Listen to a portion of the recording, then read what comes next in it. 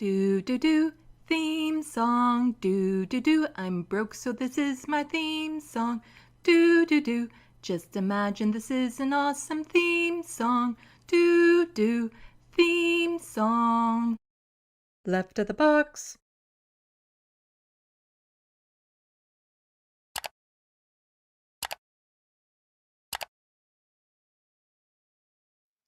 Hello, welcome to Left of the Box. Bonjour, bienvenue. I'm Sandy.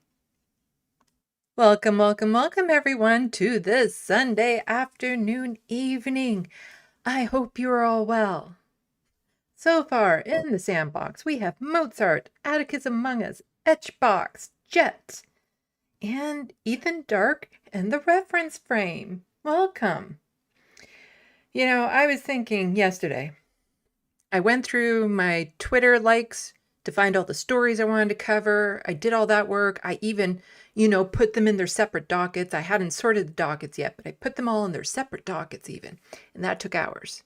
I was thinking that would save me a lot of time today, but for some unknown reason today, organizing the dockets took me freaking forever to the point that I'm a little behind trying to get everything done. But if I could get some thumbs up on audio visual, much appreciated. Make sure that everything is looking and sounding okay, because I get paranoid. I get a little paranoid. Oh, yeah. And the reference frame is cooking, so it'll be mostly lurking. Oh, of course, I started recording. So Abernathy immediately wants on my lap. Hi, sweetie. Hi. Ugh.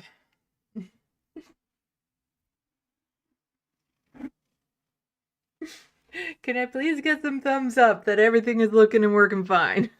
I hate to think that, okay, got a thumbs up. I'd hate to think that all this time I was talking to nothing, which has happened before. Yes, Abernathy. Yes, you saw that I'm speaking into the camera and immediately wants to...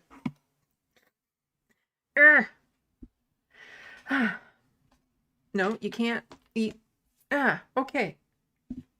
You can stay on my lap for a little bit, but you have to stay still, sweetie. You have to stay still. Okay, got a bunch of thumbs up that everything is looking and sounding okay. Because, like I said, I was running behind, so I get a little flummoxed. Flummoxed? That's a word. Yeah, that face, no pickups, just pets, please, yeah. I get a little flummoxed when I'm like behind and I realize, oh, I still need to do this, and this. So I did that, and that. Got the makeup on, got the lighting done, got the tweet and the blue sky post sent out. Not that it matters because I'm getting no interactions on those platforms. Barely any. More so on Blue Sky than I am on Twitter, but almost nothing. Kind of disappointed about my video that I made with Dr. Mark Allen Dairy. It's just gotten a little over 50 views. That's it. Up for a week, a little over 50 views. I was hoping that it would at least break 100, but unless another very large channel decides to promote it, I don't see that happening. So what I need is for everyone, even if you've seen it, to go click on it, mute it, and come on, down you go. And not pay, you don't have to pay attention to it. Just click on it, mute it. I'm not against cheating when it comes to bumping things up in my algorithms. Anyway, how's everyone's week been? Mine has been... Ooh, yeah, mine has been a week. No, stay.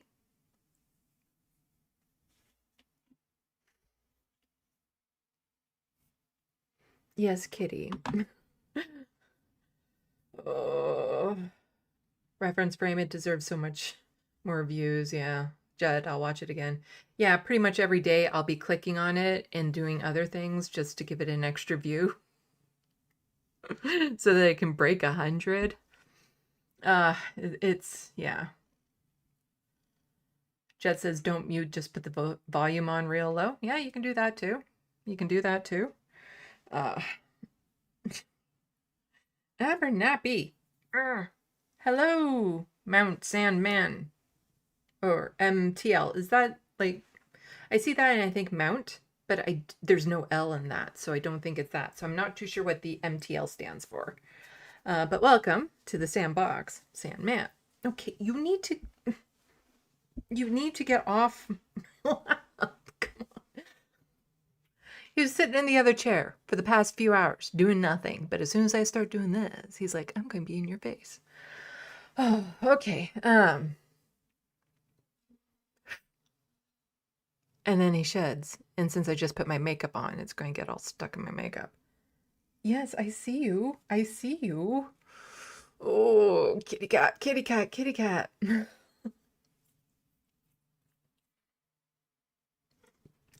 I'm not going to win this one. I just don't think I'm going to win this one. Ow, ow, ow, pressure point, pressure point.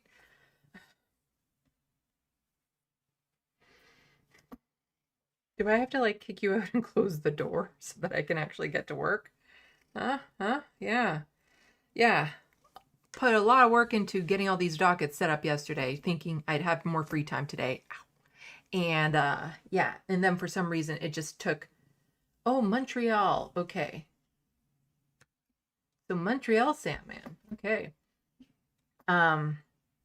Yeah, so I put so much work into it yesterday, hoping to have a few hours free today before the start, but nope, it took incredibly long to put these dockets together. A part of the reason was there was a lot of duplicates of like this tweet is very similar to that tweet, and so I had to whittle that down because I had bazillion open, because when I'm anxious I tend to like even more. So I had to really narrow down the search, and there were some stories that I kind of want to cover, but there's just so much to go over that I really have to pick and choose. So if it's like a one-off here or there, then maybe not. But yeah, PB is wondering how Kitty is doing, and I will be getting to that. The fact that I'm streaming right now is an indication that it's not bad. Because, yeah, my cat Frodo went for surgery on Friday. And I was super worried and super stressed because Friday we were getting some really massive snowstorms in my area, and I had to be at the vet at like 8:30 in the morning to drop him off for surgery, which I was not happy about doing. And I had woken up at like 6 o'clock in the morning because I was worried it could be my last morning with him, and super stressed, super duper stressed. And since the vet was on the other side of town and the weather was so trash, I decided not to drive all the way back home just to then have to turn around in that weather and drive all the way back. So there was a mall nearby and, Black Friday sales. And there were a few things that I needed to pick up, some new mascara and a new pair of shoes for walking around and whatnot. So might as well take advantage of the Black Friday sales. And so, was walking around the mall, and the vet told me like I had to sign a high risk waiver because of his age and his underlying health conditions. And yeah, so I also had my headphones on so I could just walk around the mall with music on to help distress and whatnot. And at one point I knew the surgery was going to be in the morning, and in the late morning I had the headphones on, I was walking, and all of a sudden I just got hit with this wave of dread.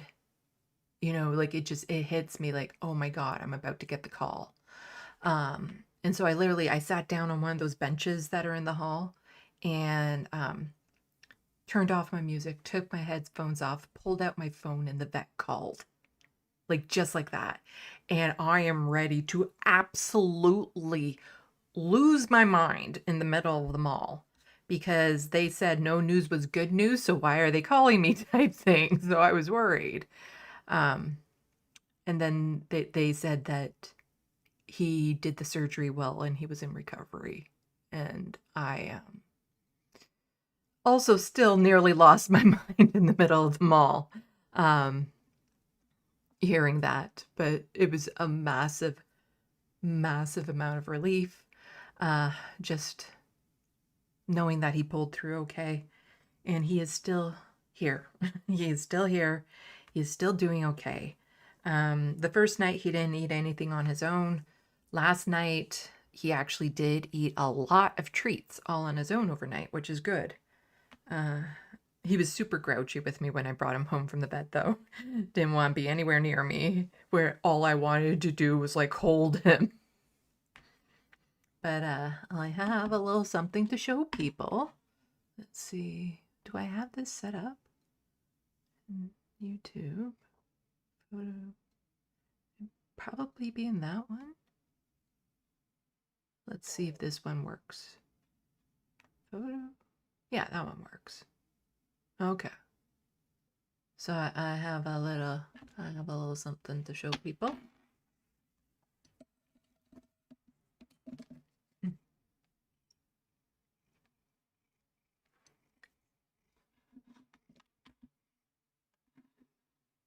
There's no, the volume on this is really low because I kind of had it covered the way that I was holding the phone. But I have a version online that I haven't made public yet, that I have like music on in the background and stuff. But let me just pause this for a second. Sorry, let me get this set up properly so that you can see it better. Main shot. Don't eat the bracelet. Oh, this cat will be the end of me. Let's see, studio mode. There we go.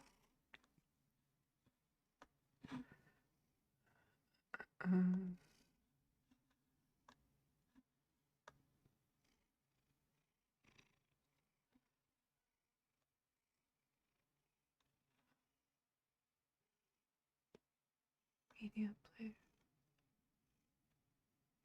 Okay, that's a bit better, I think.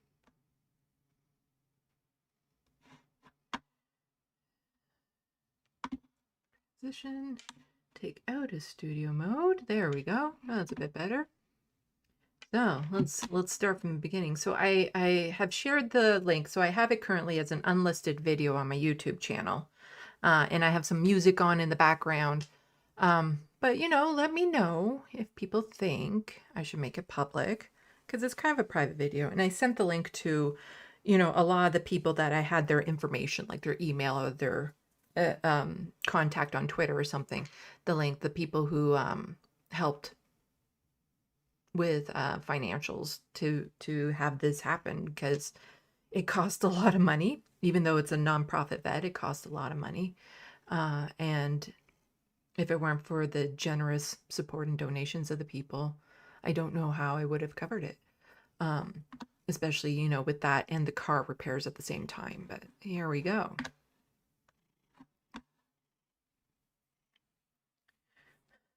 There we go. As I have this kitty on my lap.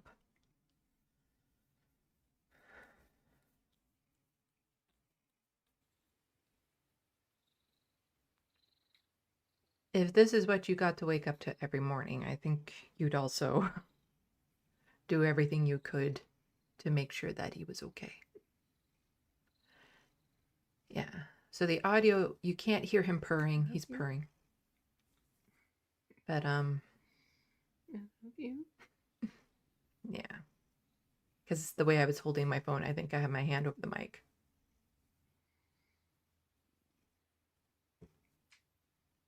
But you can see his neck all cut up from where they took it. He now goes by Frodo Stein. Careful. Kind of like Frankenstein with that.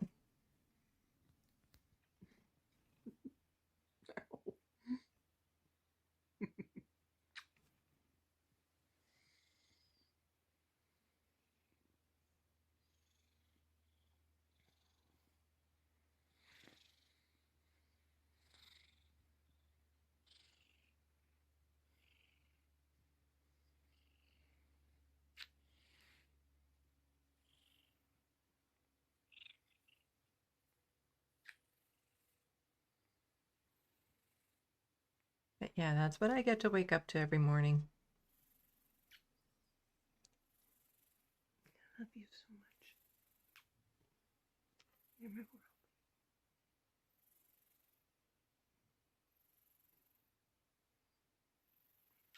I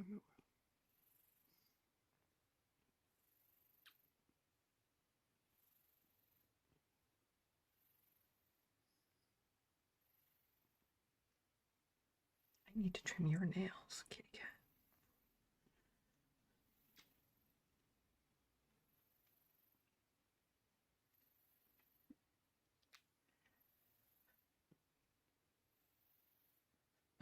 Atticus Among Us, it's like a reverse line cut, very punk.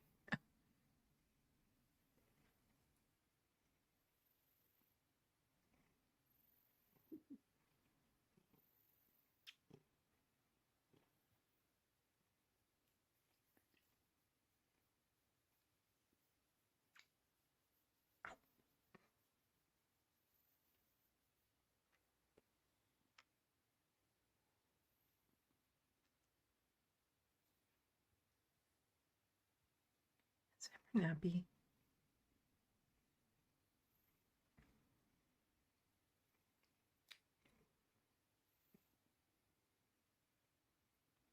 When this video is over, you're going off my lap.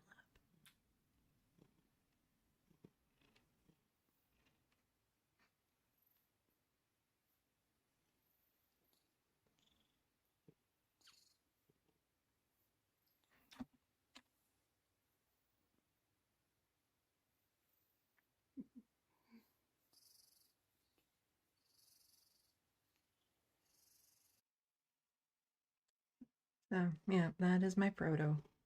Okay, Abernathy, you need to get off my lap. I need to trim your nails tonight, too. Oh, come on.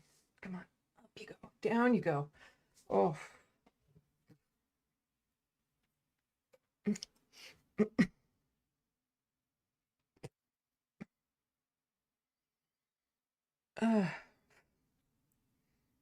I just put on lipstick and then having him right there gets fur stuck on all my lipstick. All my lipstick. Anyway.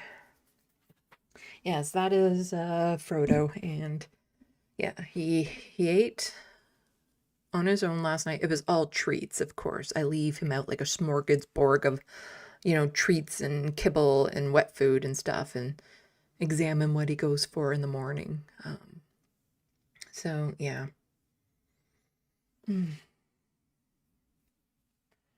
Jet, they trust and love you a lot when they do that for sure, unless they're the don't give a fuck personality. Talking about when cats just kind of, yeah, plop down hard against, yeah, hard to explain. Yeah, Frodo likes to spoon. So. And he'll just expose his belly and stuff. But yeah, that cat is my world. Abernathy and Lanier, I'm sure we'll get there at some point. Because, you know, the relationship with your pets, it develops over the years, you know, it doesn't stay the same. And, you know, they're still in their terrible teen years. Oh. And I just feel like Frodo still has a lot of life left in him. And yeah, hopefully he pulls through. Like I said, he's not out of the woods, you know. The way he breathes, he sounds a little congested at times, so I'll be talking to the vet about that next week. It's not getting worse, though. So there's that. And he really does need to start eating more on his own, because I will spoon feed him for years if need be, but ideally he should eat on his own. But yeah. Hello, Orb Frumer.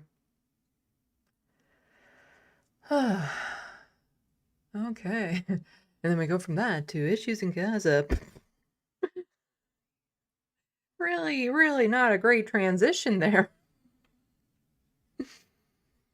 Oh, why don't we just kill a little bit more time before we go into such a dark subject right after that?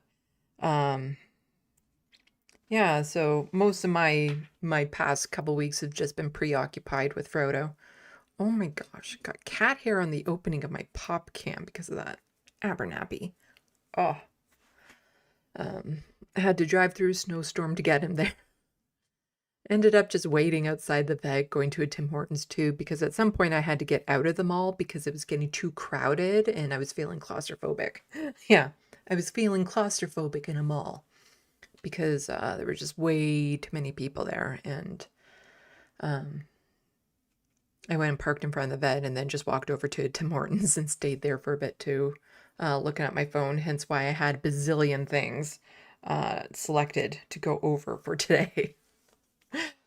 Oh, but yeah. So let me know if you think I should actually publish that on my channel. Like I said, I have it unlisted right now, and there's music on in the background. YouTube music, the first time I added actual YouTube music to a video.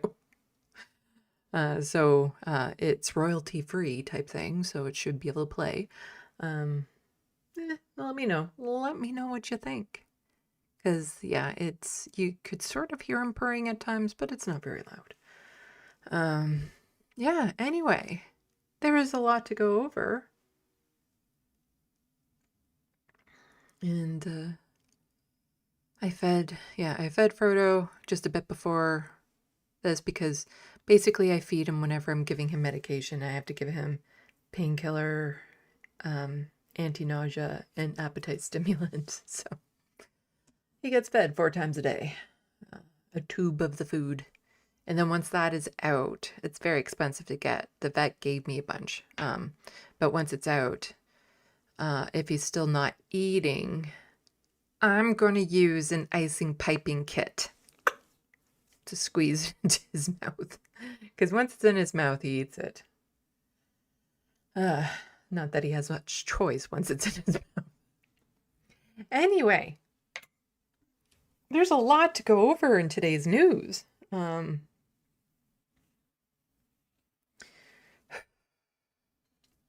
a drink.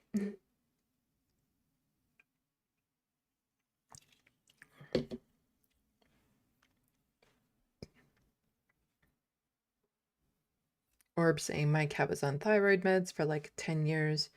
Yeah, Frodo's been on anti-nausea medication for couple years now. Because of his kidney disease, he doesn't have much of an appetite because he gets nauseous. And so the anti-nausea medication helps with that. And then about once a month or so, he would just turn away from food. So what I would do is I'd give him an appetite stimulant and get some fluids to go subdermal on him, the subdural fluids. And then usually that was enough to get him back to eating again. But with the mass growing the way it was, even with the appetite stimulants, even with the extra fluids, he still wasn't eating on his own. So I eventually had to start spoon feeding him. But, you know, if I had a gross infected looking mass like that, I probably wouldn't feel like eating either. And he's still in recovery. So hopefully once he actually starts feeling better, he'll start eating on his own again. And it's going to be about a week before if I know if it was malignant or benign, whatever it was. Benign means that it's off, it's fine. Malignant means there's a chance it'll come back, which is a problem.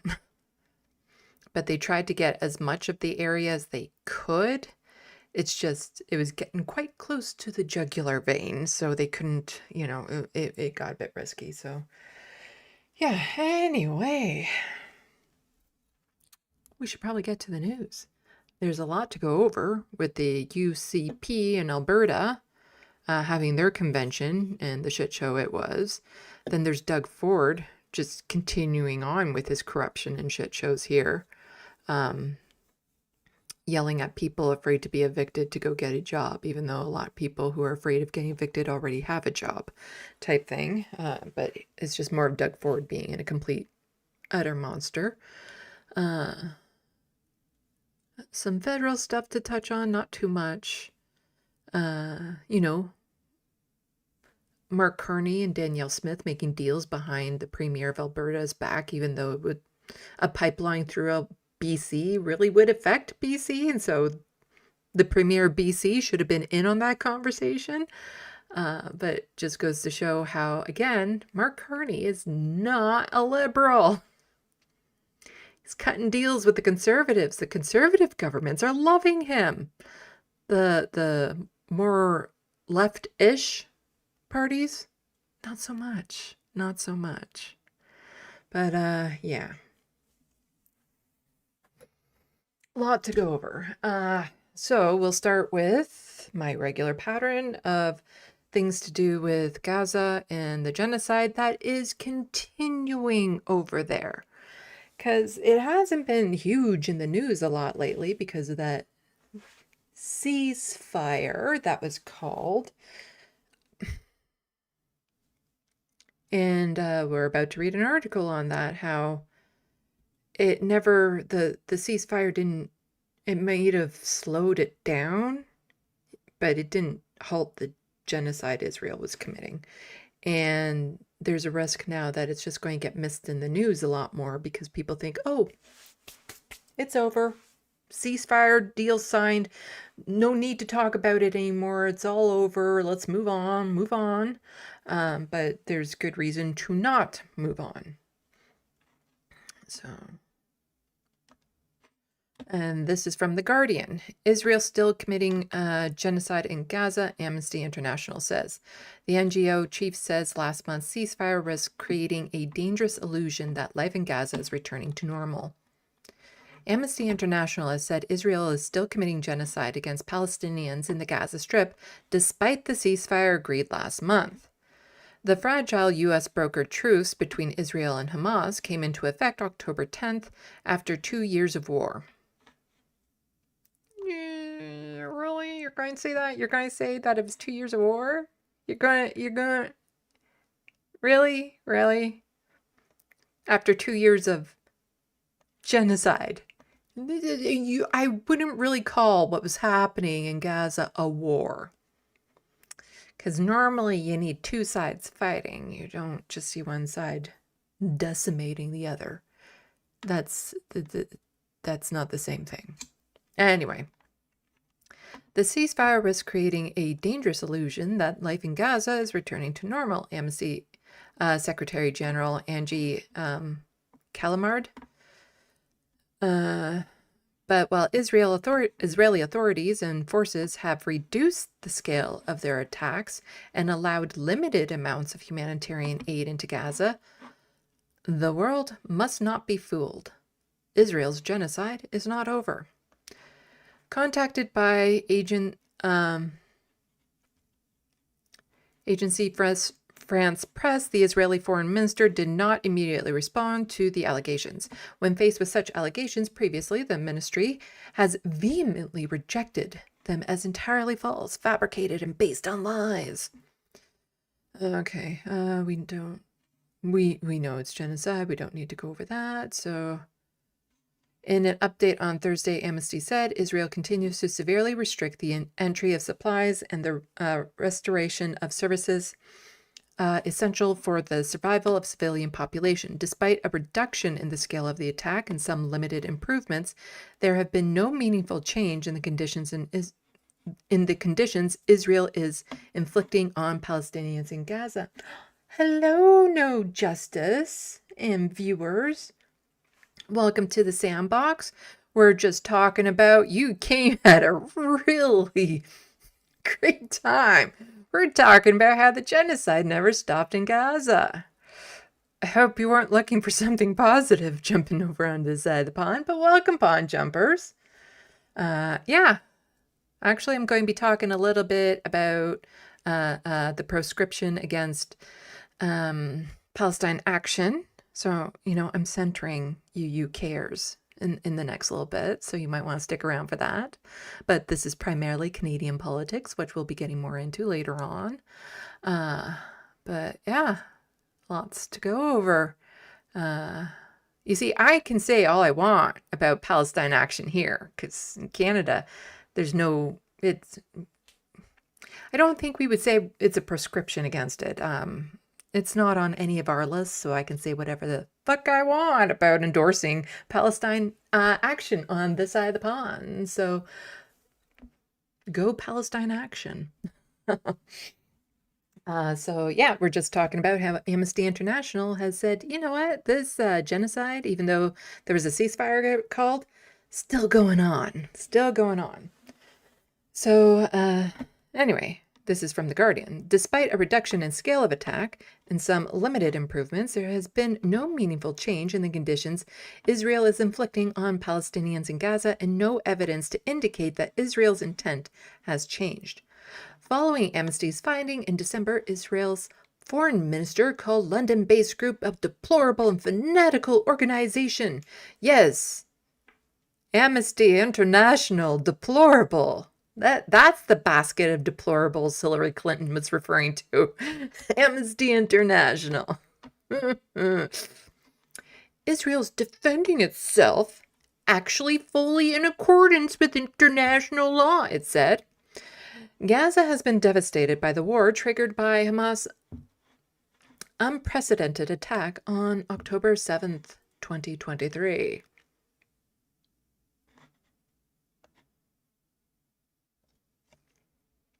Sandy GBT, can you rewrite this but make it accurate?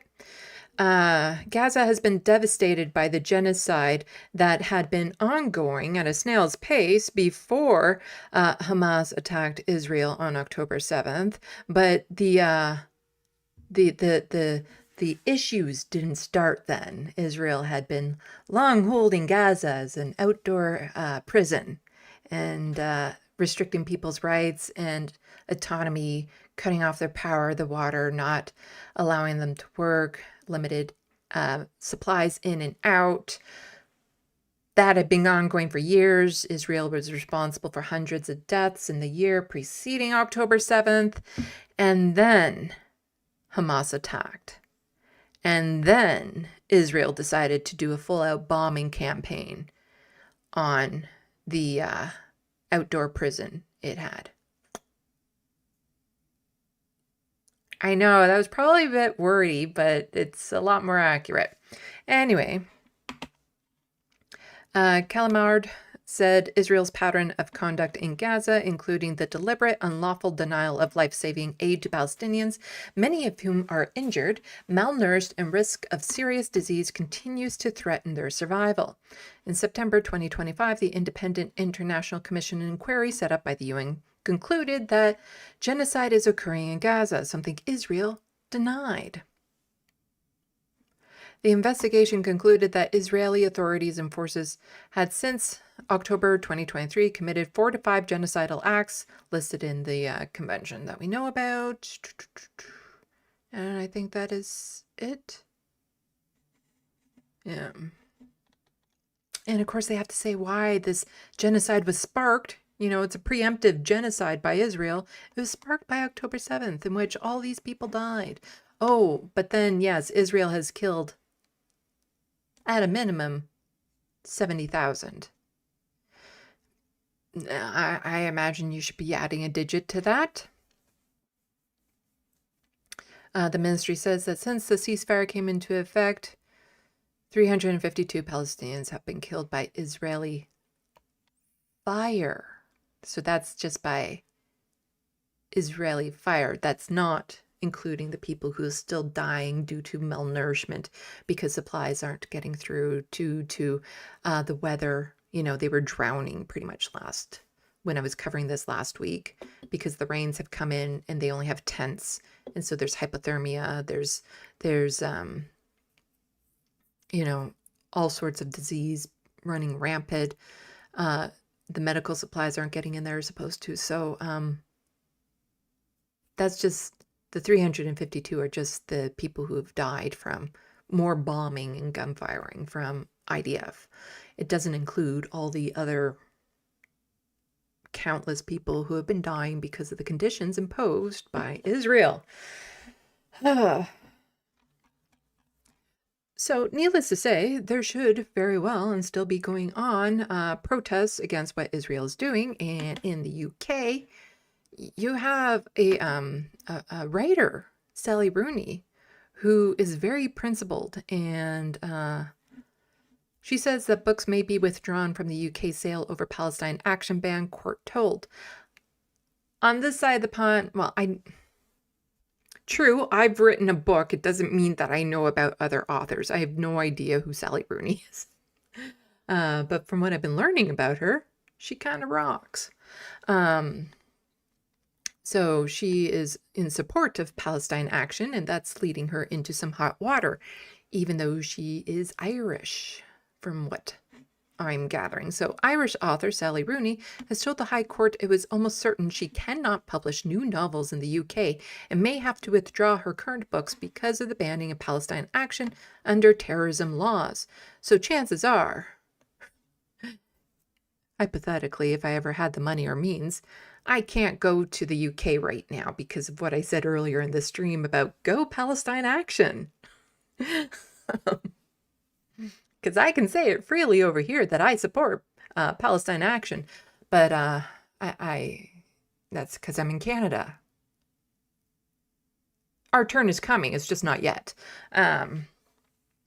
So yeah, it's when you do things like this, when a country does things like this, it actually bars a lot of people from being able to go into the country and do things. So you're losing out on, just from a capitalistic point of view, you're losing out on stuff. It's kind of like in the States right now with ICE agents just rounding up lots and lots of people. There are organizations and corporations that are like, you know what, we were thinking of setting up shop in the US, but right now, probably not a good call. Not a good call. And so when you start doing these suppression of freedom of speeches like this, then it deters a lot of people who might want to invest in the country from investing in that country because they're afraid that they might somehow be attacked or fall under this umbrella, and it's just not worth the hassle. Let's see. So in August, she said she intended to use royalties to go on supporting Palestine action. The group was banned in July after the Home Secretary accused it of causing serious damage property. Ooh, then it's definitely in line with like the KKK and Al-Qaeda. Its co-founder is challenging the ban in the High Court, arguing it interferes with the right to protest. The author of Normal People, which was adapted into one of the most watched BBC dramas of recent years, has supported the campaign to reverse the ban. I've never heard of this before this article.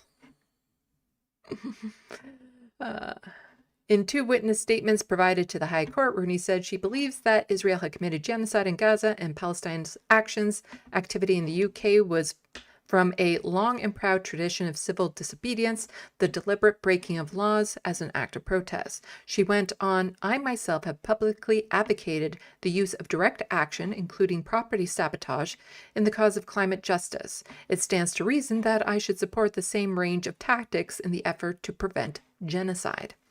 Israel has regularly denied that its actions in Gaza amount to genocide and say that they are justified as a means of self-defense. Sandy GBT, can you please rephrase this but make it accurate? Israel has regularly wrongfully denied that its actions in Gaza, even though many non-government international organizations on human rights has stated that what Israel's doing is a genocide, and you can't justify that under any circumstances. Yeah, that sounds about right. Rooney said the ban on Palestine action under terrorism laws also had far-reaching consequences for her as an author and her right to free expression. She explained she periodically receives royalties from the BBC's adaptations. In August, she declared in an Irish Times article that she intended to use those royalties to go on supporting Palestine action. Following that statement, she said she has been advised that any such payment to her for those televised dramatizations could breach terrorism laws. That warning had come from independent producer of two BBC dramatizations of her novel. It told her agent that it had received unambiguous legal advice that if it knew or suspected that Rooney was using royalties from the TV dramas to fund Palestine action, sending her money would be a terrorism offense. Funny how lots of different things suddenly fall under this umbrella. When you start suppressing speech, there are things that end up in that bucket that maybe weren't intended to in the first place, which is why you shouldn't be doing it. Shouldn't be doing it. It is therefore unclear whether any UK company can continue to make payments to me even when it had agreed to do so, said Rooney. So yes, they have to break their capitalist contracts because of this. So Rooney told the court that this legal uncertainty affected her rights as an artist and her publishers too. If Faber and Faber Limited are legally prohibited from paying me the royalties I am owed, my existing works may have to be withdrawn from sale, she said. My novels have been influential and popular in Britain, where I am among the best-selling literary authors of the last decade. At least, you know, she is somebody with a platform that has principles, because there's so many authors and artists and actors and producers and movie makers, directors that are keeping their mouth shut. She is really, really putting her entire career on the line for this, which just, we need more people doing that, more people with principles doing that, more people with a platform, more people with reach. It is almost certain that I can no longer publish or produce any new works within the UK. So I am and I will continue to be a committed supporter of Palestine action. If that support is criminalized, I will effectively be prevented from speaking at any future public events in the UK. Is it likely that I could ever again collaborate with British public institutions like the BBC I have done in the past, as I have done in the past? The hearing continues through Thursday with final days of submissions next week. And remember, the great crime the Palestine action did was paint on a plane, as somebody was putting out. You know, wasn't even snakes on a plane. It was paint on a plane. You know, ooh, defeated by rainfall. It's just, nothing was damaged to the point that it couldn't be used again. To jump to that extreme because people were bringing attention to such a horrific situation. And so defend our juries. I've covered it plenty of times. Hundreds, over 1,000 people have now been arrested for simply holding a sign. I call it a sign here in Canada. I do not refer to it as a placard. For holding a sign that says, I oppose genocide, I support Palestine action. And they've been arrested over and over and over again. And the cops doing it are spineless, gutless pigs. They know it's wrong. And recently there was a bunch of hoopla in the United States for former military officials that are amongst the government, senators and stuff like that, saying, you know, people in the military have an obligation to refuse unlawful orders. The police arresting these people, they know that what these people are doing is not terrorism.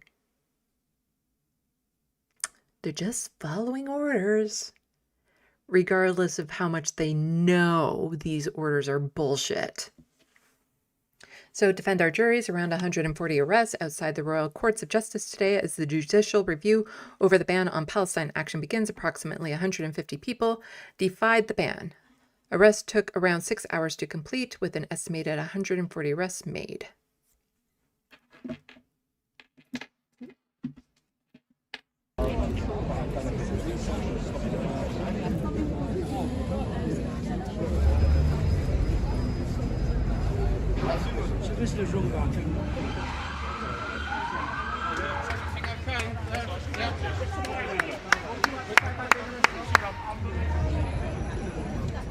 Guys, get back. Participating in a genocide.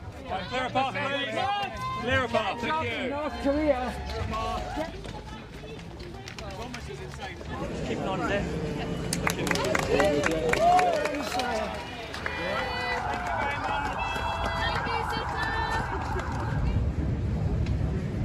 I want our rights to protest restored and oppose genocide.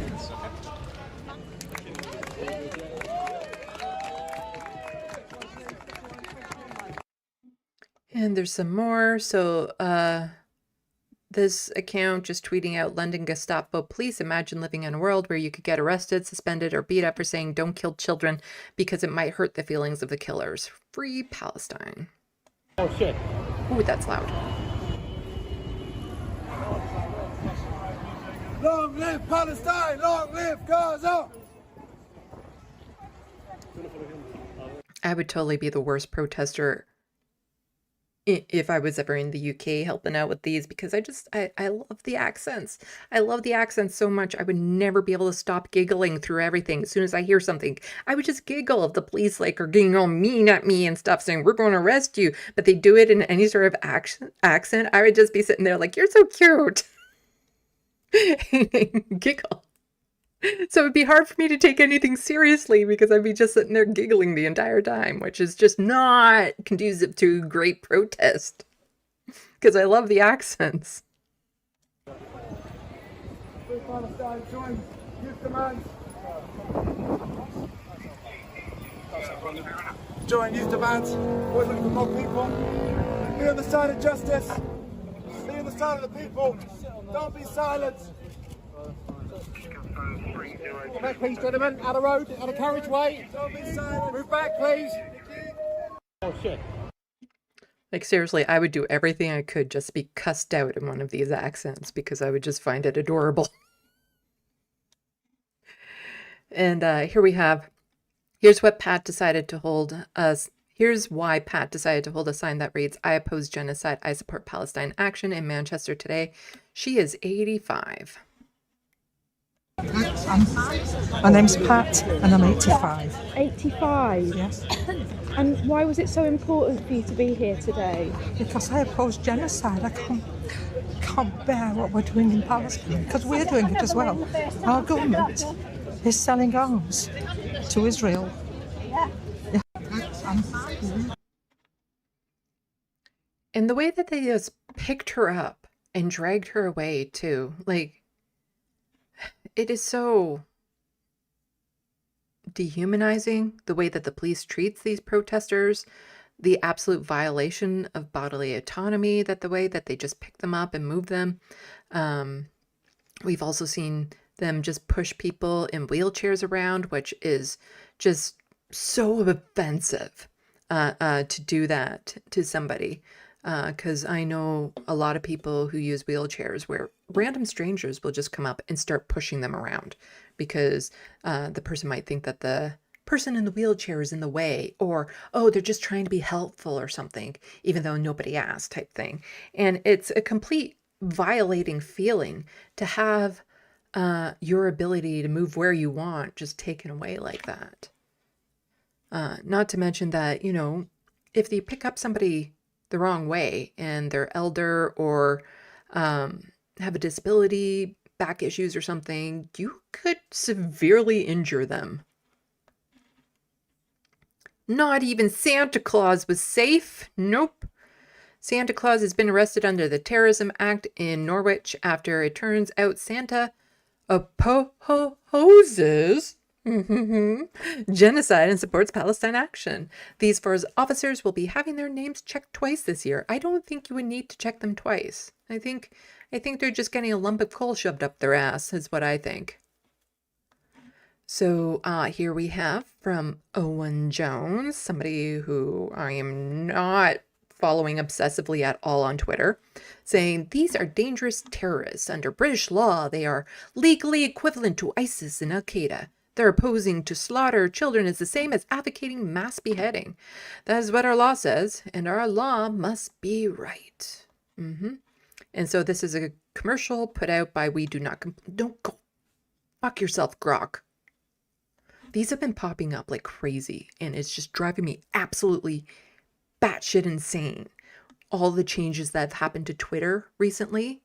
Like the fact that I can't DM anyone right now on Twitter on the desktop. I can on my phone. But as soon as I do this, it goes to let's chat. So let's put in some encrypted passcode now in order for you to see all your DMs. You have to put all these extra barriers and stuff because they want to make it a chat feature of some sort of bullshit.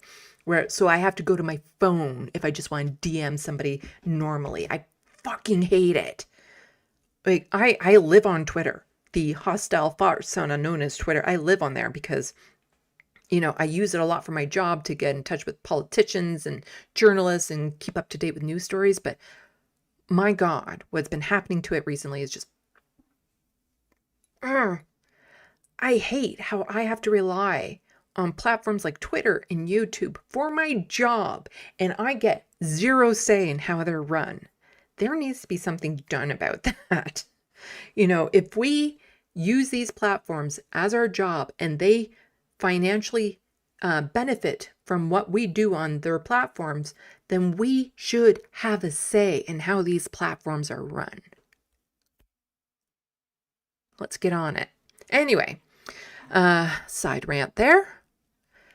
For those of you who might be new to this because you just got rated over, ADHD, I can go off rambling in very distinct directions at times. Anyway, here's the commercial that was made. It's a very good commercial. I am a terrorist. I'm a terrorist. Me too. I used to be a tax advisor. Again, I love the accents. Sorry.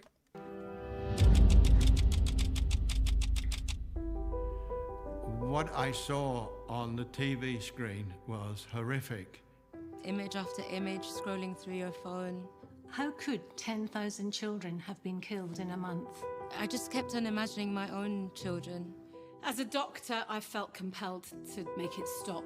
It had to stop. I began to write to my NP. Week after week, I marched with my Muslim, my Christian, and my Jewish brothers and sisters. I got involved in actions in our town centre. I fasted. I was leafleting, I wrote petitions. Marches, emails. but still nothing happened. Another I really hope the music on this isn't going to get me copyright stricken. Yes, for people who are new to my channel, I do cover Owen Jones quite a bit on here. I drew a picture of him. I don't have it with me right now because it was taken to the art studio to get professionally digitized, scanned and stuff for a backup, or if anybody wants to buy prints from me.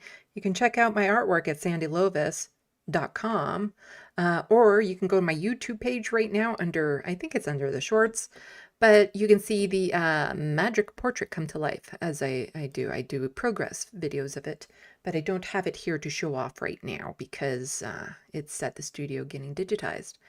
It was my first attempt at a hyper-realistic portrait of a human face. So hyper-realism is like that. That's a drawing as well of a kitty cat, of one of my former kitty cats. So yeah, otherwise I'd love to show it off right now, but I don't have it available with me. And as far as I know, Owen has never even seen it, despite how much I tried spamming his feeds with it. I have no indication he's ever seen it. Anyway, back to the video. I needed a break because I was going to giggle. destroyed, another hospital flattened. The soul of my soul. I am my brother's keeper. Even a change of government and things just got worse. It was heartbreaking. The horror continued.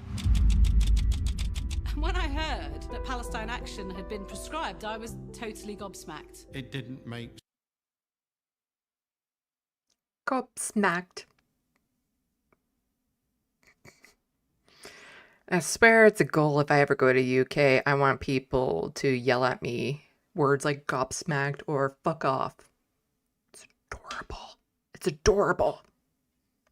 sense to me. How can our government write a law that only protects people committing genocide? I served to defend British values.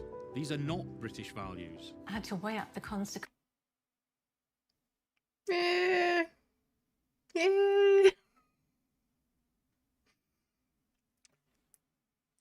Genocide support.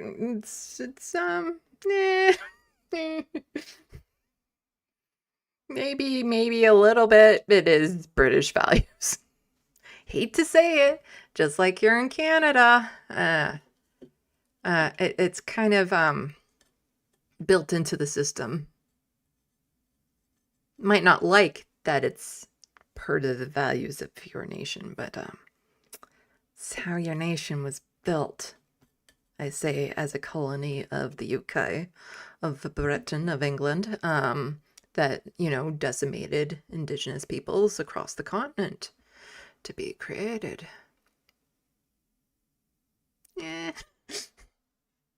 Consequences of doing nothing or risking everything. I deliberated for weeks. I couldn't sleep the night before. Terrorism law had come in. Were we going to be terrorists? I felt quite nauseous as I got off the tube. I took a piece of paper and I wrote on it, I support Palestine Action. There were all sorts of people there. Youngsters. Grandmas, granddads. We all were there for one thing. Oh, and if you're watching this later on, you're not watching it live, and you hear all of this muted, it's because they decided to use music that wasn't compatible with YouTube, and I haven't complained about that just across the board. When politicians or organizations do that, you want the message to get out there. I would imagine you do.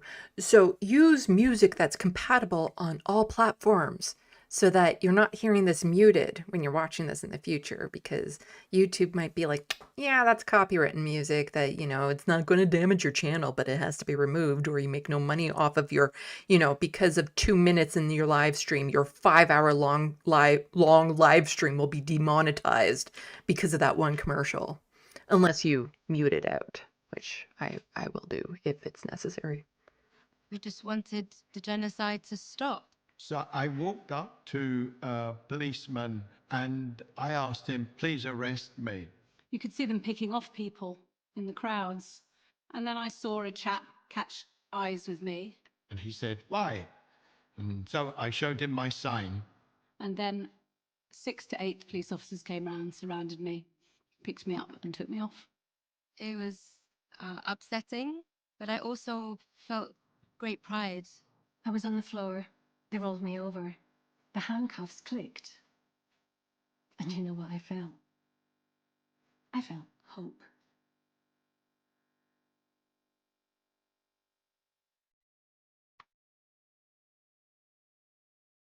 Yes, we are writing the history books of tomorrow. What chapter do you want to be in?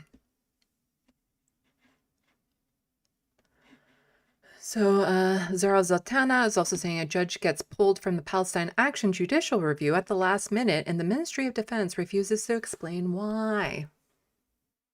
This is sketchy behavior that you refer to as a stitch up. It's cute. It's really cute. Not exactly what we would call it here, as far as I know. And I have the visual right now of my cat who just went through surgery and is all stitched up. So, yeah. Suddenly pulling a judge from it without any reason. Huh. That's suspicious stuff there. The 3 replacement judges includes a former government lawyer and a judge who previously ruled in favor of allowing F-35 components to be sent to Israel. More than 2,350 peaceful protesters risk being branded terrorists for holding cardboard signs protesting Britain's complicity in genocide, all while the government handpicks who hears the case. This is what an attack on our rights look like. We cannot stay silent. We must push back. And here's a little bit more about that. Removal of Judge Palestine Action ban, legal challenge deeply concerning. So concerns have been raised after the judge, who was expected to hear a legal challenge to the ban on Palestine Action, was removed from the case at the last minute without explanation. I think we know what was going on. Mr. Justice Chamberlain has granted permission for the judicial review and said that he would preside over the trial, but it has emerged that the panel of 3 different judges will instead hear the case, which is due to start on Wednesday. It is unusual for a judge to be replaced, as Chamberlain was last Wednesday so close to the hearing of the date, although it also happened to him earlier this year in a legal challenge to the UK sale of F-35 aircraft parts to Israel, which he had also granted permission for. So, funny. It's almost like there's a pattern here as to which cases this particular judge is getting pulled from. Almost like they're worried they might actually, you know, want to serve justice properly and not be biased and actually be like, yeah, this is bullshit prescribing Palestine Action as a terrorist organization. You are trampling on people's rights. Huh. Asked why he'd been taken off Palestine Action case, the Ministry of Justice referred to The Guardian and the Judiciary Press Office, which refused to comment. Taib Ali, a partner in the law firm, which is now involved in Palestine Action case, but acted in the F-35 review, said a sudden and unexplained shift from a single judge who already had conduct of the case to an entirely new panel of 3 is deeply concerning, particularly without any stated justification. In a matter as sensitive as this, involving allegations linked to Palestine and public interest activism of significant constitutional importance, the integrity and transparency of the judicial process must be beyond question. At the very least, the court should provide a clear and credible explanation for such change. When you do shit like this, how are you supposed to trust the judges? Like, it's... Where are the checks and balances to our systems when things like this is allowed to happen? And it's getting worse, too. We're going to get onto another article. What's happening there. Let's see. Do I need to go over any more of this? Let's just skip down to the end. Emily Apple, the media coordinator campaign against the arms trade, called Chamberlain's removal from Palestine Action case deeply alarming and urged the court to explain the reasoning behind it. This raises serious questions around the lack of impartiality and transparency in our judicial system and whether this is now a pattern of significant legal cases concerning Palestine, she said. When things like this happen, and you have a ruling, and there's a lot of reason to believe that it's an unjust ruling, then that sets a precedent across the board to challenge any ruling that is made as being unconstitutional, being biasly ruled on, and things of that sort, to the point where everyone can use this as an excuse as to not believe the legitimacy of one of the branches of government anymore. That is extremely problematic when you lose faith in a branch of government completely because of blatant acts like this. And if you have a population believing that there's not going to be any fair justice, that it's not going to be evenly distributed, that some of the worst people will get off scot-free. Your government's failing. Can't say anything here because it's happening here too. We'll get on to some of that in just a bit.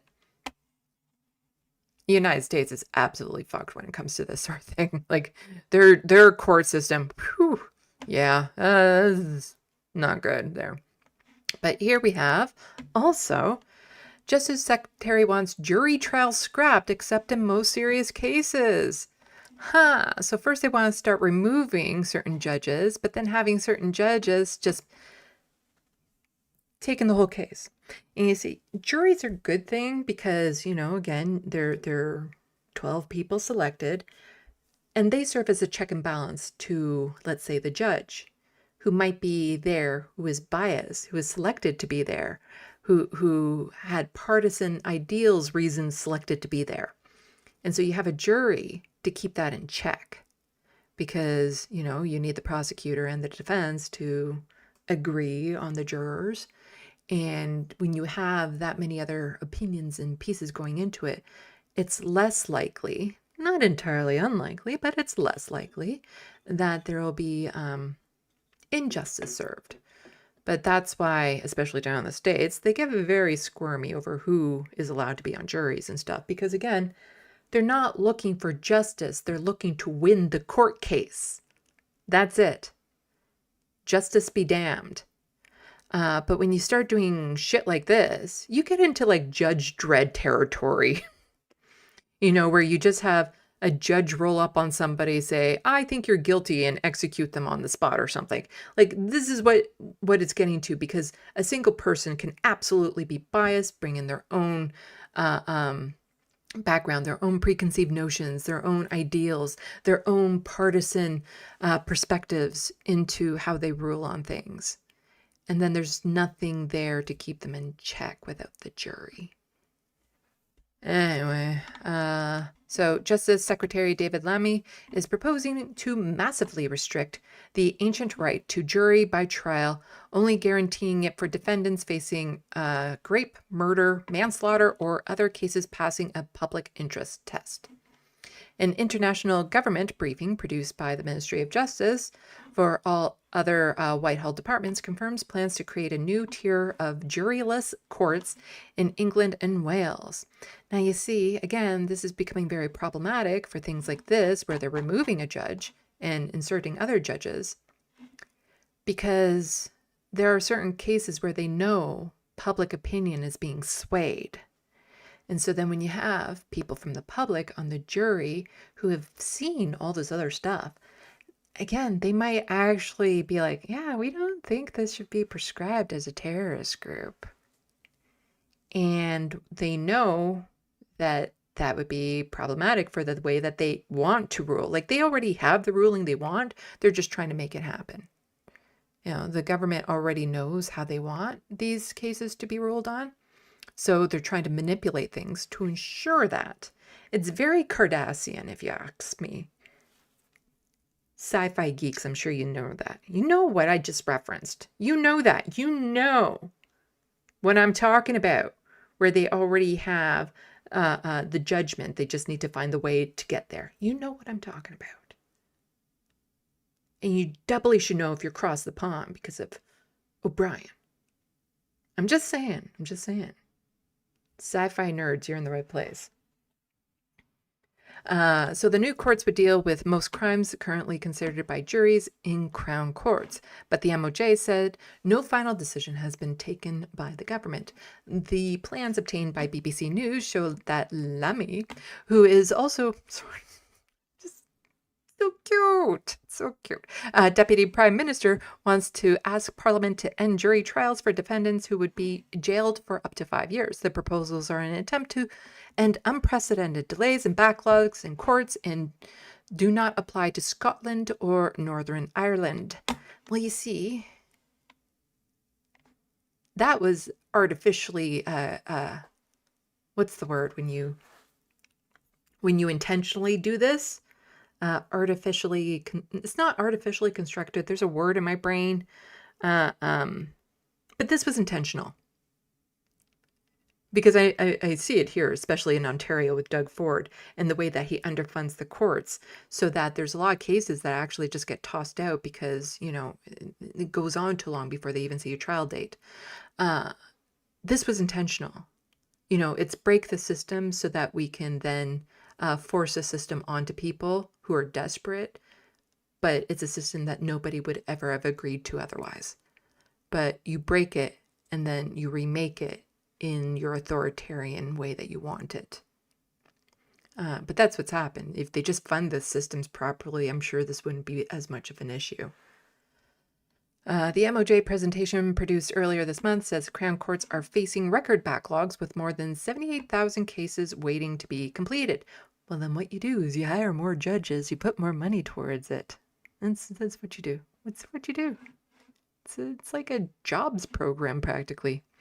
In practice, this means that suspects being charged with serious crimes today may not have a trial until late 2029 or early 2030.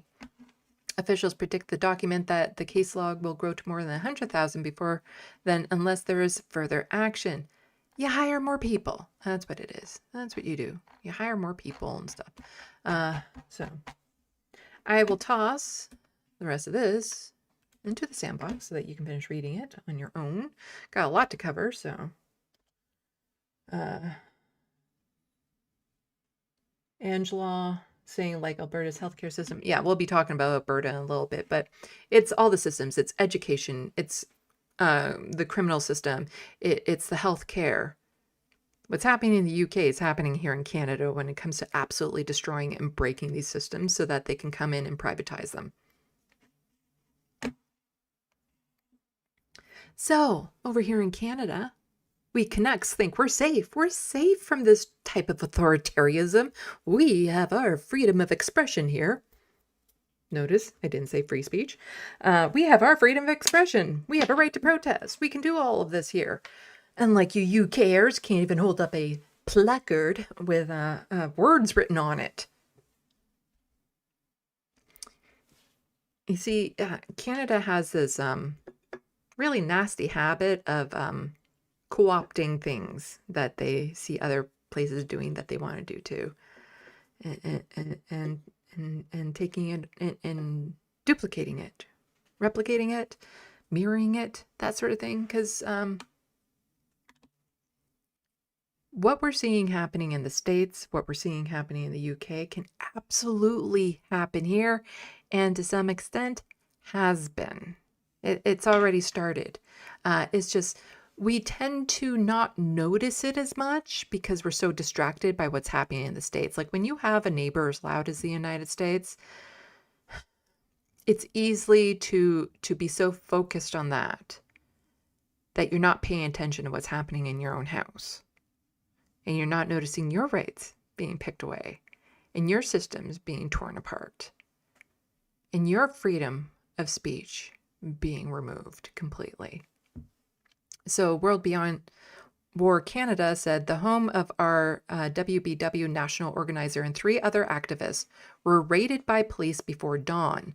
5 people have now been charged for standing up to war criminals at the London, Ontario's arms fair held by Elbit Lockheed and other arms company last month. Urgent support is needed. Yeah, this is not the first time this sort of thing has happened. There's been lots of people who were protesting against Israel that have had, early morning raids, were targeted by police, were surveilled and all this sort of stuff unjustly for simply protesting. So breaking police targeted anti-war and Palestine solidarity activists in coordinated pre-dawn house raids across southern Ontario. Here's a little bit more on it from the Gazette, London. Western professor arrested, charged Tuesday. So when I'm saying London here, I'm talking about London, Ontario. Nowhere near as interesting as London, England. I'm just saying. Here in Ontario, we have London, Paris, Fergus, Guelph, Kitchener used to be called New Berlin, but for some reason, around the First World War, it got changed to Kitchener for some unknown reason. So yeah, we have all the global cities, well, European cities anyway, here in Ontario. But actually, Paris, Ontario is lovely. It is absolutely lovely little town. But London, Ontario, London, England, probably a little nicer. Just saying. Although London, Ontario, hell of a lot cheaper. London police charged Western professor David Hape on Tuesday for his role in an October 21st protest at RBC Place in London. According to media released by London Police Services, Heap, a French studies professor, was charged with 1 count of obstructing a peace officer after the London Police Service Street Crime Unit executed search warrants at 4 London residents on Tuesday. The searches were part of an ongoing investigation into the protests held in response to the annual Best Defense Conference. Police seized computers, cell phones, smoke bombs, storage devices, and plans indicating how to cause property damage, among other items. Shucks darn. Yes, those cell phones constantly creating property damage. Smoke bombs. Nothing that a stiff wind can't solve. Oh no, it's attack of the smoke bomb on a windy day. Like, it's just, we're trying to stop a fucking genocide that our governments are complicit in. It's the same with those eco protesters out there that cause some property damage. Property is not greater than the value of people's lives, unlike what our government tries to tell us. Some property damage means nothing in the long run when it comes to the lives of hundreds, thousands, millions of people around the world. So it is unclear which items were retrieved from Heap's residence. Charges were also laid against 3 others following searches, and there are the names. Police said they responded to reports on the protest. Then protesters were blocking the front entrance of the building as well as barricading the parking garage with construction materials. Paint had also been thrown on his staff members and police were dispatched, read the statement. Pamela Areno from Owen Sound was charged on multiple counts the next day, and Nicholas Amor of LaSalle was charged by warrants of arrest around a week later. So, anyway. The Western University did not respond to a request for comment about one of their professors being involved in this. This type of thing, not terribly uncommon, but very underreported. You're not going to see stories about this in mainstream media. Instead, you're going to see stories about how, oh, this indigo was attacked in Etobicoke because it is Jewish owned. That is what you'll hear in the mainstream media, but what you will not hear in the mainstream media is how the CEO of that particular indigo was sending money to help IDF soldiers. And that is why that particular indigo was targeted for, paint.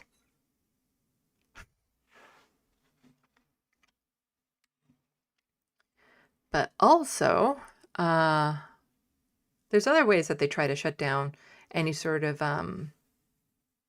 attention to these situations. So the Muslim lawyer is saying the University of Guelph has canceled major Palestine conference with 400 attendees just 4 days before it was set to begin. No reason, no transparency. Months of academic work wiped out. This is a blatant attack on academic freedom and a clear act of anti-Palestinian discrimination. It takes 30 seconds to demand accountability. So this is already a little bit late, but an update on that was they were able. So here, first a new location has been secured and the conference will continue. But yeah, it's not uncommon for this sort of thing to happen as well, where as soon as, certain organizations get wind of certain types of conferences, suddenly the university or the public building that was hosting it is like, yeah, we're not going to do that anymore. But Samira here, who is an independent Palestinian journalist here in Canada, said the conference is still taking place in Guelph today with 400 attendees and dozens of talks. The conference isn't damaged, but the University of Guelph is. Capitulating to observe Zionist demands. This is an academic conference. Shame on U of G. So, cancel the conference. The University of Guelph is responsible for upholding an environment where a wide range of ideas, perspectives. Same time, the university is obligated to ensure the campus is safe, inclusive, and welcoming environment for all students, committed to the values of mutual respect, civil discourse, and blah, blah, blah. So next week, my son's Canadian University is holding a People's Conference for Palestine Solidarity. The speaker list is packed with anti-Israel agitators and open Jew haters, and the university is giving them a platform. How is this level of hate acceptable in Canadian campus? How will you keep pro-Canadian students safe? Tell me how. Yeah, being against genocide is not being anti-Semitic. I'm just... It's in conflating the two is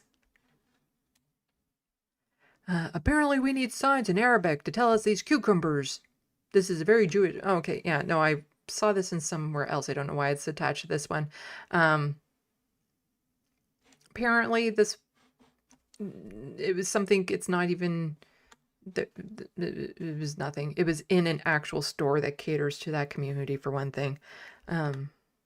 I don't know why that one was tossed in there at the end. I saw another article on it, and it was a big nothing. It was just somebody freaking out. It's like, oh my God, I might have to be exposed to a language I can't understand, even though there's an English sign right next to it. In Canada, that sort of thing happens. It's not like there's everything in French and English, especially if you go to Quebec. Like, come on. Like, if you look at this and you don't know it's a cucumber and you're upset, then that's a you problem. It's a you problem. Also, covered earlier, the cross-pond issue was with Kneecap coming here to perform in Canada and that being called off last minute by a certain minister within the Liberal government who still somehow has a job, even though it was shown this minister said that kneecap was banned from coming into Canada,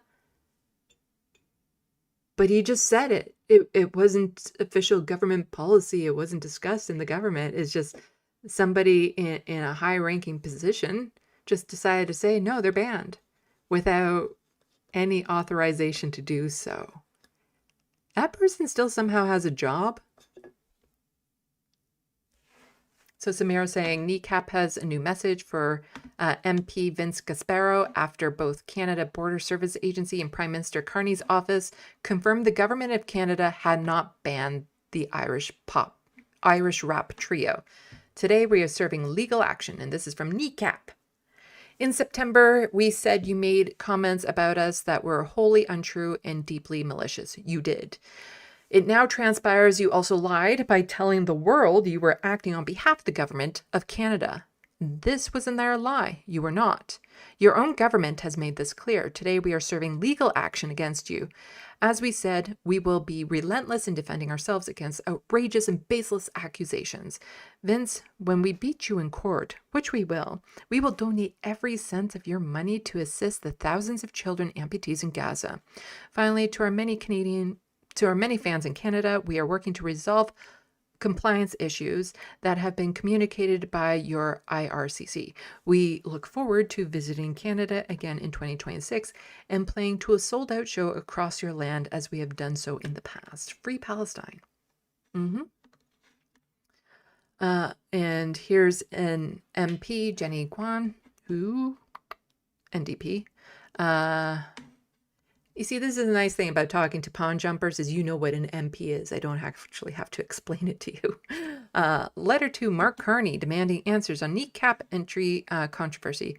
Contradictory statements, no communication from IRCC, and politically announced ineligibility raises serious concerns about transparency, potential political interference. Canadians deserve clarity. We cannot. Like, I don't know why this has to be stated, but we cannot have government officials just declaring on their own volition that certain organizations are or are not allowed in this country. Because, you know, they banned kneecap from coming in, but they didn't ban former IDF soldiers from coming in to give combat on campus tours around the country. You know, people who are most likely war criminals who most likely did some war crimes. They're allowed in the country, but somebody speaking out for Palestine, they can't come over, not at all. Even though that everything that the person tried to accuse them of was wrong. So Jenny Wan here is just, you can read her statement in full by freezing the screen. Let's see. So in my correspondence, Minister Diab, I outlined several troubling facts. The legal matter involving a group's lead singer in the United Kingdom had been dismissed, declared null and void, resulting in no conviction. Yet on September 19th, 2025, before a court decision, Liberal MP, Parliamentary Secretary Combating Crime, Vince Gasparo, posted a video on X stating, on behalf of the government of Canada, I am announcing that the advice of our officials, we have deemed the group kneecap ineligible to enter our country. Our government will not tolerate advocating for political violence, terrorism, anti-Semitism, and hate more broadly. So yeah, Vince just did that without the government say. So my letter to Minister Diab requests clarification on several critical points, including whether members of kneecap were ever formally banned from entry, whether Minister Diab or her officials authorized Mr. Gasparo to speak on IRCC's behalf, and if not, who did, which officials Mr. Gasparo referenced in his asserting he acted on their advice, and so on and so forth. But like I said, you can freeze the screen here if you want to read the whole thing. But people need to be losing their jobs over this. Like, they really, really need to be losing their jobs over this. Like, this is just an outrageous abuse of power here. And if the government wants to have Canadians have any faith in them, then somebody needs to be kicked out. Like, Sarah Jama can be kicked out of the provincial NDP for just days after October 7th saying there should be a ceasefire and that, you know, Palestinians are human. She can be kicked out of the NDP caucus for that. But a minister can make a video, post to Twitter, and just declare that an Irish rap group can't come to Canada and accuse them of all this horrendous stuff. And he still has a job? I'm feeling it's a bit of a double standard going on. Just a little.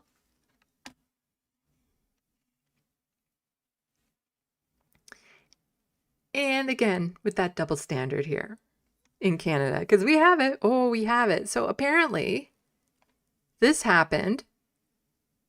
I don't know who this person is. Yesterday, I briefed representatives of the Canadian political leadership mission to Israel and made it clear this is a moment of truth for the West. Yes, Canadian political leadership. Lots of people who are given more credibility than someone like me. You can't fight terror worldwide while expecting Israel not to defend itself.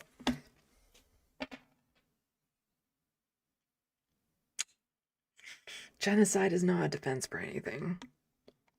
Recognizing a Palestinian state while Hamas still holds hostages only strengthens terrorists. It sends completely the wrong message. As someone born in Canada, I also raise the alarming rise in anti-Semitism there.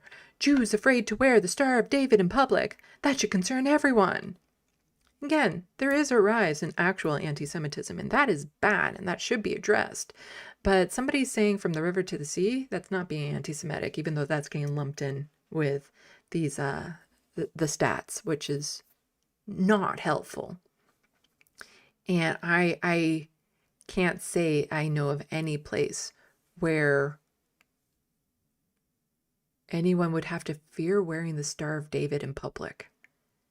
And I even interviewed one of the university and campuses when they were having the protests on the universities, and I interviewed one of them and stuff. And I can assure you, somebody who was Jewish could wear a Star of David even around that, and nothing would happen.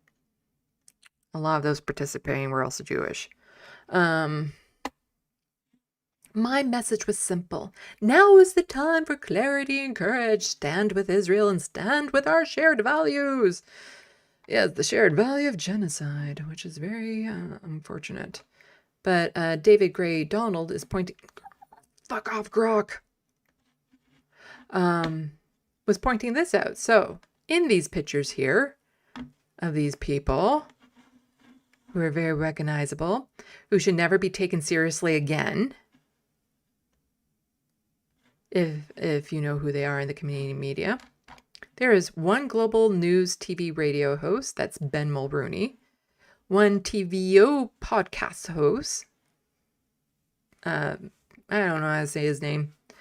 One president of Aurora Strategy. 2 Toronto City councillors. 4 former MPs. 1 former Green leader. Yes, Annemie Paul was the former leader of the Green Party for about 2 months here in Canada.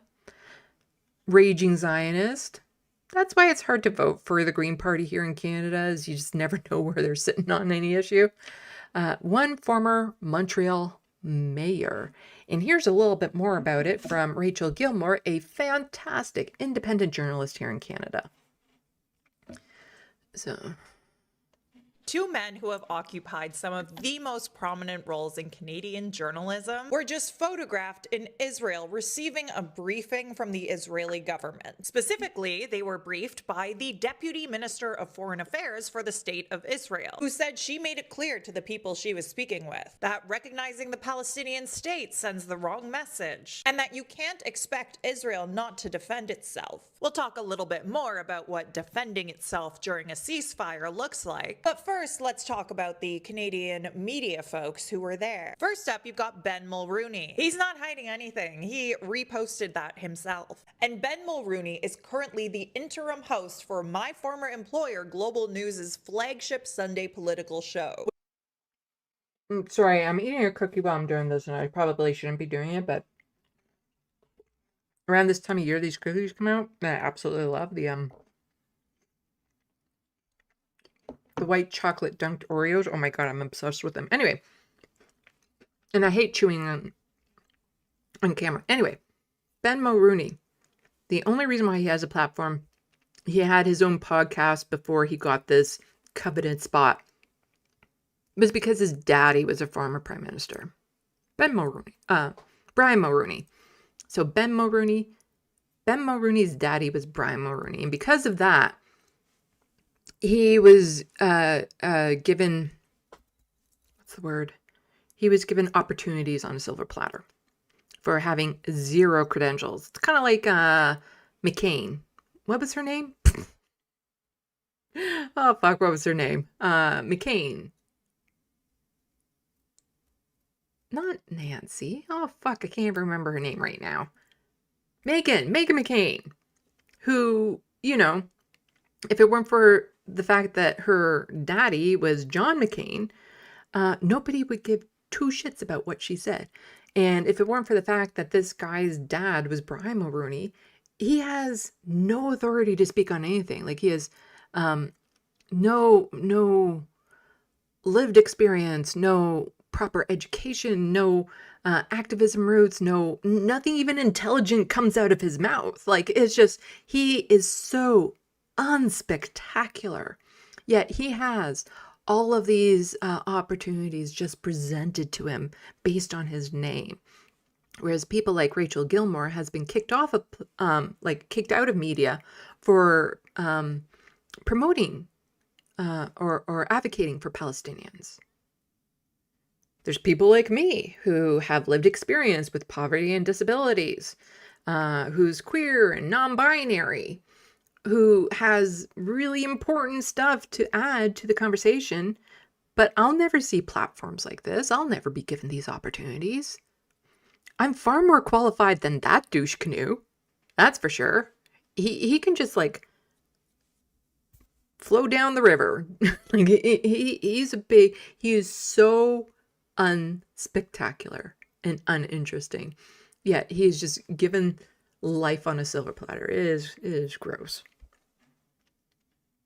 Which is called the West Block. It's one of the most coveted jobs in Canadian political journalism. And for context, when I worked for Global News, I posted this on social media, quote, "Canada also needs to reckon with how we report on and discuss the Israeli-Palestinian conflict. It's a disservice to everyone affected when we fail to acknowledge major atrocities and systemic discrimination against Palestinians. Our job is to afflict the comfortable and comfort the afflicted. When it comes to talking about Israel and Palestine, we sometimes seem to forget that balance." That tweet earned me a call from Global News' editor-in-chief telling me that I had violated our JPMP, which is the document that governs our social media policies. But the interim host of Global News' This is why I like working on my own.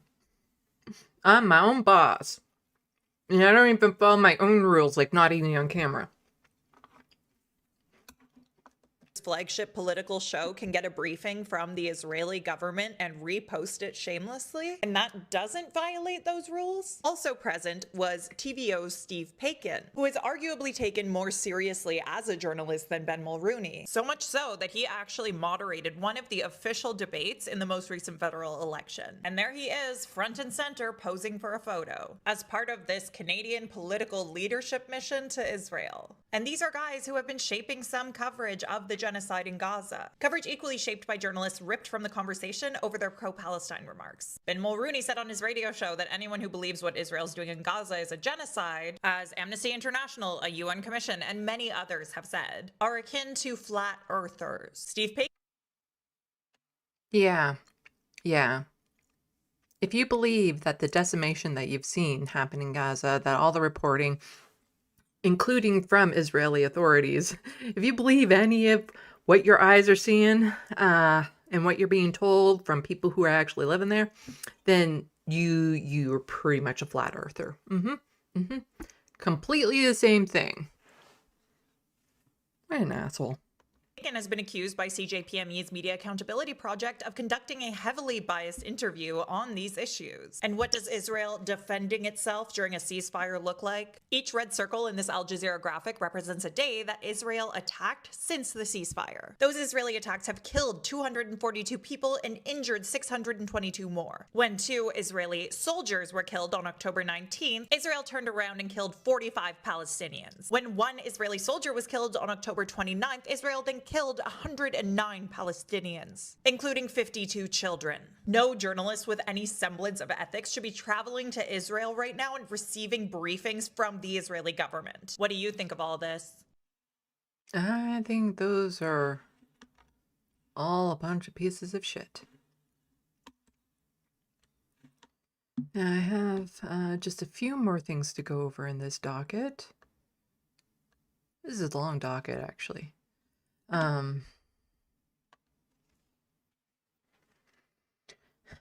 So back, I guess, a couple years ago when I started doing live streams like this, there was a story I covered that, you know, I love my kitty cats, and so these ones always, you know, strike a particular chord with me. And there was a story earlier, like after Israel had just started really launching the attack on Gaza, and there was a story about a cat cafe that had just opened up the summer before all of that happened. And now these cute, adorable kitty cats were in this cat cafe in Gaza. You know, now what's happened to them. Here's I guess, not really a follow-up story to that, but, you know, Gaza volunteers fight to save stray animals amid war and destruction. And so the humanity shown from the Palestinians in Gaza is just how they have managed to keep that through all of this is astonishing. Across Gaza's damaged streets, an unusual mission is taking shape. Here, where survival is a daily struggle, a small group of young volunteers has created a sanctuary for the voiceless, Gaza's abandoned and hungry cats.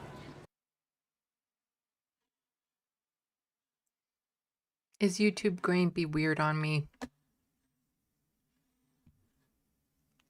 It doesn't help that I have like a bazillion tabs open right now. No, play. What if I start closing some tabs here in just a second?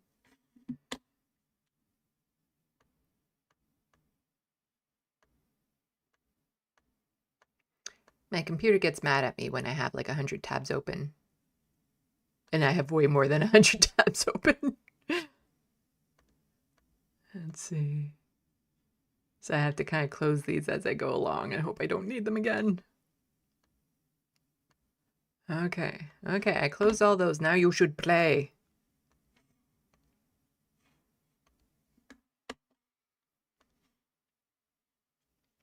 Refresh.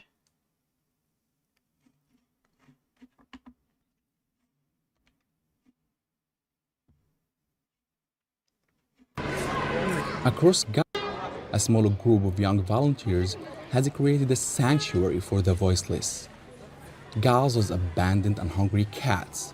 Led by Mu'min Ibrahim, this grassroots initiative works from one neighborhood to the next, offering care, food, and protection to animals left behind by the war.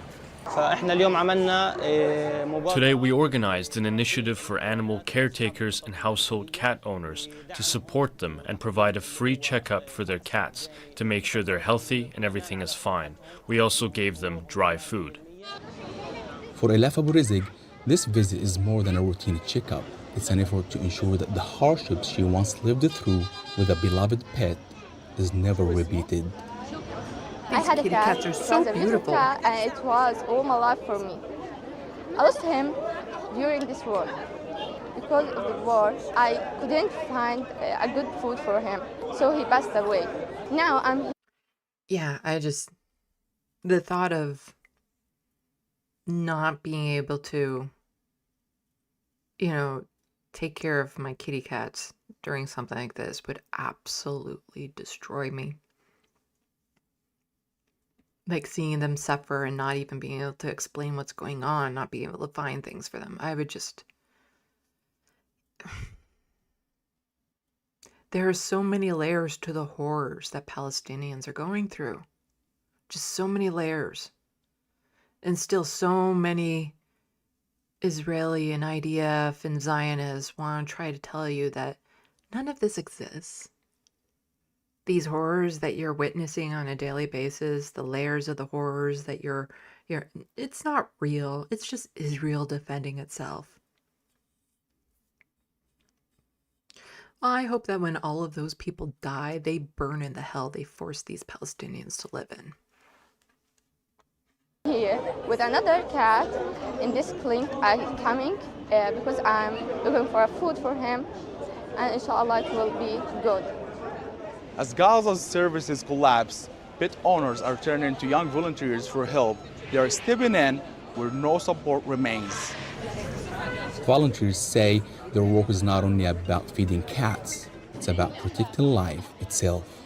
Today we are at Animal Care Group are announcing a new event on Gaza City for pet cat owners to help them take care of their cats and give them the best support.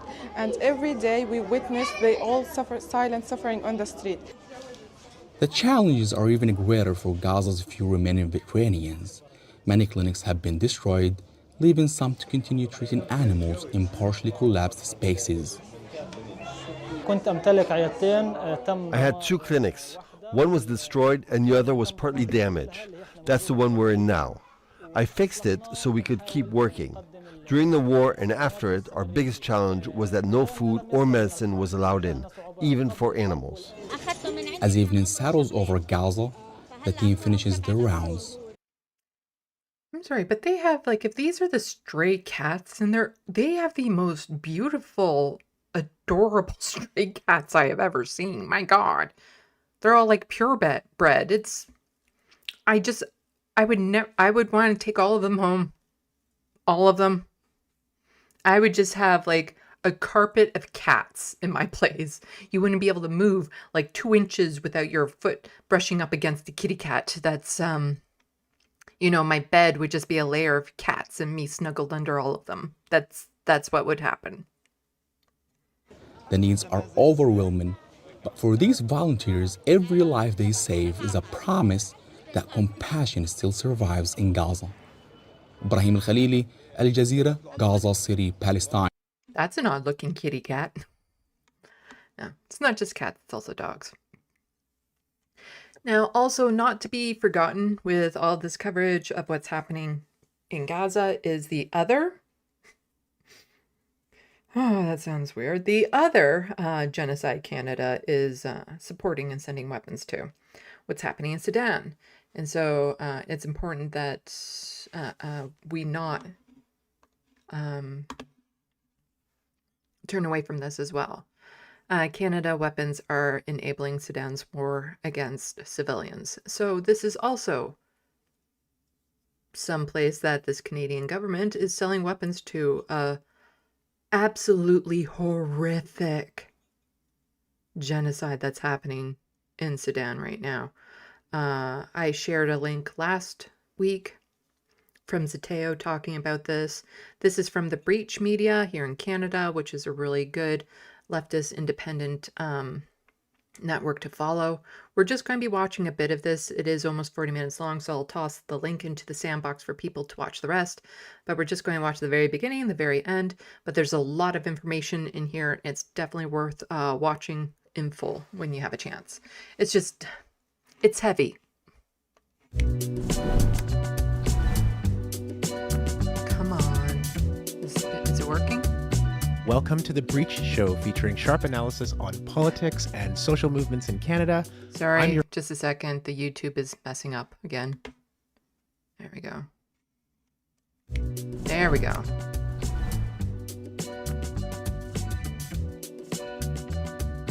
Welcome to The Breach Show, featuring sharp analysis on politics and social movements in Canada.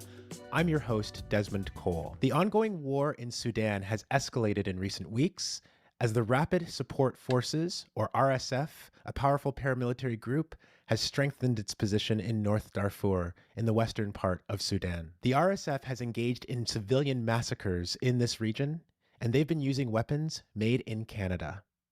As war has raged on for over 2 years, Canada is just so eager to be selling weapons. Like, that's the thing when you get into that type of business. Where do you think those weapons are going to go? Do you naively think that, oh, it's just going to be used for self-defense? They need billions in weapons for self-defense. Nobody believes that.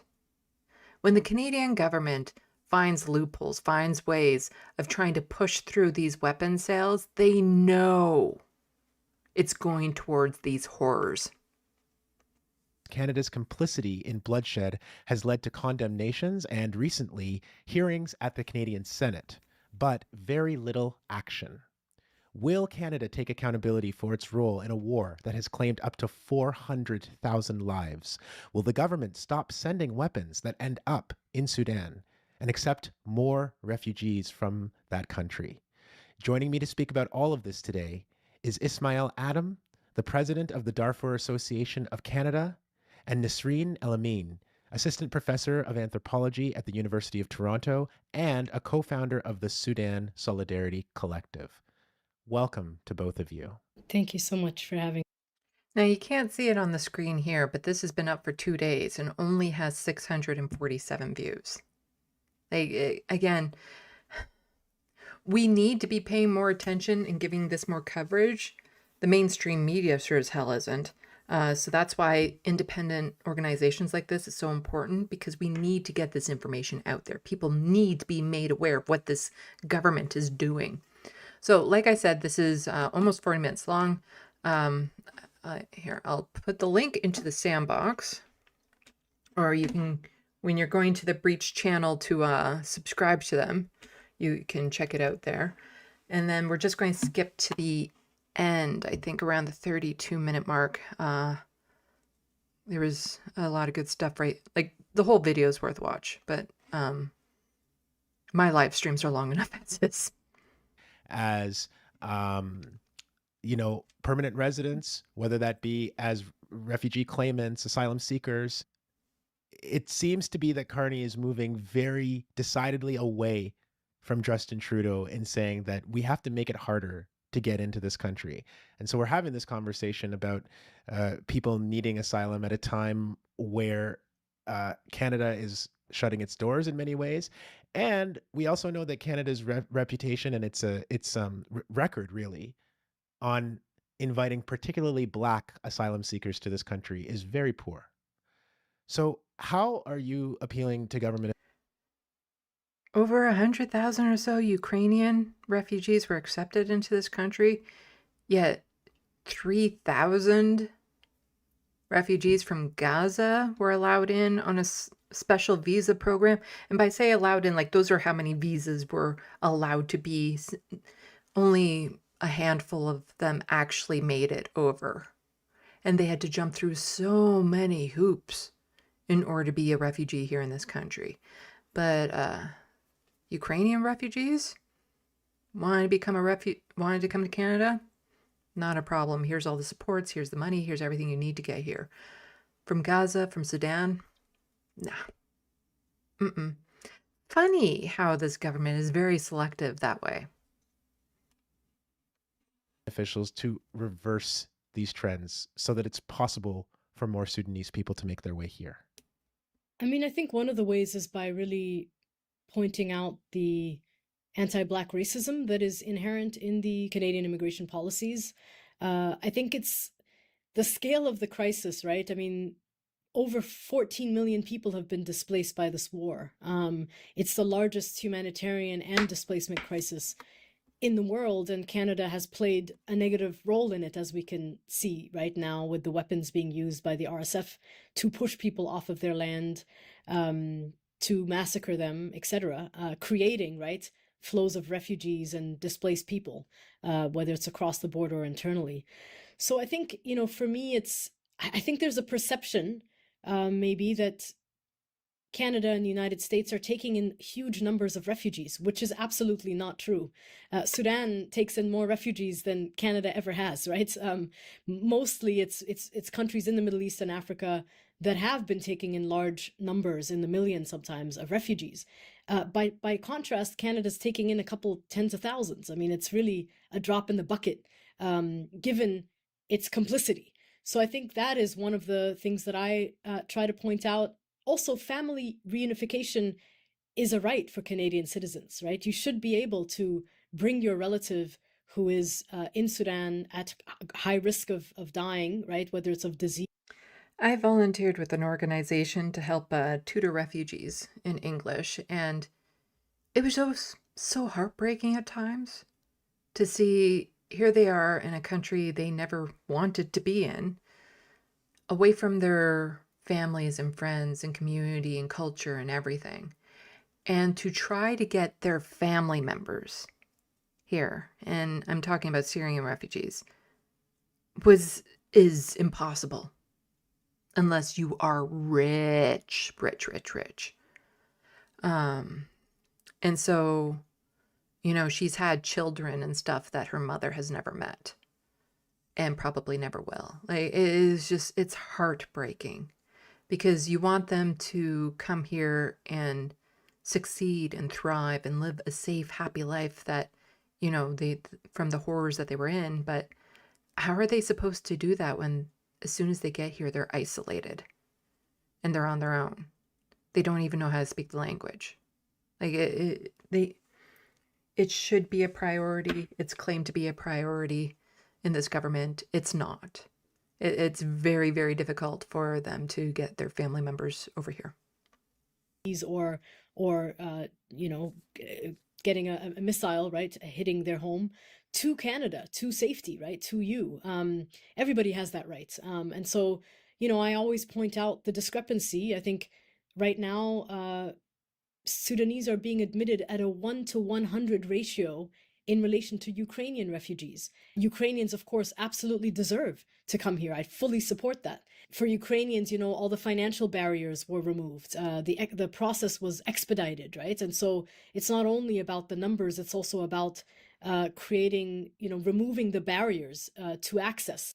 I absolutely second what Nasrin is saying. And one thing that I'm not sure if you're aware of, Desmond, is that they almost, for Sudanese, they almost like privatize the humanitarian kind of process, because you either have enough your job, actually your income supports this, or if not, you have to put almost $10,000 per person, put it in a trust fund, okay, until that person comes. So people actually did everything, sold their belongings or their cars or everything. They put the money in trust fund. Who has that kind of money right now just sitting around? $10,000 per person.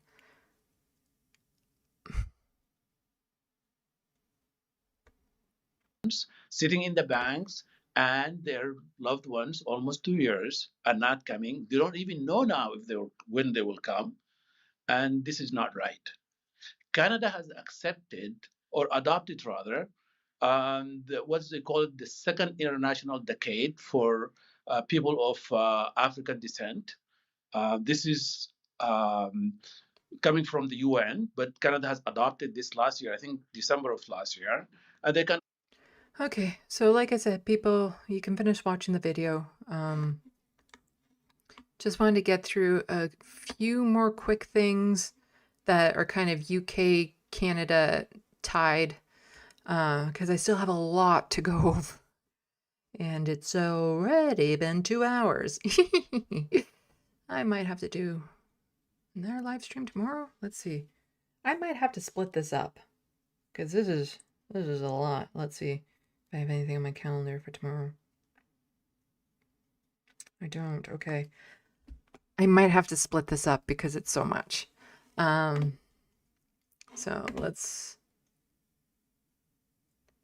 So these are kind of sort of still related. Well, you'll see how. So Rachel Gilmore is tweeting out not loving the implications of Polyev mocking Queers for Palestine as crazy, and a room full of Canada's media and political elite laugh and cheer. Yikes, guys. Oh, kind of like the same media personalities that went to Israel to get their talking points directly from the source.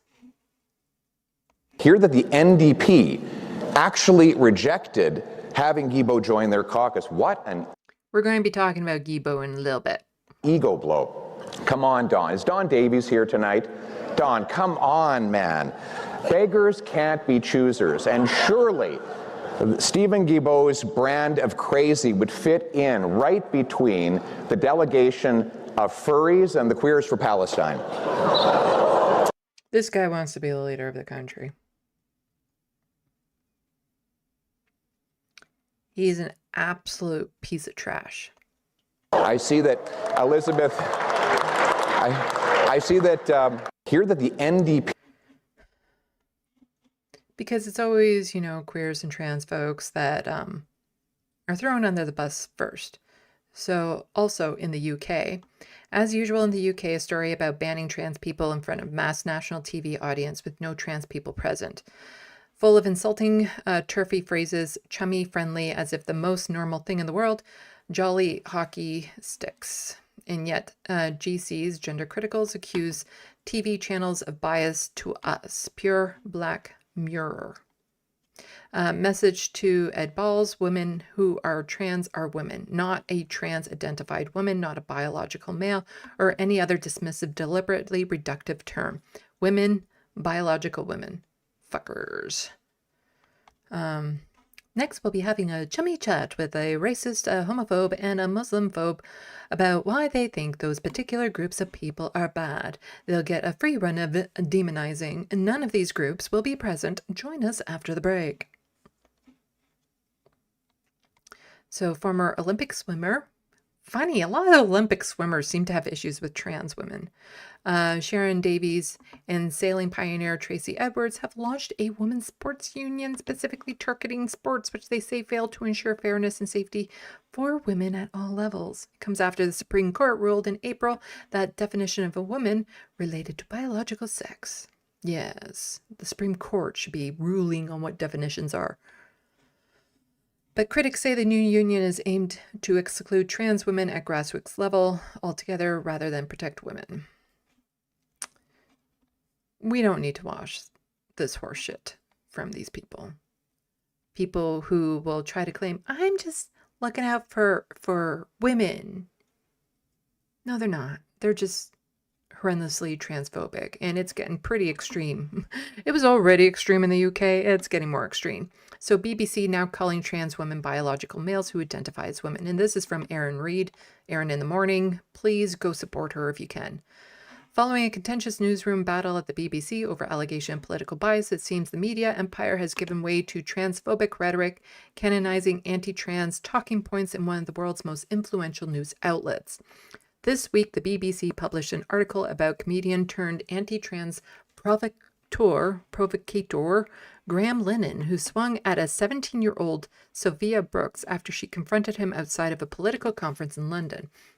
They exchanged verbal jabs, clutching her phone. Brooks said, "Why do you think it's okay to call teenagers domestic terrorists?" And then the incident played out. So in the report on Lennon verdict, BBC culture reporters Yin Youngs and Paul Glynn described Brooks as someone who was born a biological male but identifies as a woman.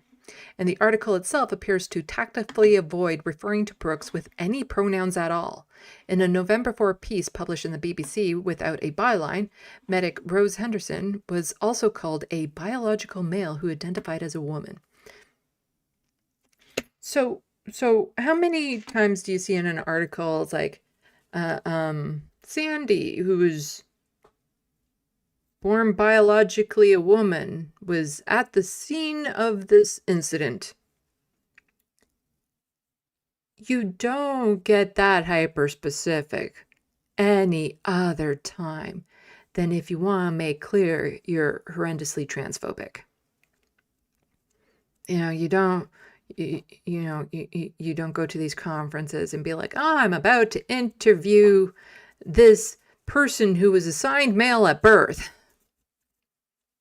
This man who was assigned male at birth.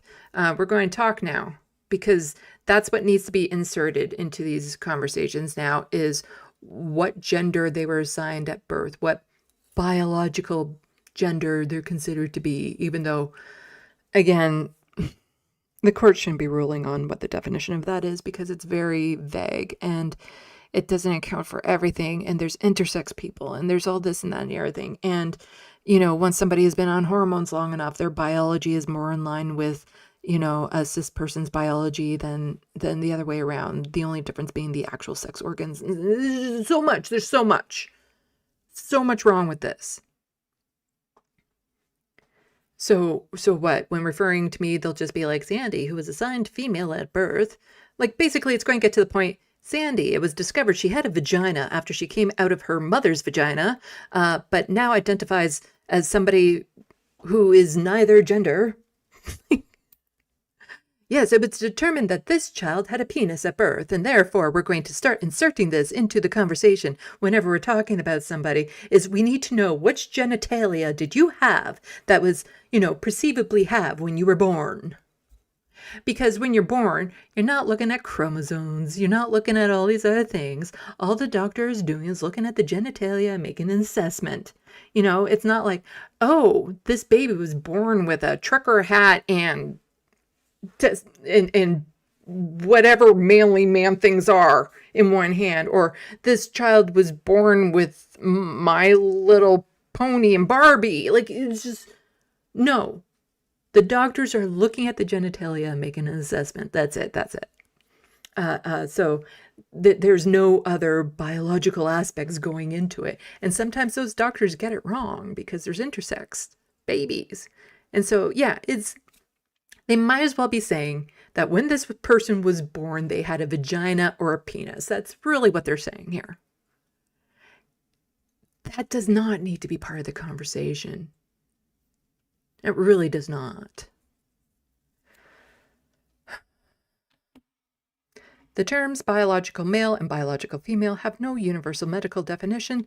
Some may use it interchangeably with phrases like sex assigned at birth, but ultimately it reinforces the patently false notion that there are two binary and immutable sexes and that there are always clear-cut distinctions between them. In other words, this verbiage is not only demeaning to trans people, reporters never seem to describe cisgender people as identifying as male or female. Even more than that, this language is deeply unscientific. So I'm going to toss this into the SandBox. And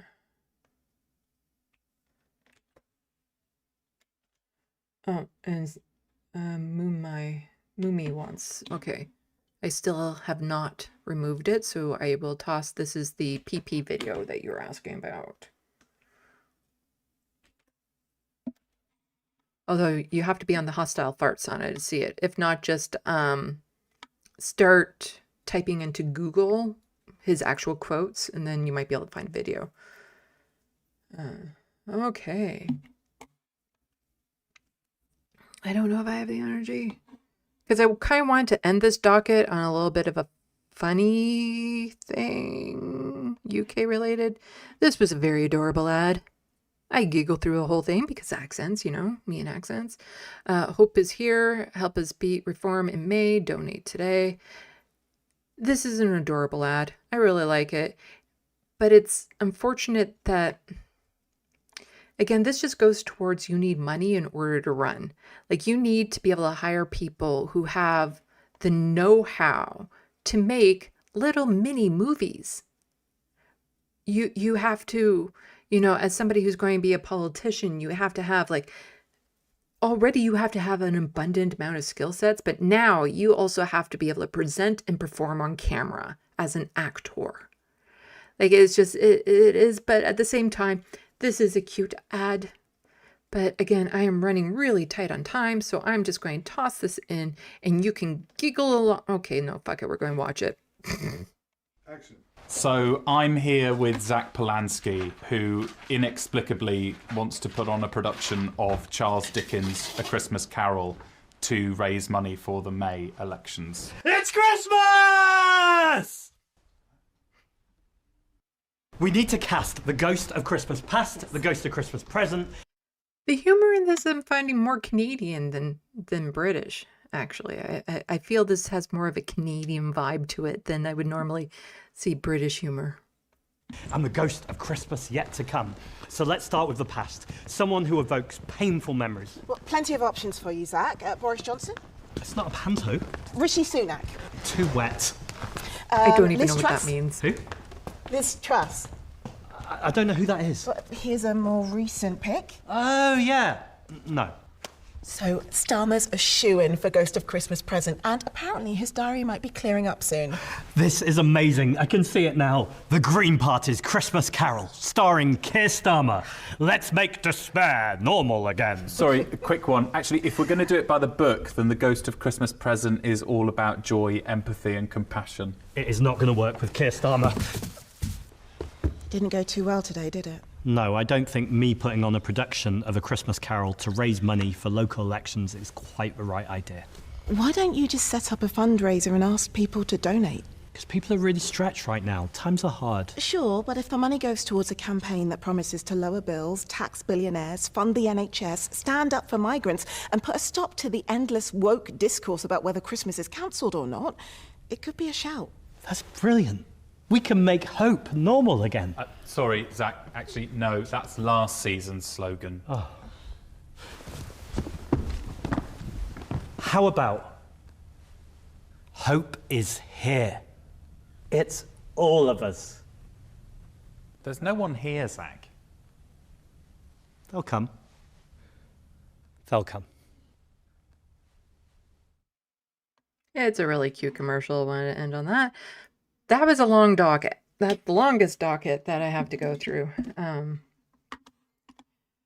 So let's check the SandBox and we'll start moving on to far more Canadian biased stories and whatnot.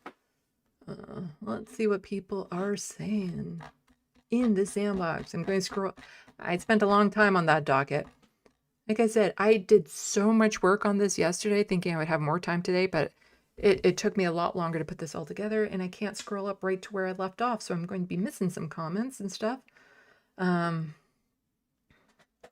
yeah, welcome to all the pond jumpers that are still here. I know it's really late for you guys. Let's see. Don't forget to hit that like and subscribe and all that sort of stuff. Let's see what people are saying.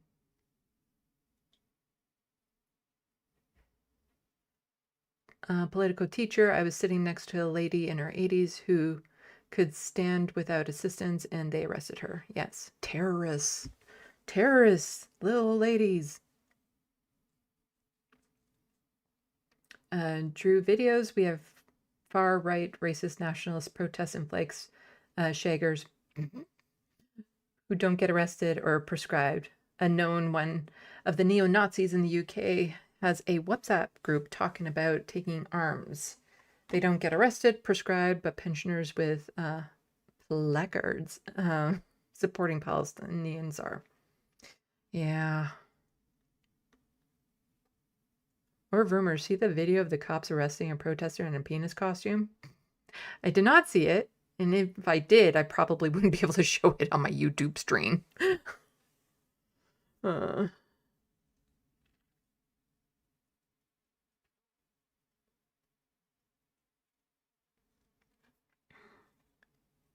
Let's see. JK, I do not have a bit of a crush on Owen. Nuh-uh. I'll be watching his Your Party videos after this, though. Totally do not have a crush on him. Sin, I don't. And you can't prove otherwise.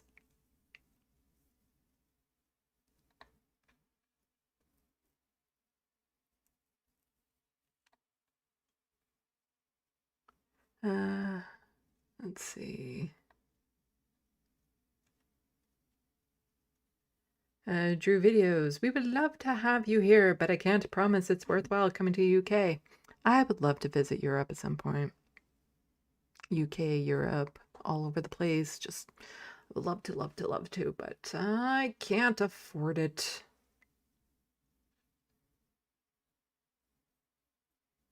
Yori Gibson. Oh, right. You just want me to say Yori, don't you? I always say Yori Gibson. Sandy, did you see the birth of a brand new party? Your party. It was amazing, chaotic burr. I watched the launch video, I guess you could say, with Owen and Corbin. I don't know all the details and the gossips behind it, but sometimes when you have some really strong personalities trying to start something new and everyone wants to have their own stamp on it, like their own, what's the word? Fingerprint, something, make their own mark, make it in their image. You're gonna have problems. That's when you need a dictator party, unfortunately. Like, that's when you need somebody who is just like, no, I'm the top. This is not a democracy. I get the final say. Unfortunately, for a lot of these groups, you need that, especially at the beginning. Otherwise, people continuously argue and bicker about how things should be run, how things should look. Oh, I want you all to do this, but I'm not willing to put in the work to see my vision come through. I've volunteered with enough organizations to know how this works. So sometimes you do just need to be like, look, this is my group. I'm doing it. Here are my rules. I appreciate feedback, but I reserve the right to dismiss it. Like, it can't, unfortunately, when you are just creating these, it can't be a democracy because everyone wants to have their vision. And not everyone's vision is aligned with it.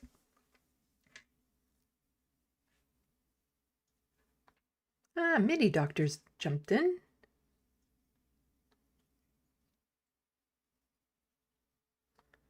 And I think MIDI Doctors also has gone back to bed.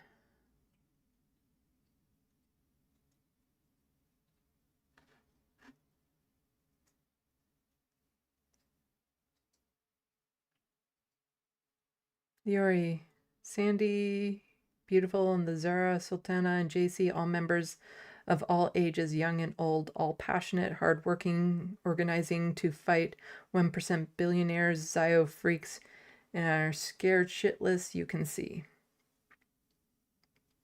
What are you talking about, young and old?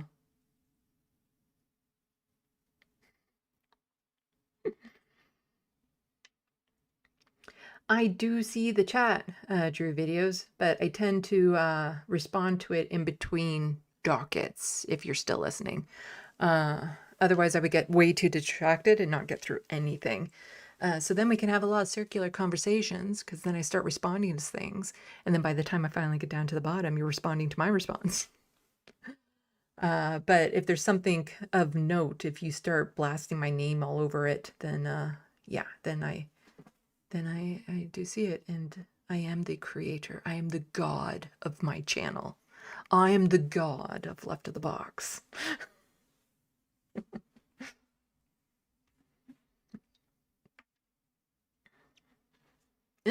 You're already a month ahead of us, huh? It's officially December there. Let's see. MIDI Doctors is a massive change in how UK society functions, talking about the courts.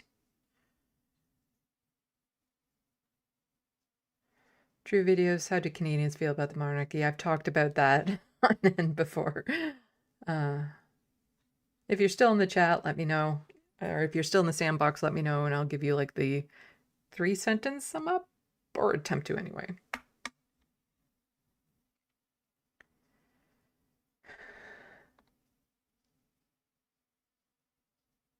MIDI Doctors, it's shocking that there's so little pushback. Yep.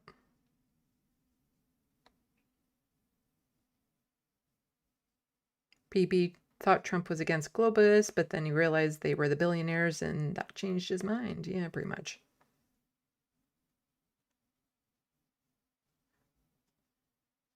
Okay. I'm going to have to skip through a lot of these because I still have a lot to go through.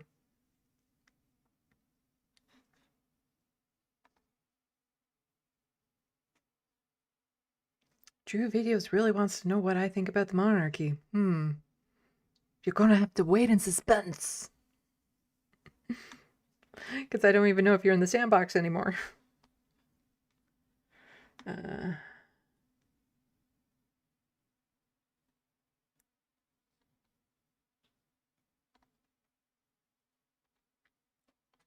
Let's see. Talking about Irish and kneecap. Yes, B-Cat. Nice to see you in the SandBox. Also agrees with me with the white chocolate covered Oreos. Oh my god, they're so good. I obsess over them every year. I eat way too many of them. Luckily, they go on sale regularly. Mozart, your party isn't over yet. There was a conference for them. Owen Jones was at it. I'm going to be watching his videos when we're done this. I already watched the Turn Left video that was interviewing him about it. I'm not going to say I'm going to watch it again, but... because I'm totally not crushing on him. Hello, Pup Tetris.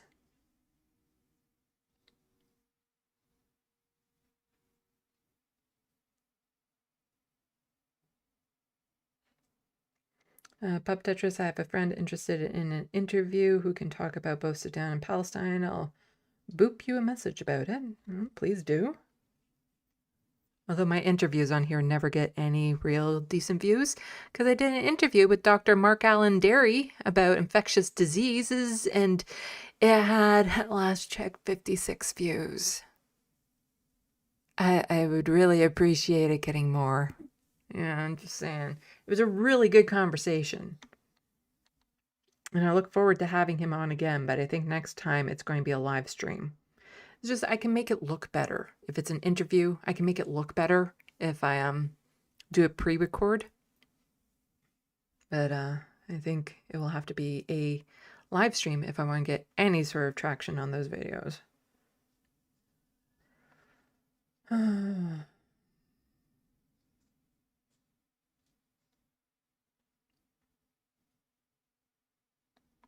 Okay, so that, yeah, I'm scrolling past a bunch of this because, like I said, I really need to get moving on because there's still a lot to cover. And I'll want to check in on my kitty cat, Frodo, soon, too.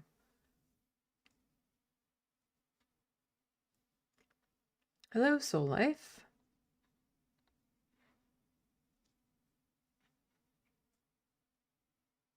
The Wild West says that interview was great. It was. Okay.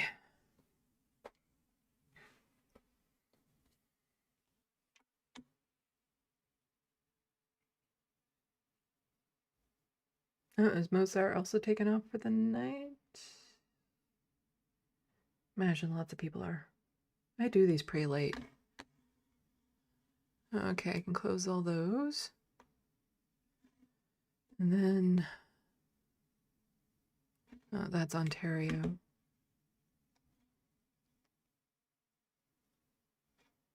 Alberta, Ontario, and then some federal stuff. I think I'll leave this. Oh, I've already been at this for 2.5 hours. Normally I would do like federal related stuff next, but I don't have that in the title. So I'll start with Alberta and then go on to Ontario and then see how I'm feeling about the last docket, which is also the shortest, which has to do with some federal news. Okay, why don't I just get right back into it?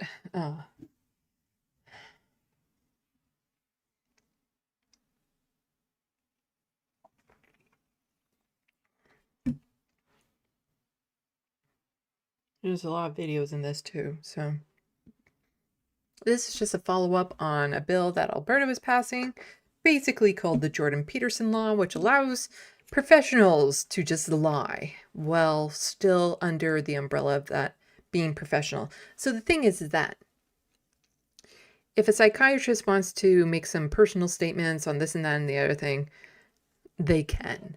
They can't do that while claiming that it's their profession, like as a psychiatrist. As a private individual, they can, but if they're representing psychiatry, then they can't make certain statements because then that would make all psychiatrists look bad and that sort of thing. But Danielle Smith desperately wants misinformation out there. And so for like the Jordan Petersons and stuff, she wants them to be able to spread like transphobic, anti-vax type bullshit, while still doing that under the cover of their profession. You know, she wants to take away a profession's ability to regulate their own people, to have certain protocols and stuff of that sort.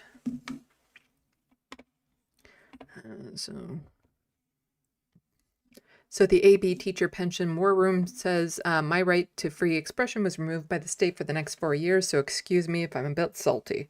Because yes, Danielle Smith used the notwithstanding clause to force teachers back to work without a proper bargain. So those people she doesn't want speaking freely, but to people spreading misinformation, by all means, all means. Today we are introducing Bill 13, the Regulated Professions Neutrality Act. This is common sense. Professions have the right to regulate their professions. Like it's just, yeah. Legislation that would recognize that everyone should have the right to express their personal views freely. They can, they just can't do that as that profession because then they're representing that profession and we don't need to watch the rest of that because I think we get it. You might notice that with the next bunch of videos, I'm going to be a bit short and get through them because there's still a lot to get through, but I think we know what she means. She just wants, so she says, in case you missed it, Alberta will always protect the right to free expression, open dialogue, and the ability to think critically for yourself. She can't, no, she doesn't even have that ability. Professional regulatory bodies and colleges will no longer be permitted to police the off-duty speech of their members and censor them. Again, you could say whatever you want as a private individual. Just can't do that while saying, I am a doctor and I say this about COVID when it's spreading blatant false misinformation. That's all, that's all.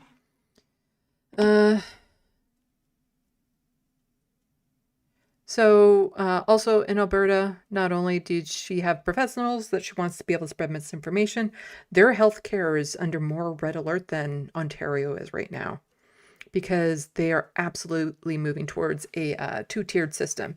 So this is from the Canadian Association of Emergency Physicians. The Canadian CAEP is dismayed by the Alberta government's plan to introduce a hybrid public-private healthcare system. This plan will do nothing to alleviate the strain on emergency services and will exacerbate already existing... I'm seeing things out of the side of my eyes. Oh, oohs. Okay. Will exacerbate already existing burdens on the public healthcare system and our ability to deliver timely emergency care. CAEP's long-held position that every Canadian should receive equitable treatment by the healthcare system, a position reflected in our proud tradition of public emergency department that provide the same high-quality care regardless of background or geography.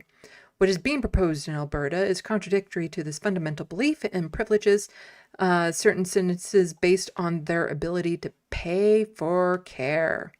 The experience in many jurisdictions, including the United Kingdom and Australia, shows consistently that introduction of private care does not decrease wait times nor improve health outcomes, and as demonstrated in morality and healthcare privatization in comparison between countries, in fact worsens health outcomes.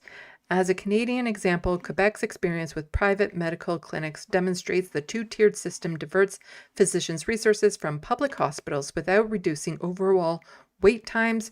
Research has shown that Quebec's emergency department continues to face some of the longest wait times in Canada, despite decades of parallel private care. I'll toss this into the sandbox for people if you want to finish reading that. I think I'm going to be tossing a lot of things into the sandbox because I want to get through a lot of this. But so many Canadians are not paying attention And one of the things I've always said with this channel, if it achieves nothing else, the one thing I wanted to do is make Canadians aware of what's happening to our healthcare. That is fundamental to make sure that we all have free universal healthcare. And the fact that it's being taken away and so many people are just keeping their hand in the fucking sand. Because nobody wants it to go away. Like, that's the thing. Nobody wants it to go away, but so few people are willing to fight to keep it. It's, yeah, so frustrating. Go fuck yourself, Grok. So I don't really know who Zane is, but this seemed like a fairly decent video. And I'm stretched for words right now, so we'll listen to this and hopefully they won't get mad at me for showing it on my channel. So Forward Canada, Danielle Smith's two-tiered healthcare plan will be the end of universal public healthcare in Alberta and the beginning of the end in Canada. Because if one province gets away with it, other provinces will follow suit. And the fact that the federal government is doing dick all to enforce the Canada Healthcare Act is extremely disconcerting. You know, the federal government should be cracking down on these provinces for doing exactly what they're not supposed to do. So Zane breaks it down in this week's episode of whatever this is. Your healthcare is about to get worse, Alberta, and there's a very good chance she's doing it on purpose. Welcome to what I wouldn't say there's a very good chance. She is absolutely doing it on purpose. Whatever the f this is, I am Zane Velji.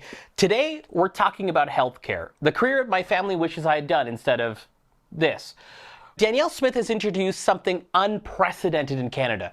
In a 7-minute video that looks like a funeral director casting tape, Smith and her one-third health minister pitch more private care with one policy Canada has never seen before, letting doctors simultaneously work both in the public and private systems. What they do not say in this video, it will gut universal public health care as we know it. Danielle Smith says other countries do this. Health systems in Western Europe and Japan. Okay, Japan. It has more than 80% private hospitals. They spend more than Canada does on healthcare, rank below Canada on access and equity, and have the highest doctor visit rate in the world because patients are pushed to shop around. Spain and Italy let doctors work in both systems. Public waits went up 30 to 50% because exhausted doctors followed the money into private care. Again, we know, the people know that a private public healthcare system does not work.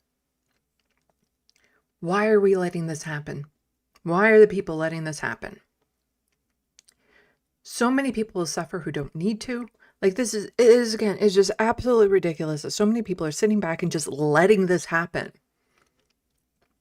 You know, as an adult, some of the first protests that I was in were about healthcare.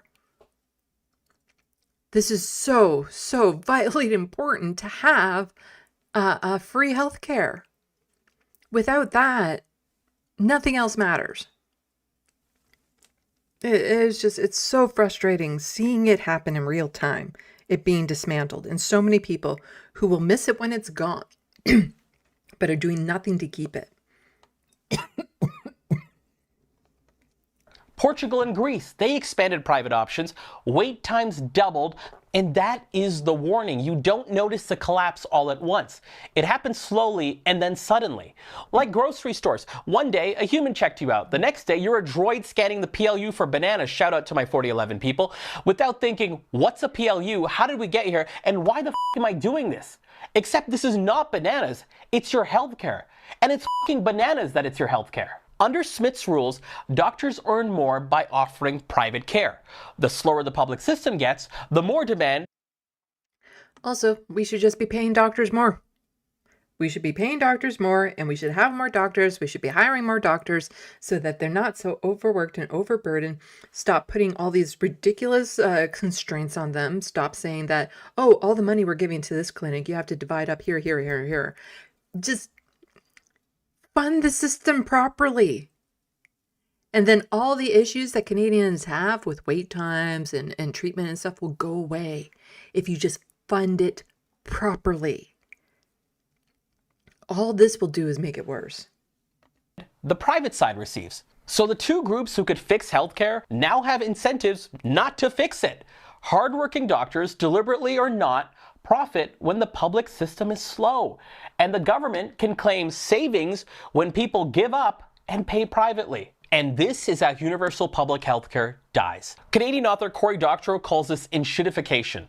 Early promise, then locking you in, then regret, then a hollowed out version of what used to exist. Portugal and Italy show the pattern. Early stability, then staff drain, then rising waits, fewer family doctors, and a decade later, a weaker public system everyone regrets. Again, it is just bonkers to me that we know these systems fails, yet the government is so desperate to put them through just because it will benefit a small percentage of people. Like a bunch of like 1%ers will benefit from this, and so they're going to sacrifice the well-being of millions. This does not help the public. This does not help this pisses me off so much. It's avoidable. And the fact that we have politicians in power that are trying so desperately hard to privatize everything, not for us, but for their own selfish needs, drives me absolutely fucking insane that we live in such a stupid, cruel system that allows people like Doug Ford and Danielle Smith to get into power. Smith will use the first year to pretend it's a success, maybe even try to win votes, say taxes will go down. But total costs, they'll go up for Albertans. Ask Americans, when you count healthcare premiums, they pay more taxes than us. What your taxes once covered now comes with the work of planning for healthcare, draining your time, your mind, and your money, all while the public system gets damaged. The death rattle of universal public healthcare. And if you believe in what makes Canada Canada, the time to fight is right now. Because if we do nothing, we let these cosplay funeral directors become real ones.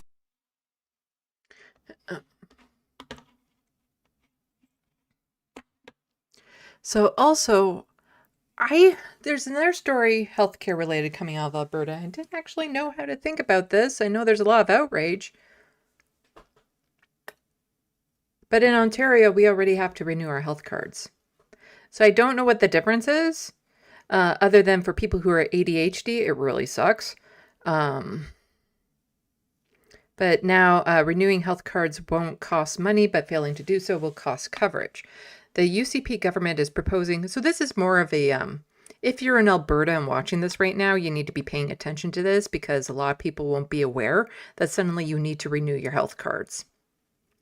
The UCP government is proposing a set of changes to the Alberta Health Card under Bill 11, sweeping healthcare legislation tabled Monday. Amendments to the Healthcare Insurance Premium Act will add new requirements for Alberta residents to regularly renew their health card in order to remain eligible to receive insured services from the Alberta Healthcare Insurance Plan. The province says the changes are designed to reduce health card misuse. In a statement to the news on Tuesday, the Ministry of Primary and Preventative Health Services described misuse as occurring when people who are no longer residents of Alberta continue to access publicly funded health services. If they're Canadian, they should just be able to get it no matter what. Health cards previously did not require any renewal procedure unless individuals moved, had children, or changed their marital status. The new legislation will require Albertans to renew their health card when they renew their driver's license or ID at a registry office. So again, I don't know, from an ADHD perspective, this is always a pain in the ass, but Ontario already does this. So I don't know if there's anything else to it. So this is more of a PSA if you're living in Alberta to pay attention to this and realize if you need to renew your health card or not. So also, lots of people. There's been a recall campaign going on in Alberta because the government there sucks so hard that people are like, we want to return our MPs, like or our MLAs. We want to return them. Can we just like return to point of service? They suck. They really suck. And so 6 more Alberta UCP members or LMAs approved for recall petitions. 9 members of Premier Daniel Smith United Conservative Party caucus are facing recall petitions enough to potentially tip the balance of power in the legislature. Elections Alberta confirmed Monday that the signatures collection effort can begin for 6 more UCP members, including cabinet ministers. Who cares? Petitions were also issued for these other people. The approvals follow petitions recently approved for all these people. But not only that, this is old news. News is going at lightning speed these days because, wait, what? No, this one.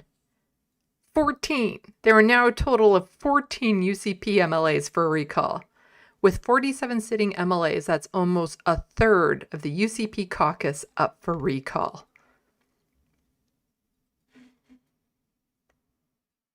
I should have liked that one earlier. So yes, how do we get this started in Ontario? Because we need to recall a lot of our MPPs because what Doug Ford is doing to this province is unconscionable. Yeah, so now it's up to 14. Like, can we do it here? And also pointing out, wait, what? Dale Nally somehow audited the voting records of Albertans and is using that as a metric for who can initiate recall. And now, of all the applicant statements and member statements have been removed from Elections Alberta. Yeah, this is not information they're supposed to be able to have. Did anyone actually watch this video? The legislature Monday, Nally sparred with City News about... Oh, I think I did actually want to have this video play. This is clearly a case of a left... So, of course, they're accusing, like, all these recalls are going through, and they're accusing left-wing radicals of doing this when it's like, you don't actually know, or you shouldn't be able to know, the voting history of particular people. Like, if there are voters, maybe, but yeah... you shouldn't be knowing this. Left-wing activist group, Alberta Resistance, that is using recall. Oh, and you'll see Doug Ford do the same thing. Like, as soon as anybody opposes, the bullshit he's doing, suddenly it's a radical leftist group that should be investigated for holding us accountable. Like, basically, they're so used to getting away with whatever they want to do that as soon as anyone pushes back, they want to investigate them to find out why they're doing their actions of wanting to hold them accountable. Like, it's so ridiculous that now anyone wanting to see accountability feels like an attack on their institution because they're just so used to getting away with it, whatever they want to do. Is weaponizing it. Red Tape Reduction Minister Dale Nally on the defensive. He is now the subject of an official recall petition along with 4 other ministers and Speaker Rick McIver. The 6 new recalls now up to 14. Include Indigenous Relations Minister Rajan Sawhney, Advanced Education Minister Miles McDougall, Agriculture Minister R.J. Sigurdsson, and Immigration Minister Mohammed Yassin. Nally, as the Morinville St. Albert MLA, sending this letter to Elections Alberta. In response, accused his petition's organizer of weaponizing the recall process. Nally claims Josh Eberhardt is... Yes, you're weaponizing the thing that we put in place for you to be able to use. A proxy for left-wing activist group Alberta Resistance and does not vote in provincial elections. All likely not true, according to Eberhardt. Oh yeah, it just kind of throws me for a loop when somebody says I didn't, because I would, I don't know why he would lie. So I mean, it just throws my own memory into question. Inside the legislature Monday, Nally sparred with City News about his letter and the accusations. Okay, I'm not going to comment on any specifics, but I will just refer you. I will just refer you to my statement. Sean, let him answer the question. Yeah, I'll just refer you to my statement. I'm asking you about your letter. It's kind of like, as per my last email, I'll refer you to my statement. I'm not going to say anything else, just refer to my statement. It's kind of like saying, yeah, as per my last email, I said, just go read it. I'm not going to, no, Don't try to hold me accountable live on TV. Just don't. It'll embarrass me. But why you put that in your letter? Are you saying that I'm not entitled to a defense? No, I'm asking why you're attacking his voting record. Sean, how is that relevant in any way? Okay, we're taking one more question. Anybody else? Nope. Okay, thank you guys. Okay, thanks. Instead of engaging with people, instead of listening to their issues, instead of replying to their emails. They demonize anyone who disagrees with them. Eberhard says this response is more proof Nally needs to be recalled. I just don't think he's doing a good job in terms of representing the people of Morinville, St. Albert in government. Ag Minister Sigurdsson also defending his work with reporters. When you look at the amount of recalls that are coming through, this is obviously, they are weaponizing it because they don't like the... Notice how they're using the exact same language? Oh, they're weaponizing it. Methinks they got a talking point. policy that was put forward by the government. And I don't think that was ever what recall was intended for. That's exactly what recall was intended for. New petitions are able to start collecting signatures in their respective ridings Tuesday, needing 60% of the number of voters who cast a ballot in the last election. 3 other recall efforts are underway for Education Minister Dimitrios Nikolai. And we don't need to know their specific names, but yeah, it's now up to 14, which is great. Recall them all. And the thing is that even though these movements are going through, as they were saying, they need 60% of the people who voted in order to sign off on these for them to even be tangible. So, you know, unless they were in a very narrow riding, like narrow race, the likelihood of any of these necessarily working is not great, but it does shine a spotlight on them. Hello, Left of the Box. No, not impeachments. Left of the Box. Oh my god, I said hello, Left of the Box instead of Looney Tunes. Fuck. It's going to be a long night. Long night. Hello, Looney Tunes 9000. Left of the Box 3. I don't know. Ugh. Dyslexia at this time of night is not a good thing. Anyway, let's move on. So there was a conservative convention, the United Conservative Convention of Alberta, and yeah, it was a complete shit show. And so here, somebody posting 4,000 proud racists, anti-sized nut bar, Christofascists, and all angry white mayonnaise assholes that want to roll back any progress since man discovered fire. And so this is the United Conservative Party of Alberta. Can't wait to welcome... Fuck off, Grok. Oh my god, just stop asking me every time. Can't wait to welcome over 4,000 proud United Conservatives Edmonton tomorrow. Now, it's interesting how they're like, here is this empty hall. And it's like they're trying to have you imagine that it's going to be full or something. And so this way, when you see the next shots of it being even mildly with people in it, it'll be like, wow, that's a big improvement from when it was all empty. Like, I don't get the point of being like, here's the completely empty hall. Other than to kind of like lower your expectations of what it should look like. Because when we actually do see footage, all those upper rails are empty. And there's lots of empty seats in there too. Like, it's just, why are you doing this wide shot of like, here's how big it is, when none of these seats are actually filled? Like, none of them.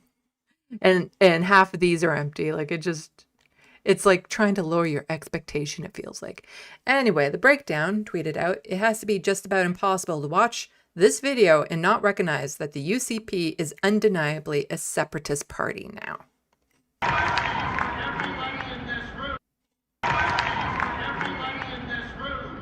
after that so-called MOU was signed yesterday, the ink wasn't dry on the paper, and Mark Carney went out and gleefully announced a 600% increase to the industrial carbon tax in Alberta. My question for the room is, how many of all of us favor a free and independent Alberta?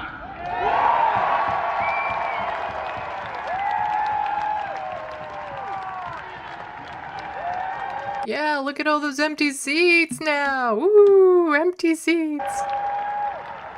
Empty, empty, empty. Empty, empty, empty, empty, empty. But it's a good thing we got a wide shot of seeing the stadium completely empty. So now it looks full.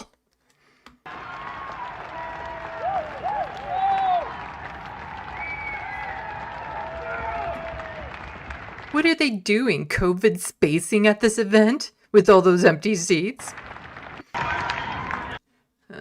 ask everybody to be mindful that this party is a merger of two parties with different cultural traditions, and sometimes the way we solve disputes is by solving them through referenda. Now, I know that your group has been going through a court process to try to get your question validated. I'm watching that with great interest, and then we'll see. I have said that if enough citizens want to put this question on a ballot through citizens' initiative, we will do. You know what? They have a big screen right here for people to see, but the thing is if they removed it, then they would actually be able to see Danielle as opposed to this blocking their view of her in the first place. Not to mention that there are these big screens up there. It's really unnecessary. That's all it is. It's unnecessary. But we'll get more into some of her comments in just a second. But here we have, so Carla Marx is pointing out the UCP AGM 2025 proposal now shows the party is going full MAGA. They are coming for abortion, DEI, pride flags, vaccines, and view kids as their property. This party is out of touch with reality. And so these were things that were proposed at the convention to be new policy and stuff. And so here we have one, cease public funding for third trimester abortions, except in cases where the physical health of the mother is at serious risk. So they want to start banning different types of abortions. We all know that if somebody is getting an abortion in the third trimester, something has gone terribly, terribly wrong. That is a wanted pregnancy, but something has gone detrimentally wrong. It is a tragedy. Nobody is sitting around to the third trimester and then being like, you know what, I really don't want to have this completely healthy baby that I'm carrying. That's not a thing. It is not a thing. But they want to start, chipping away at what abortions are and are not acceptable. And once you start denying some, you're opening the door to denying all. And so they're just saying, like, rationale, Alberta remains one of the only jurisdictions in the developed world without limitations on the public funding of late-term abortions, placing us alongside blah, blah, blah, blah. There are also certain restraints and restrictions, like just because on paper Canadians can get abortions whenever, doesn't mean in practice that's a reality. Here's another one. Affirms that parents will receive full disclosure of their children's participation in after-school facilitated extracurricular groups. So while in power, a former government required school boards to add policy mandating the approval of gay-straight alliance clubs in schools. While no longer mandated, some school boards have not taken initiative to remove the policy. There is wording, including the formally mandated policy that creates secrecy from parents. So basically, whichever club a child is in their high school needs to be reported to the parents. So if they're in a club that maybe the parents would frown upon, then suddenly it's exposed. So it's taking away a child's ability to just fully explore who they are, their ideas, to try out these different groups. If they're afraid it's something their family wouldn't approve of. And so it's like, no, we're just going to out students. So you want to be part of this group or that group? Well, your parents got to know about it, as opposed to letting children be autonomous human beings capable of making some of their own decisions. And so again, these were all policy resolutions. Not all of these passed. Not all of them would even be voted on given time. So we will go over some that were voted on. But this is just an example of where the party has gone to such extremes that these are even being proposed in the first place. So should review the use of diversity, equity, and inclusion programs, policies, and consultants in Alberta's K-12 education system to ensure that instructional practices remain policy neutral, inclusive, and focus on academic Nella says, I need to have like a better chair here because I feel like I want to put my leg up, but there's nothing to put it up on. Yeah, so let's get rid of DEI here, is what they're saying. And DEI is basically, we don't want anyone queer, black, or indigenous in charge of anything, or anyone with disabilities. Another resolution that they propose, allow only official government flags, specifically Canada, Alberta, or official municipality flags to be flown on provincial government municipal buildings. So basically, yes, pride flag, indigenous flags, flags celebrating other nations, like let's say Palestine, all of those flags. Nope, nope, nope. We can't celebrate culture anymore. We can only celebrate Alberta. Require that all third-party resource materials related to gender, identity, sexual orientation, or human sexual being be used in Alberta school to be pre-approved by the Ministry of Education and be made available to parents of that school upon request. Yes, because that's who we need dictating what our children are being taught in schools is, homophobic, transphobic individuals within the government. And so this convention didn't necessarily go well for Danielle. And I guess this is where I should have done the federal level news sooner in my order that I normally do it, because recently Danielle Smith and Mark Carney agreed to an MOU, Memorandum of Understanding, which I will get into. So this is why I should have covered it first. Oh, well, you can watch it in reverse if you're watching this later on, not live. And so because she actually teamed up with Mark Carney for a pipeline, there were people mad at her and her party. It's almost like if you sow so much division and then suddenly, even though the federal government is going to do something that actually benefits your agenda, by showing any sort of agreement means that you are no longer the person you claim to be, like the separatists and stuff. So she gets booed. She gets booed after saying, oh, we should stay in Canada and work things out, because she was the one to stoke up a lot of that separatist fever. As you know, I support a strong and sovereign Alberta within a united Canada. I know we might have a bit of a difference of opinion on that, but I hope people today feel a lot more confident that Canada works than they did a couple of days ago.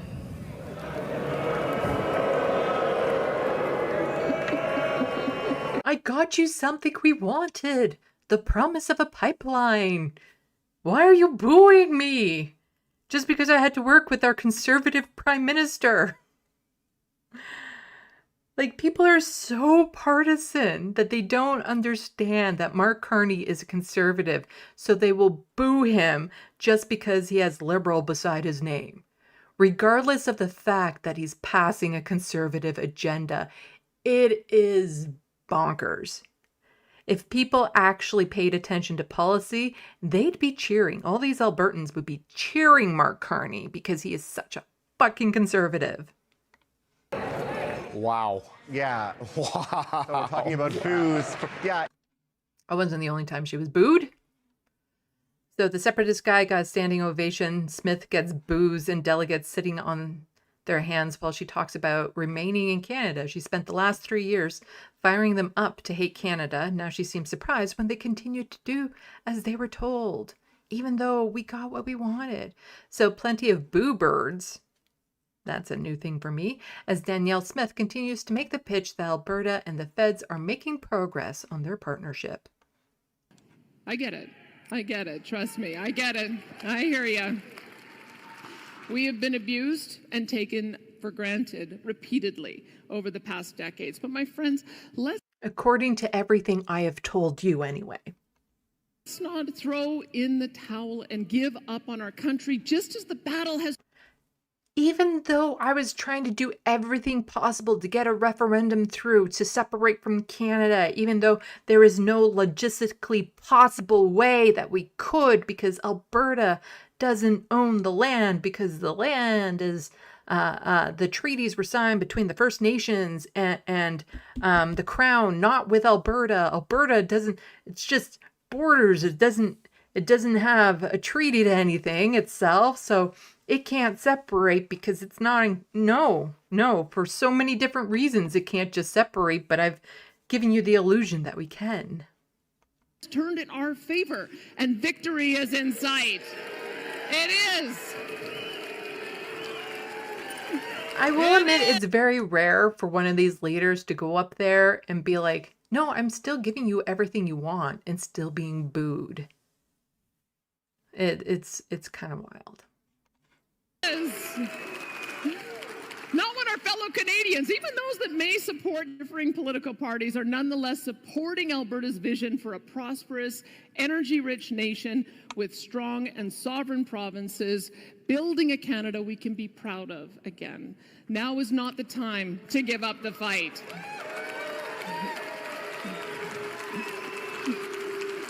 So many boo lines in this. Now is the time to double down and fight for both our province and our country, because we Albertans are indeed the proudest of Canadians, and we don't fight for the sake of fighting. We don't look for conflict when there is an opportunity for freedom and peace and prosperity with our fellow Canadians. That is all we've ever wanted. Freedom and peace and prosperity. Because Albertans are happiest when we are hard at work getting things done, solving problems, serving our communities, creating and innovating. That is when we are truly at our best. We want to lead this country towards a better and brighter future because we take great pride in that as a province. All we need is a government in Ottawa to get out of the way and let us turn Canada into a thriving energy superpower with Alberta leading the way.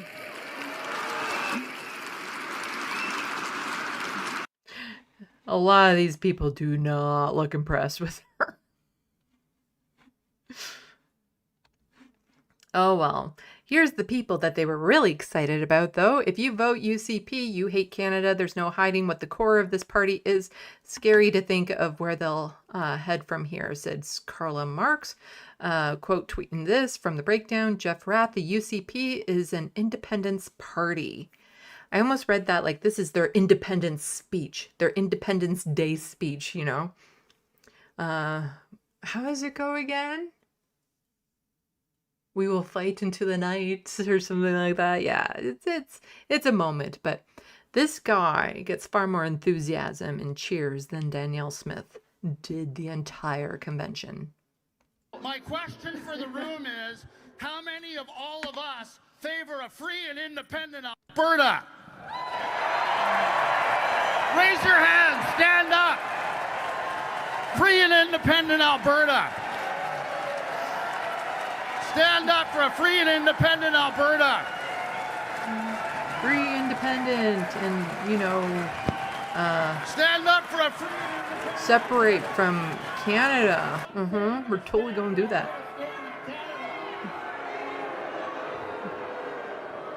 Well, I support an independent Alberta within a united Canada. That is my position. We did that to send a message to Danielle Smith and to send a message to this cabinet that their party is an independence party. Their party wants a free and independent Alberta, and they'd better start leading like we're going to become a free and independent. They just keep on having temper tantrums over something that will never happen. Never happen. Anyway, here's how some of the actual policy votes went. So UCP members passed resolutions on auto insurance, abortion, and clean coal. Because that's the thing, apparently. So they did the voting. So more than 4,000 UCP members are gathered in Edmonton this weekend, the party's annual general meeting, where they'll approve all but where they approved all but one of 36 of the party's Oh, I didn't realize that was all of them, but one. Which one didn't they? Such resolutions, so they're not binding on the government, though some resolutions from last year's UCP annual general meeting have become law, including... Do you tell me which one they didn't approve? No, this is just the list of the resolutions. Okay. I've seen that list. So then all those ones that we saw were most likely all passed. So such resolutions are not binding, but they do sometimes become policy. You have a responsibility to the broader electric, and this is what we always do, is to look at our core membership and say and listen to the broader stakeholder community and see what we can to move forward. Party leader and Premier Danielle Smith said in an interview. You always want to make sure you're implementing a policy agenda that has major support of Albertans. So, Auto Insurance Chair, Resolution 2. So it calls for the repeal of what is described as the government's no-fault insurance legislation through the province's preferred characterization of care first, and notes it still allows for legal action in certain circumstances. So this is the abortion funding ban that was talked about, carbon emissions.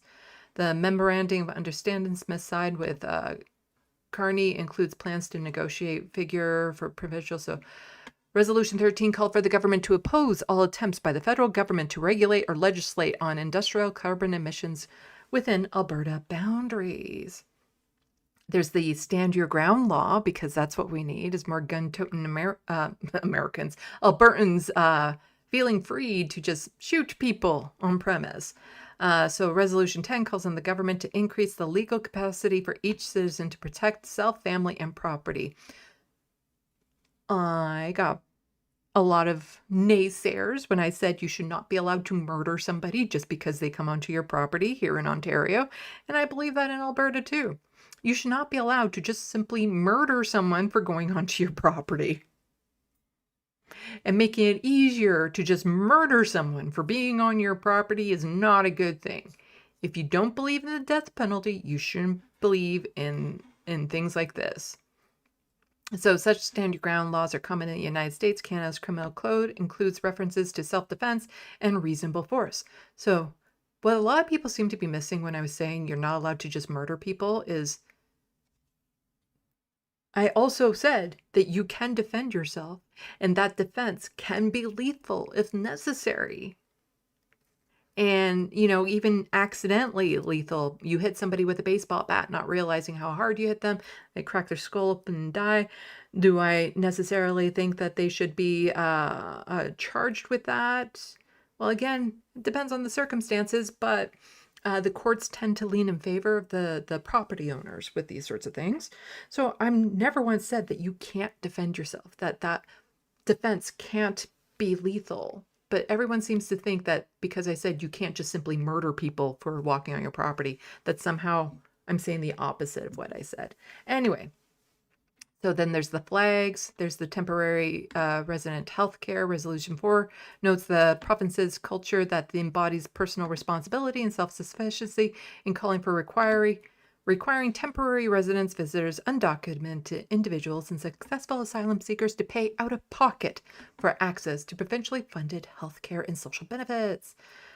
Stuff about the pension plan, which is just never going to be good. Fluoridation. Oh, yeah, let's remove that from the water because that's great. Clean coal and others. The lone defeated resolution sought to bar foreigners from owning land in Alberta. Oh, yeah, that would really fuck up a lot of the foreign investors that like to hoard property. So, yeah, I can understand why that one didn't go through, because there's a lot of those foreign investors that just buy up all those empty homes and use it as an investment. Yeah. I think that should be a thing where you don't allow foreign investors to just buy up properties without the intention of actually living there. I think that should be a thing. Anyway, so as it was saying, though, a lot of these resolutions do come to fruition later on. So Danielle Smith says, breaking, I just announced that our government will introduce a motion under Alberta's Sovereignty Within United Canada Act next week. This motion will protect lawful gun owners from improper seizure and prosecution and ensure Albertans can protect their homes, families, and property. So that was the stand your ground thing that just passed. So they do turn around and make a lot of these horrendous things into law. So everything you saw there, they're going to try to make into law, unless the recalls go through and they get out of power. But there's more that people can be doing. That people can be shutting down the fucking government through strikes and protests to make this stop. But it's too inconvenient. Too many people just turn away from it, put their head back in the sand. It's ridiculous. The amount of damage that Danielle Smith and Doug Ford are doing to our provinces, and people are just like, meh. Ugh. Montreal Sandman, it's hard to evaluate what is excessive force during a home invasion, and I get that. I get that. But, you know, there are cases where literally somebody came in, was like, we're talking about cases where somebody came in, you knock them out, they're no longer a threat. You then cannot proceed to murder them. That's what it is. Like, the courts are very lenient where if you don't know how hard to swing a bat or something and you accidentally kill someone, the courts are very lenient on that. But if you're like a big burly man and you see like a 100-pound teenager has broken into your house, maybe they were drunk, wrong place, maybe they were desperate. Does that give that person the right to murder that child? Because that's what happens in the States far more often than people like to think, is the amount of people who were just killed because they accidentally went to the wrong house. It was a family member, somebody sneaking in home late. Parents killing their children, you know, spouses killing each other. Like, it's obscene. And no, I get that you can't necessarily in the moment, you know, figure out, okay, with this swing and that and target here. I understand that. And you know, you can self-defend yourself. You know, you can defend yourself and do what you think is reasonable to do that. But we're talking about cases again where one swing, the person is down. You're no longer in danger. You can't then just go over and start stabbing them to death. Like, that's literally some of the cases that are going into, one of the cases that really got attention here in Ontario was the property owner was charged with assault, and it would have to be egregious as that for it to actually be a thing. Okay, so we're done with Alberta. We'll move on to Ontario next. Let's see, or do I want to do the federal first? So I don't mess up the order again. Let's see, what is on these things? Yeah, we'll do Ontario next. Ontario's ridiculous. But first, we're checking the SandBox.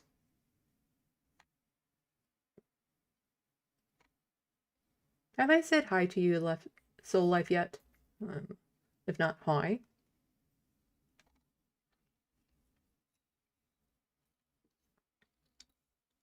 B-Cat, I imagine I feel about her the way Canadians feel about Ron DeSantis talking about Danielle Smith. The reference frame, to no one's surprise, private clinics only worsen overall quality of healthcare. Very true. Yori, giving me the nickname that people tend to give me when I talk about the Majority Report, Samdy. Thanks. Thank for all the hard work you are doing under stressful circumstances. I could not go on X, multi-scully hellscape, so effing brave. I love your fighting for humanity. Why, thank you. Yes, I do my time on the hostile fart sauna. But until I find a different platform that provides me with the same access to the journalists, reporters, politicians, credible sources, I'm kind of stuck on there. I just don't read the comments.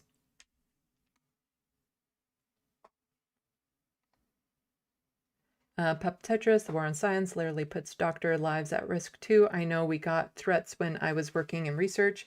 Really need to stamp out nonsense out with better education, stable funding, etc. Yeah, they demonized, like, especially down in the States during COVID, they demonized so many doctors that their lives were at risk. It was, yeah.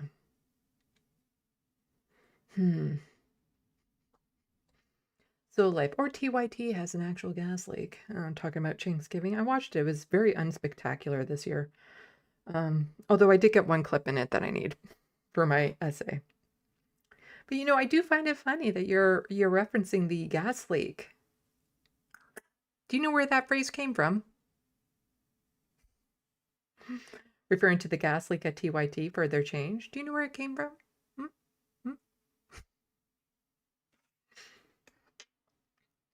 The Wild West. I like that my health card is good for 10 years. Yeah, we don't have to renew it often. Mine isn't due for a while. It's just ADHD, but you do tend to get reminders and stuff in the mail as well.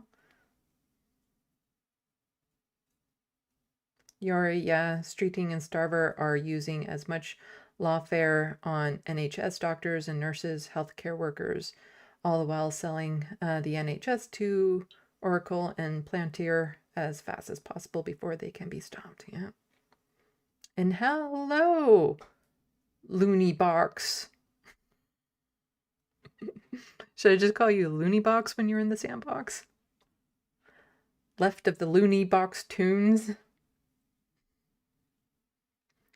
Moomy, in Nova Scotia, we have to renew our health card every 4 years, but they're very nice and send a letter reminding us if we're late, most doctors will still see us. Yeah. I think the issue is being that if you forget to do it, you're going to be charged in Alberta, and that would be problematic. That you'd have to then cover the cost. It's the ADHD tax that people with ADHD live, because we'll forget to, it's like, oh, there's this thing that I need to unsubscribe to, and then you'll forget. Or you buy a bunch of groceries and you put them on the counter, but then you forget to put them away and they spoil. Or, you know, there's all these little things like renewing your health card that people with ADHD just have a harder time remembering to do all these things. So we usually end up spending a lot more money on things because we forget certain elements of it, no matter how much we try to remember.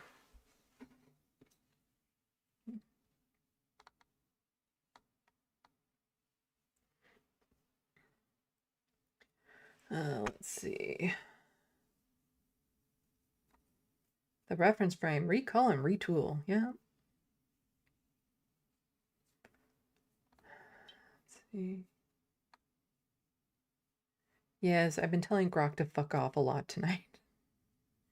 I don't use Grok, but there's this little thing that keeps on bouncing out saying, do you want Grok to summarize this? No, I don't. I want to disable Grok completely. I don't want to see any comments that say, hey, Grok, can you tell me what I want to hear about this? Like, just all those comments would be like, hey, Grok, is what this person's saying is true? Do your own fucking research.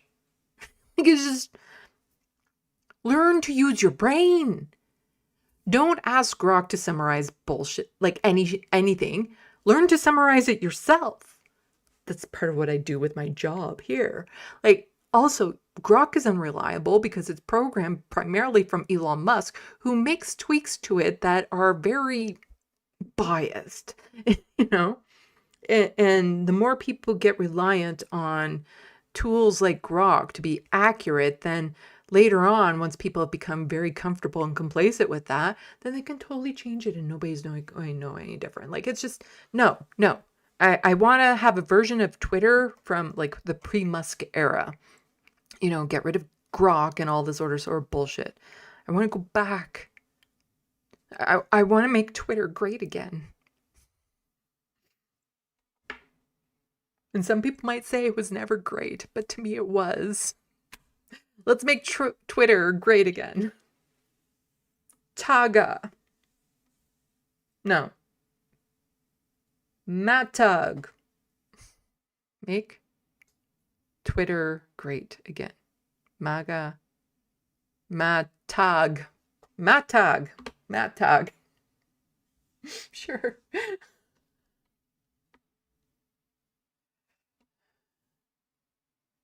Salmon saying, it's indeed a ridiculous look. Bad look, seeing all those empty seats. And then seeing, oh, but it looks so much fuller now that there's people in this empty stadium we just showed you. Reference frame, I called it in the 90s that the Alberta independence movement was going to rise because of oil money. It's also predictable. Yes, once people start thinking they're above everyone else, there you go. Have a good night, Yori. Oh, hello, Manoop. Oh, hello, Nadia. Welcome to the SandBox. I still have a lot to go over.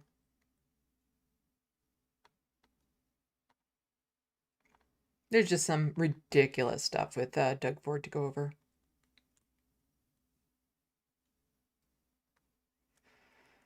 Okay, let's start skipping down.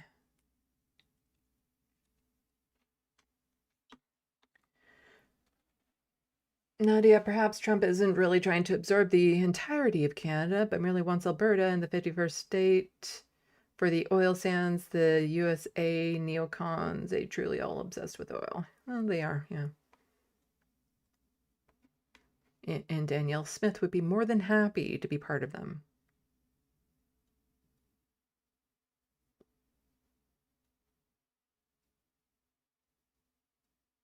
What's with all the eyeballs? Talking about different names for Looney Tunes. Because I accidentally said hello left of the box when I saw Looney Tunes' name. The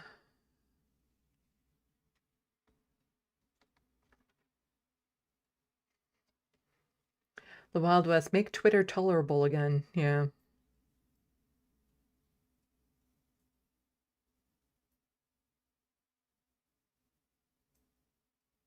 Elon, Soul Life, Elon literally said he started Grok because ChatGPT AI was woke. Don't use Grok. No, I would never use it.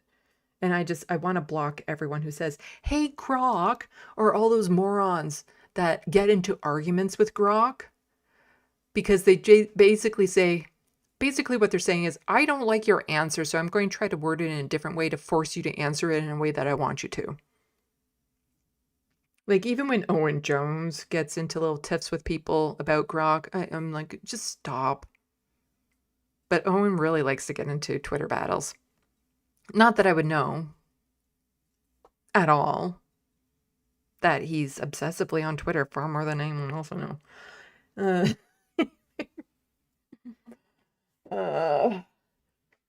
So Life Twitter just went from a dumpster fire to a hellhole.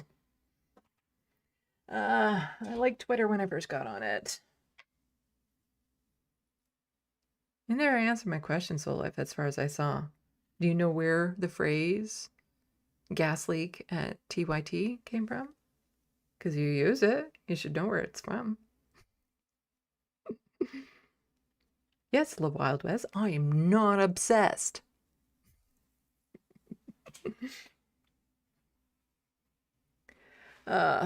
Okay, let's get on to Ontario.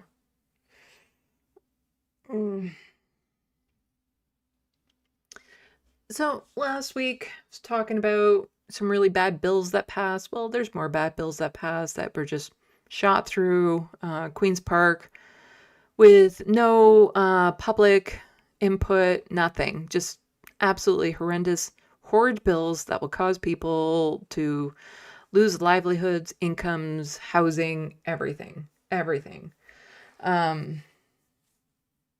Okay, so Soul Life does know where it comes from and you keep on using it. Okay. Anyway, because I know how much you dislike him. So you would have to admit that every now and then he can be right.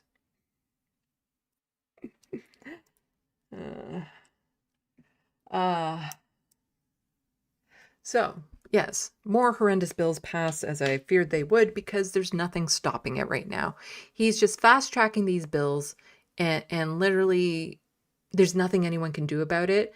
The protests aren't strong enough as far as I'm concerned. If they allow the House to actually sit in session, then the protests aren't strong enough. They need to be shut down so these bills didn't get through in the first place. Because to undo all this mess, it'll be too late for so many people by the time the next government comes in to try to fix this shitstorm that he's created. How many people will actually die by then? Because the amount of social murder Doug Ford is responsible for is absolutely ridiculous. Maybe one day Owen Jones will notice me, JK. Unlikely, but it's a nice thought. It's a cute thought. I'm too pragmatic for it, though. So here we go. Bill 60, bill that I had talked about a lot because it had to do with housing. And this was one of the rare times where there was enough pushback that they got rid of the worst thing in it, but the entire bill was still horrid. So the thing that was removed from it was to get rid of tenured contracts. So somebody like me who has a rental contract that goes back over a decade, the only reason why I can afford my rent is because of that, because it's locked into a certain amount of increase every year and stuff. But Doug Ford wanted to get rid of that. So landlords could literally raise the rent on anyone, no matter what kind of contract you have, for any reason, any amount. That would have caused thousands and thousands and thousands of more people onto the streets. Absolutely. Well, they passed Bill 60 and there's still so much wrong with it. And so many people are going to go unhoused because of this. And Doug Ford, well, we'll get around to what he said to the protesters. But here we have Tina. She's a reporter for City News saying that's what Ontario's housing minister says as he spoke with us after rushing Bill 60 through and skipping public consultations. He didn't mention tenants until I pressed him. Here's our exchange. And so I really do like her work. I follow her a lot. For mainstream media, her and Colin DeMello, I really appreciate. Even though she's City News and he's Global News. So they're like mainstream outlets, but they do really good reporting. I've spent the summer talking to landlords, to landlords, to home builders, to... He said landlords twice. To the entire housing community. Not to tenants, though? I've talked to lots of tenants. Every day I talk to tenants. You didn't mention tenants just now. Well, I'm mentioning them now, okay? I mentioned landlords twice. No, I didn't mention tenants until you pressed me on it. But, you know, I was thinking tenants when I said landlord the second time. So what we are doing is creating an environment for more success. Every protection is in place that was there before. How can you say every protection is still there when you're lessening the time that tenants have to pay their rent? We're speeding up the process, tightening the system so landlord-tenant board hearings can be heard faster. But you can't say that all the rights that the tenants had before are still there with this bill. Well, I can, because they're still there. They can appeal. Well, I can say it, but it doesn't mean it's true, because it absolutely has taken away the rights of a lot of tenants. So he can sit there and say, oh, no, it's all still there. And that's what he said. I can say it. Doesn't mean it's true. If they don't like what has happened. Look, this legislation deals with people that are the bad actors, bad landlords, bad tenants. The vast majority of Ontario renters live by the rules. I've spent the summer. And so there were a lot of protests and stuff that happened. People went, while Bill 60 was being voted on, they went to the gallery at Queen's Park to protest. Now, I have gone to the gallery of Queen's Park, and you have to go through metal detectors. You're not allowed to bring your purse. You're not allowed to bring a pen. You're not allowed to bring any electronic devices.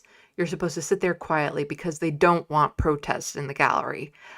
So the reason why you can't take like a pen and paper is because they don't want you writing out a sign so that you can hold it up as a protest type thing. That's why a lot of the times in Queen's Park, when you see certain protests, you'll see people lifting their shirts because of the message that's on their skin. But yeah, they're really strict on these rules. But I think we should absolutely be allowed to document it from our own angles. We should be absolutely allowed to bring our cell phones in and whatnot. Like, you're not even allowed to talk to the person next to you. And it is the way that the gallery is set up. It is scary how narrow those aisles are. And it feels like if you just wobble over a little bit, you'll fall over. Like, it's just, they're super, super narrow where you're going. It's like climbing a ladder to sit in the gallery. Anyway, so this is from Christine Wong-Tam. They're an NDP, MPP. And Ford heard the people of Ontario in the chambers today. Galley. Mrs. White. Mrs. White. Mr. Smith, Peterborough, Kawartha. Mr. Smith, Peterborough, Mr. Kawartha. Bauman. Mr. Bauman. Mr. Saunderson. Mr. Mr. Anand. Mr. Anand. Mr. Gordon. Gordon. Mr. Alsop. Mr. Alsop. MPP Cooper. MPP Vickers. MPP Vickers. MPP Sariella.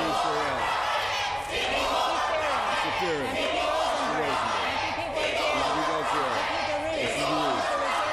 So this is what's happening during the actual vote, is people yelling people over profits. And they're making the actual vote at this time. And again, because the Ford government has a majority, there's nothing stopping them. And that's really all this video is, but then we'll get into this. So here's T-Dot resident just pointing out, Sylvia Jones thinking, why don't those hecklers just go get a radio broadcasting certificate from Fanshawe and then run the entire healthcare system like me? Yes, some of the most unqualified people are in Doug Ford's cabinet, including Doug Ford, who doesn't even have a college diploma. Not that I think that it's necessary, because I don't have a college diploma, but the way that he yells at one of these protesters to go get a job. He's never had to find a real job in his entire fucking life. He was a hash dealer at one point. You know, he is the heir to $1 million sticker and labeling company that he was born into. He's never had to send in a resume. He's never had to sit through a job interview. Everything that he has was just handed to him. And he has the audacity to tell somebody who is terrified that they're going to lose their apartment to go get a job without even knowing if that person had one or if they're capable of getting one because they might live with disabilities. Absolutely disgusting piece of shit.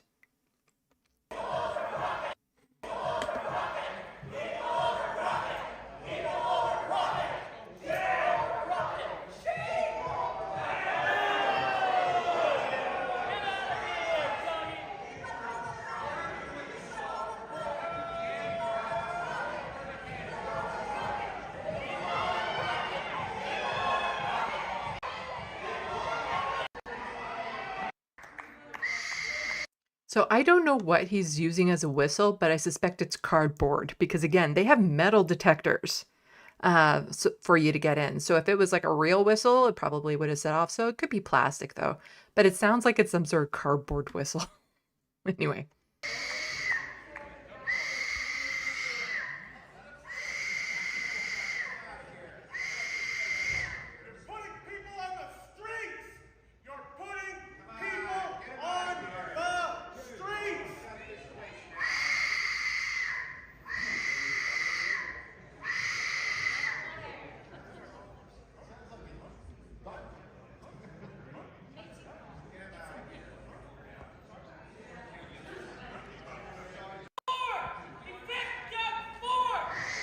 Yeah, so one person gets kicked out, somebody else takes up the whistling.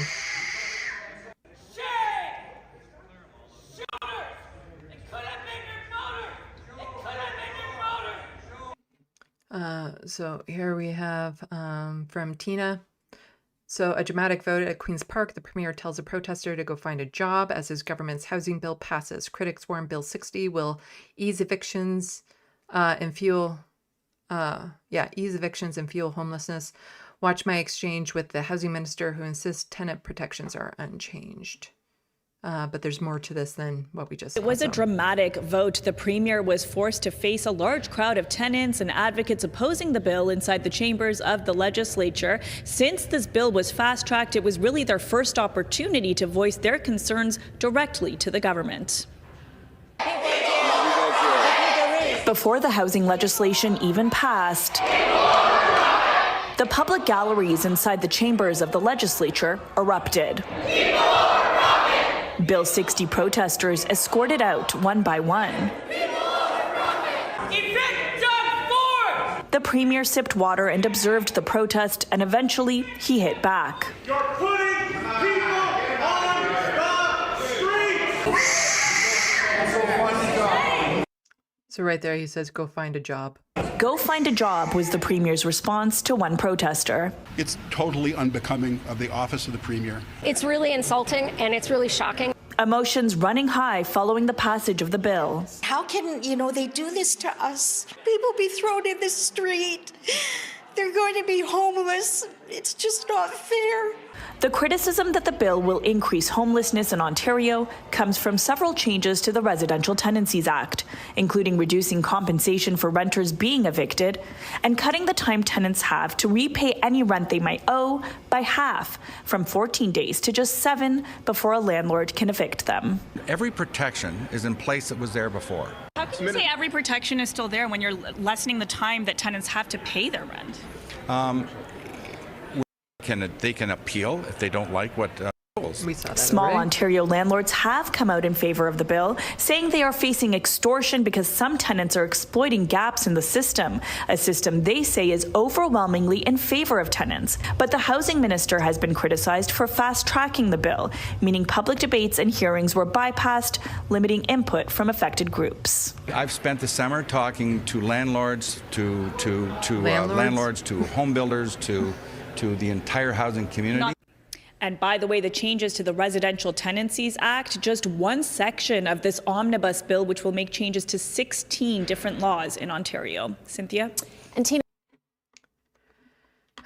So when it comes to getting a job in Ontario, Stephanie Bowman, who is an MPP for Don Valley West, I believe she's a Liberal, says youth unemployment in Ontario is at near records high at 16.3%. Ontario Liberal proposed a plan to create all these jobs. PC voted against it and still bragged about their disgraced skills program. Unbelievable. Now, this week, the Ontario Liberals offered a new idea, using the government's $5 billion Protect Ontario account to subsidize businesses to hire more young people. We spoke with Liberal finance critic Stephanie Bowman about her proposal. And the idea is that we could create between 47,000 and 75,000 jobs per year for young people in this province, and that would make a significant dent in the unemployment numbers for young people and for the overall economy. How much would this cost? Look, the government set aside a lot of money, they said. They called this election, they said, to protect us from U.S. tariffs. What this would be is actually taking some of that Protect Ontario money, about $450 million, so about a tenth of it, and saying that we are actually going to invest in our young people, to give them both a paycheck as well as experience, and on the other side. Anyway, a little bit more on job.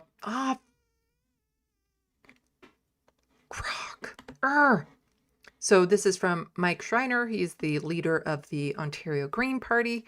Says the Ford government has failed to implement a jobs plan that addresses the reality of the challenges our manufacturing sector is facing. We could create good paying jobs today by investing in low cost renewable, using Ontario steel to build wind turbines, install solar, construct battery storage. But the Ford government continues to stand in the way against all the evidence. And so Colin DeMello is just saying, Statistics Canada shows in October 2017, during Kathleen Wynne's final year in office, Ontario had 810,000 manufacturing jobs. In October 2025, 7th year in office, Ontario recorded, that would be not even 20,000 jobs more. So Doug Ford is yelling at somebody to get a job when that person might already have a job, and people with jobs are still under threat from Bill 60, even though trying to get a job in this current economy in this province, a stable job, is extraordinarily difficult. Like, there's a lot of reasons why people don't have jobs right now. And sometimes it's because the job, let's say if they want to work in Toronto, they can get a job, working at Tim Hortons in Toronto, but there's nowhere they can afford to live in Toronto on a salary they would get from Tim Hortons. So there's going to be some jobs that don't go filled, but then there's other jobs that want you to have like a university degree and 5 years experience for an entry-level position. AI is screening out people from job interviews before human eyes ever see it. It is so exceedingly difficult to actually get a job. Not that Doug Ford would know, because he's never had to look for one.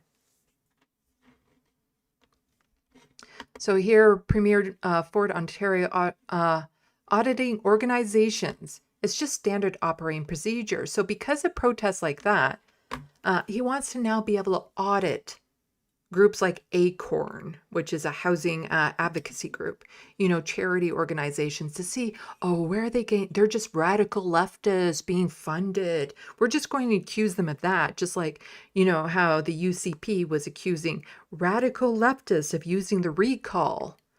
Well, now any pushback, and Doug Ford is saying it's radical leftists. And not only that, we're going to investigate their finances. Like, he should talk, because all of the government's, like, Doug Ford is so fucking corrupt. He's one of the most corrupt officials I can think of. And I'm including a lot of Americans in with that. Like, it's just unbelievably corrupt. And for him to have the gall to say, well, we're going to audit these organizations because I don't like what they're saying, it's a way of suppressing free speech.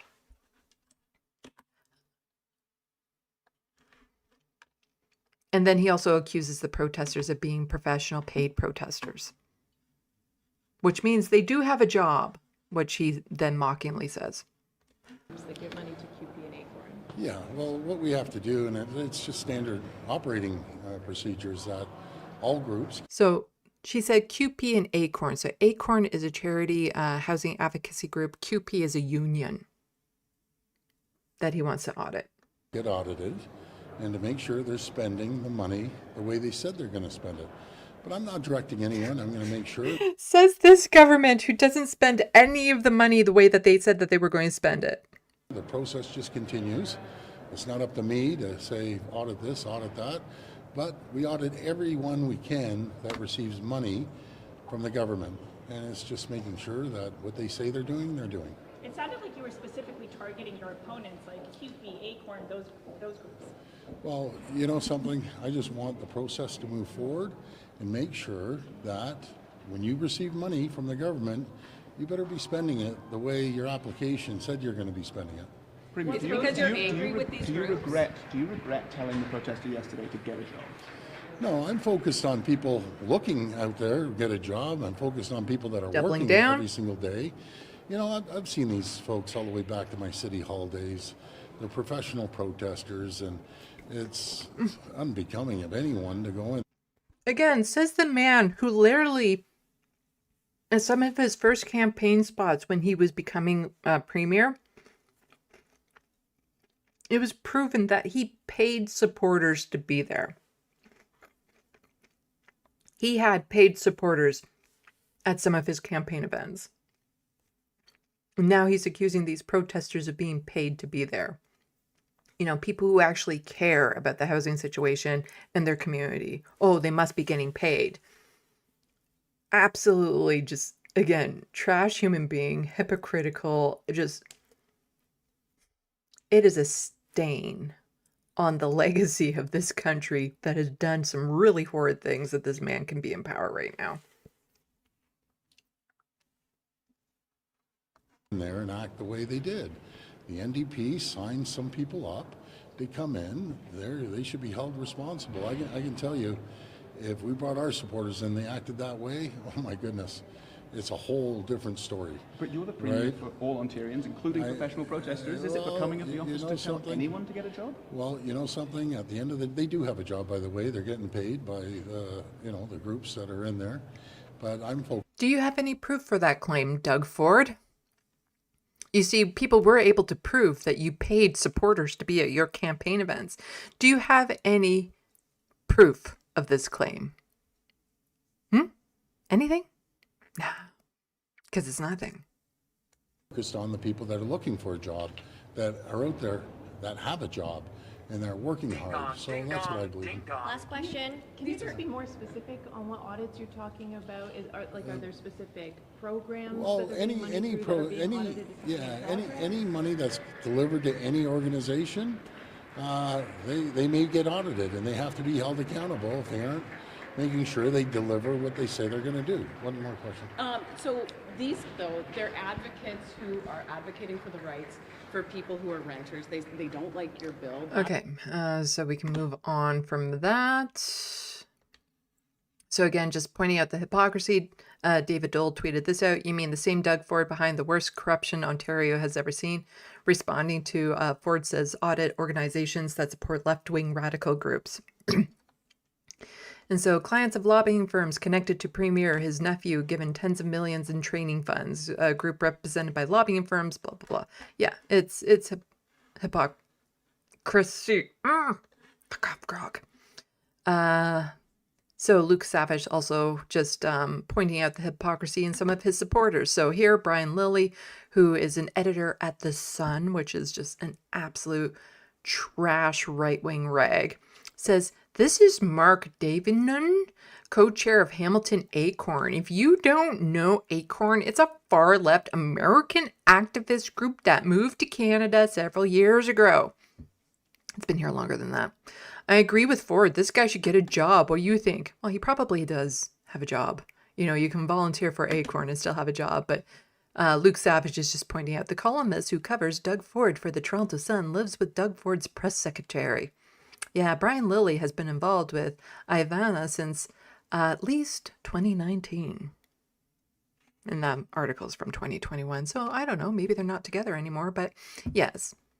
Somebody in charge of the Toronto Sun is in a relationship with, people connected to Doug Ford. Not shocking, the corruption that goes on. Here, Doug Ford saying, pointing out that Andrew was a husband and a father of 3 who was killed in a tragic car accident less than 4 months ago.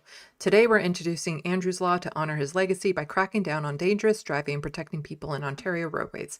I talked about this last week. It's about making people drunk drivers, but the way he words this makes it seem like it's going to be a lot more open to pay child support should they, until a child turns 18, if they kill their parent from drunk driving. But just again, the way that this was introduced is what I'm worried about, because now it's cracking down on dangerous driving. So it's open, and it's just, it's opening the door to start financially penalizing people for so many different things. Whereas, you do your time, you do the crime, you do your time. But to then be constantly having to pay out of pocket when the province should be looking after people. And then again, it's just going to get expanded to more and more types of people, more and more types of things. And it's the people with the least that won't be able to keep up with it. And it becomes disproportional at some point. Now, I'm not talking about, specifically drunk drivers that kill parents, but there will be other things eventually included into this where penalizing them financially for years and years and years will become disproportionate. But what could have also helped with this are the speed cameras. I've had some of my issues with speed cameras. I've talked about it again.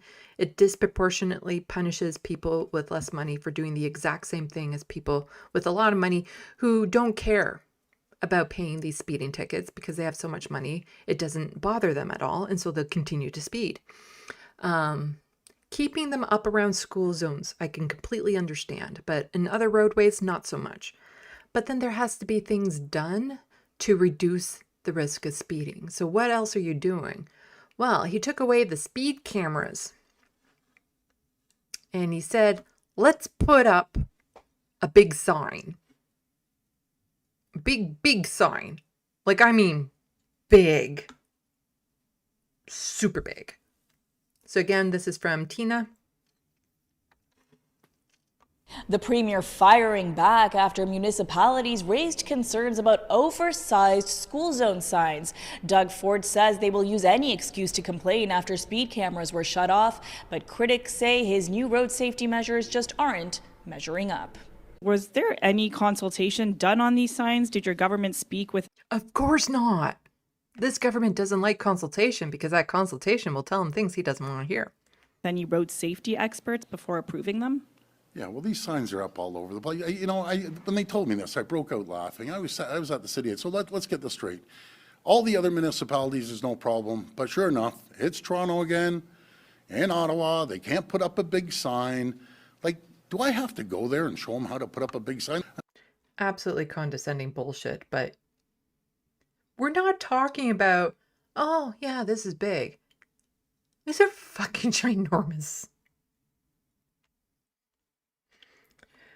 Like, I can absolutely understand why these signs are problematic, and you'll find out in just a moment. I think it's just another excuse. It's insane. It's insane. But at 12 feet tall, the signs are objectively large. You want to put up speed signs that are 12 feet tall in they'd be up in the tree branches. What, you think because they're bigger, people will listen to them more? Like, what is the logic in this? Because what a lot of the municipalities are saying is that the current poles that they have in place for signs, these signs are too big for them. That they need to spend like tons and tons of money just to put the infrastructure in place to hold up these fucking signs. Towering over existing city ones. They're huge. They are ridiculously huge. It's hilarious. These are highway signs. These are not neighborhood signs. To be fair, the premier did promise huge signs when he disabled speed cameras. Well, I said they would be big. What a fucking baby. Earlier this month, calling them a cash grab. But cities like Toronto, Brampton, and Ottawa say they will need new poles to support them. And they're even concerned the signs may create blind spots for drivers. This premier, you would think the one thing he could get right are stickers and signs. You don't like the... You see, that's a dig, because Doug Ford was born into a family that owned a sticker and sign corporation. Keep in mind, he also, earlier in his tenure as a premier, he was forcing gas stations to put on stickers talking about the carbon rate or something to make digs at the federal government, even though that was being doing partisans, forcing companies to do partisan activities. But he would actually like penalize companies that didn't do these. And the problem was those stickers didn't stick. So that became problematic. And then there was also the introduction of the license plates that he spent millions on that you couldn't see in the dark. Just wasteful vanity spending.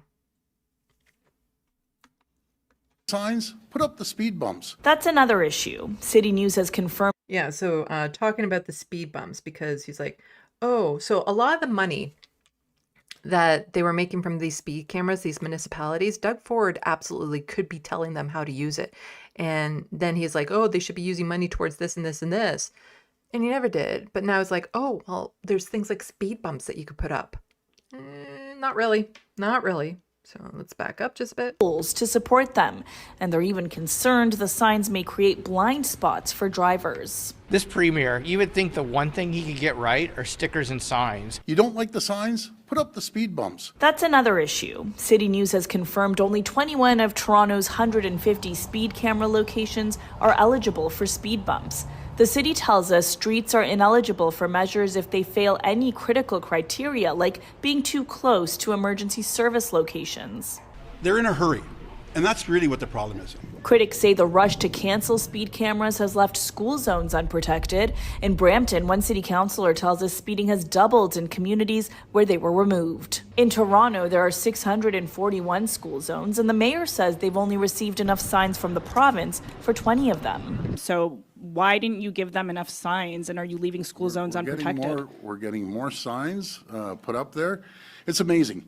The signs you gave me are too big, but I need more signs. Like, come on, guys. Like, you must have think I just fell off the turnip truck. I think you're still on it. I mean, come on, Premier.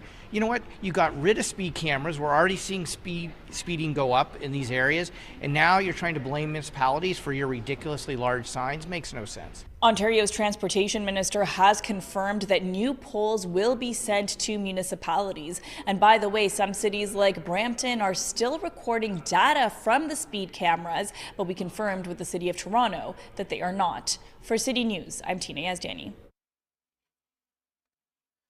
Okay, so here's just Merritt Stiles saying Doug Ford grew up with a silver spoon in his mouth and no one's ever told him no. The corruption just doesn't stop. Here's what happened today. So She was challenging him on this, which is just more from the Skills Fund Foundation going to the wrong people.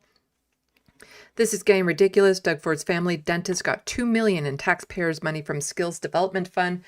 So, you know, there's money that went towards a strip club, money that's going towards basically all the people that donated to his campaign are getting millions in taxpayers' money from this Skills Development Fund.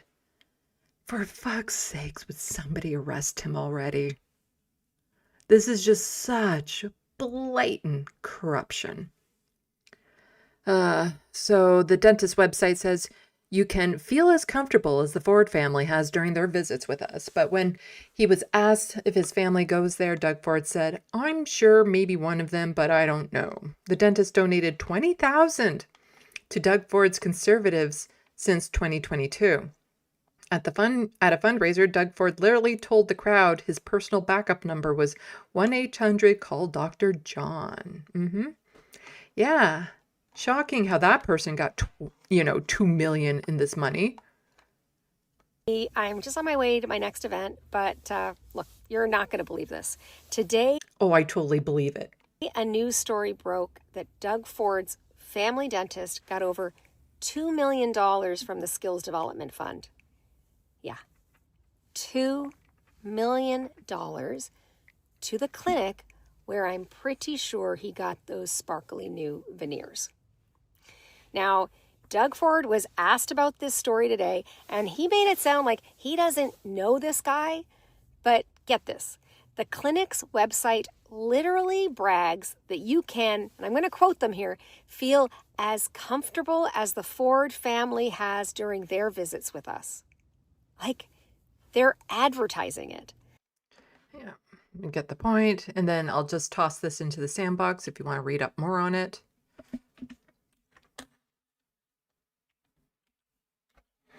So company given $2 million from Skills Development Fund run by a Ford family dentist. And yes, this article goes into a lot more detail on all of this that you can check out at your leisure. But I pretty much covered it already. So here we have Ontario watchdog intervening after Solicitor General ignores transparency orders. You want to come here, Frodo? You want to come here? Frodo is over there. Just looking at me like, I don't know if I want to come over there with his bad haircut. Yes, baby. You want to come here? You want to come here?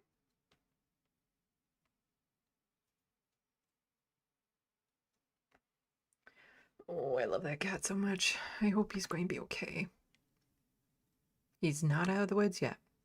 Anyway, Ontario watchdog intervening after Solicitor General ignores transparency orders. Ontario's transparency watchdog says it has been forced to intervene directly with the Solicitor General's office at a recent trend in which ministry responsible for law enforcement is defying quasi-judicial orders. There have been several instances in recent years, including some involving Global News, where the Information and Privacy Commissioner of Ontario has told the Solicitor General's office to release information or confirm a decision only for the government to ignore the decree. Again, I'll just toss this into the SandBox, but who's enforcing, like, there needs to be more accountability. There needs to be somebody enforcing this. Doug Ford needs to be in trial right now. Like, this is just so... The corruption is there for everyone to fucking see. It's so blatant. So blatant. So the watchdog can order public institutions to provide information or decisions if they fail to do so, and an adjudicator decides they should. The order has statutory authority, but aren't legally enforceable unless someone goes to court to get a judge to tell the government to comply. It is an offense to willfully fail to comply with an order of the IPC, which provides a strong incentive for institutions to meet compliance obligations. Very serious matters can be referred to the Attorney General for prosecution, the ICP spokesperson said. This is actually a really long article from them, but yeah. Feel free to check it out. So here's more. New Ontario Transparency Watchdog has been forced to intervene after Solicitor General. So this is just about that article there. It's part of a trend which has also raised questions about political interference. But just a reminder, Doug Ford is all about the transparency. T-Dot resident. Like, kudos to them for the clips they have, their recallability to have it, because this clip is from 2 years ago. They just do a phenomenal job at documenting what Doug Ford is doing. So if you're watching, hi. But great job. If you're still on the hostile fart sauna, please go give them a follow, because yeah, absolutely lots of documentation as to what the Doug Ford government is doing. But this is a reminder of what Doug Ford was saying just 2 years ago. Let's be very clear. Let's be very clear. We have the most ethical, most transparent, most accountable caucus, not just cabinet, but caucus I've ever seen in politics. They bring transparency and accountability. They make sure they don't make the backroom deals that we've seen in other governments. He literally started off before he was even the leader of the Conservative Party. He was exposed of doing a backroom deal with people for the Greenbelt. They don't do the backroom deals that you supported 97% of the time. We have an ethical group of people here, and I'm proud to say that we have the greatest government I've seen in decades. Hear, hear, hear, hear.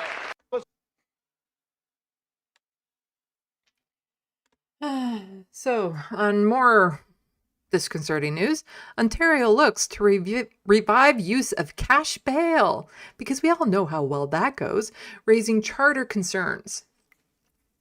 So, I don't normally get Globe and Mail articles because there's paywalls, so I guess this is my one yearly free article, and it goes into some really good detail about cash bail here in Canada. Ontario wants to reinstitute the widespread use of cash bail more than a half-century after the practice was mostly abandoned in Canada because of concern it was unfairly harmed lower-income people. The move follows federal efforts to toughen bail and sentencing laws with changes to criminal code. Both are responses to political and public pressure tied to violent crime and public safety. Bail is governed by the federal criminal code, yet Ontario government plans to table legislation on Tuesday that would require an accused person or person who has pledged responsibility for the accused to put up full cash deposit if bail conditions ordered by a judge include financial component. The requirement would indicate a serious obligation to abide by bail conditions, said Doug Downey, Ontario Attorney General. It would be also easier for the province to collect the money if there were violations. But legal experts, as well as British Columbia's Minister Attorney General, question whether it would violate the Constitution's federal provincial separation of power and Charter of Rights and Freedoms. Hey, Frodo. Ontario under Premier Doug Ford has long called for stricter bail laws, and the provincial government has described the bail system as broken. Ontario said it is the first province to move towards greater use of cash bail. We're designing the system so that it will work within the boundaries of the Constitution, Mr. Downey told reporters at Queen's Park. Unlike the United States, cash bail in Canada is rare. When a financial condition is part of pre-trial release, it is generally fulfilled by a pledge of assets rather than actual money. The Supreme Court of Canada in 2017, in a ruling that detailed how existing bail laws should work, instructed judges in lower courts to rely on cash bail only in exceptional circumstances. Polls show a large majority of the public backs tougher bail laws, but data indicate a record number of people across the country are already being denied bail, an increase led by a surge in Ontario. But anyway, again, I'll toss the rest of this into the sandbox for people so that you can finish reading it up. It is a good article to go over if you want to learn more about cash bail here in Canada. Okay. So here we have the Ontario Liberal Party. Have you heard the news? Buried deep within Bill 46, Doug Ford hid a plan to make your loyalty reward points expire because, of course, why not? Why not? any little extras that you might be getting, they should just be taken away. Frodo. This is an outrageous move that allows giant corporations to make your points disappear so they don't have to follow through on what you're owed. So, I'll just listen to this video from Stephen. How the Grinch stole your reward points. Drug Mart, they're trying to sneak through behind-the-scenes tax grab by eliminating reward points.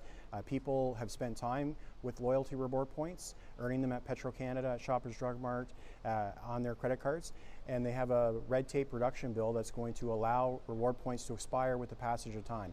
That was a big issue in 2016, which is why the previous government brought that legislation in. And right before Christmas, the Grinch is going to steal families' hard-earned reward points that they can't use to help buy Christmas presents for their kids.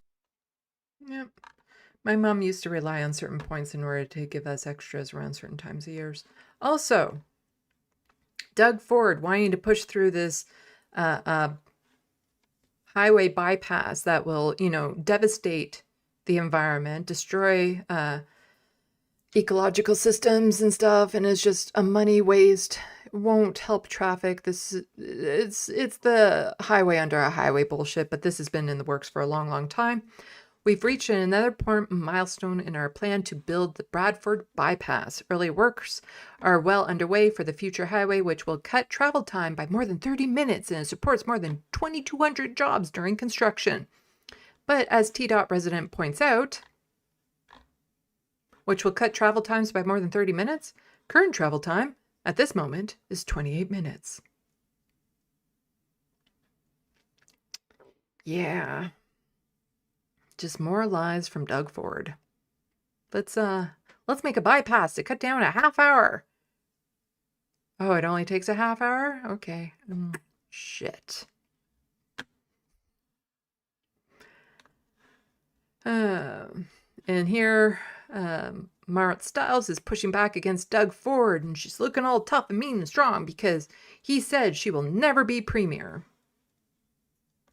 That's why you'll never be premier. I've worked hard my whole life, and I didn't grow up with a silver spoon in my mouth. Right? So you can keep it coming. Yeah, I'm all tough. Yeah, I'll be premier one day. Watch me.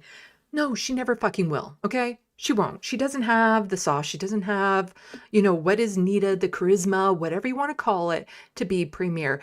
And she is a detriment to this province that she decided to stay on as NDP leader in this province. Like, it is just absolutely unconscionable. It's just her ego at work. Because she's just basically hoping that the Conservative Party can fuck themselves so hard that they're out of the race next time. But it's not, she will never win because people voted for her. She will only win if there's so many people willing to vote against Doug Ford. But as we have seen, most people will just end up staying home.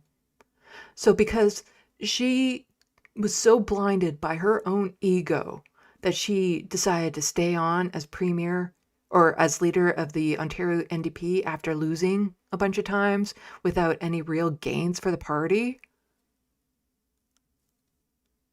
She is just as responsible for this, as far as I'm concerned. And then Corrupt Ontario, another good Twitter account to follow, also says, I get asked this all the time. Who do you think it's going to investigate? The police? So when people say, why isn't Doug Ford being investigated?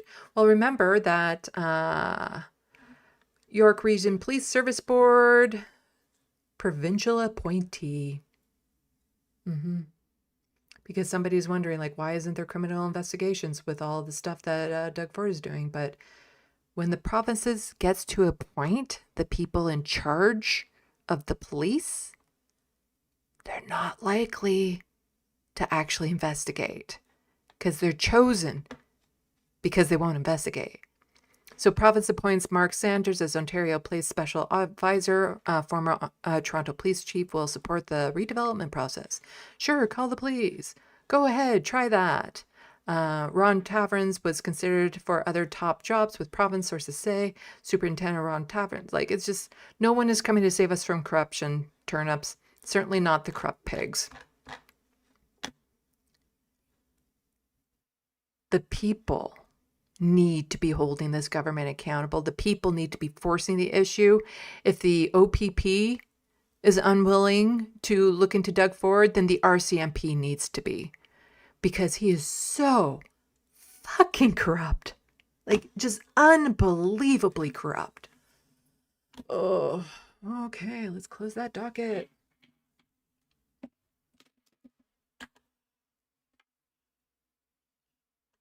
Okay, we have one more quick one to go through that's federal related. Before we do that, quickly check the SandBox. I don't want to spend too much more time on this because, you know, I want to go look after Frodo, give him his feeding and medication and stuff.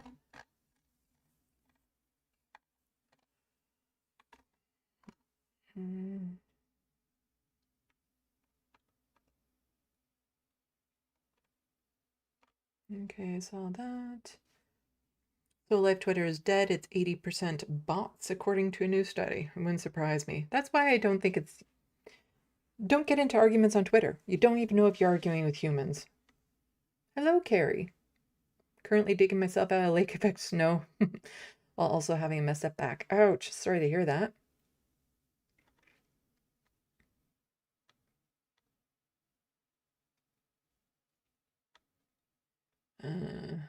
BCAT, yeah, but isn't he making the rules harder to keep talking about, keep talking about the minister about the rentals and stuff like that? Yeah. So Life bullshit. If they're allowed small notebooks, you couldn't write anything on it that could be used as a sign. Yeah. No, because when I was there for an online class that I was in. It would have been helpful that I could take something in to make notes. But no, you can't. Also, I wouldn't suggest anyone do this, but a good reason why they probably don't want people taking notes is while you're in the gallery, you're sitting above all of them as they're seated, and you can look down. You can actually see anything that's on their desk. Again, I am not suggesting that anyone do anything. I'm just pointing out an obvious security flaw that could be exploited by nefarious people. I witnessed a lot of MPPs unlock their phone.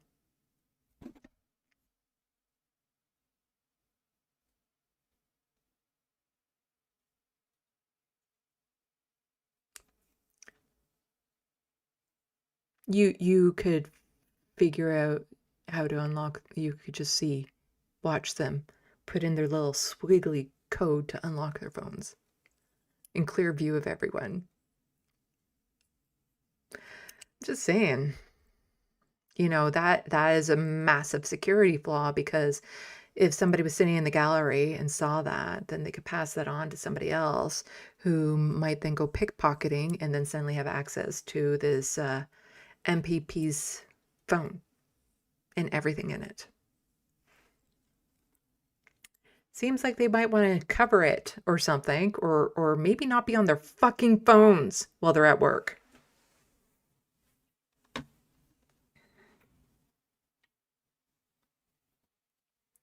The Wild West, Vic Doug Ford, yes. Let's see. Hello, Lanier. We got a Lanier. Come on.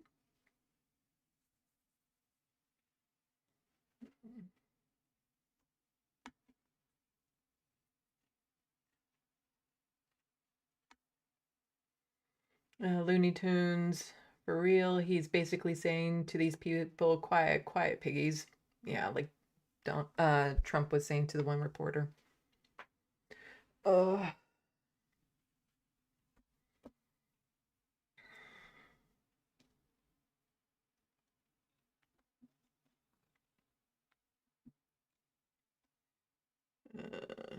Yes, he's very Trumpian.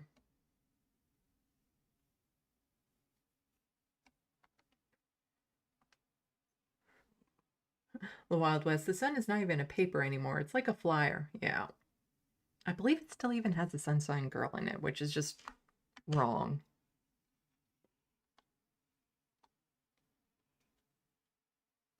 Which is basically a centerfold of a woman in a bikini in a paper.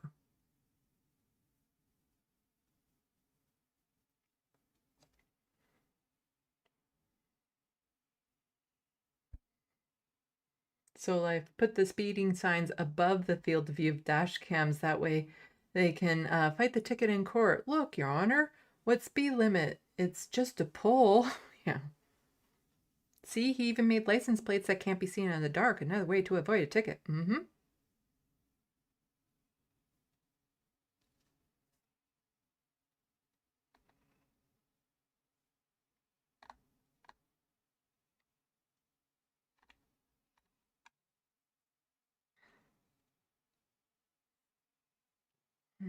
Let's see.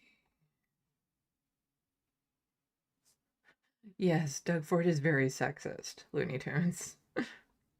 He is married. The Wild West, as far as I can recall.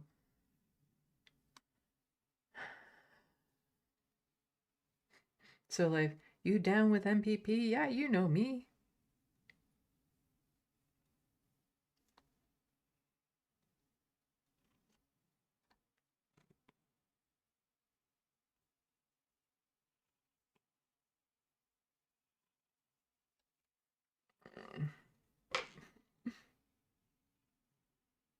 I swear there's a cat attached to this.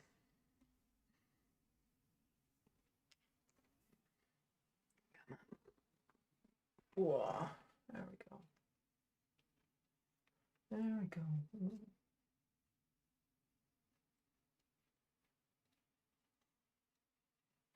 He likes face scratches. There we go.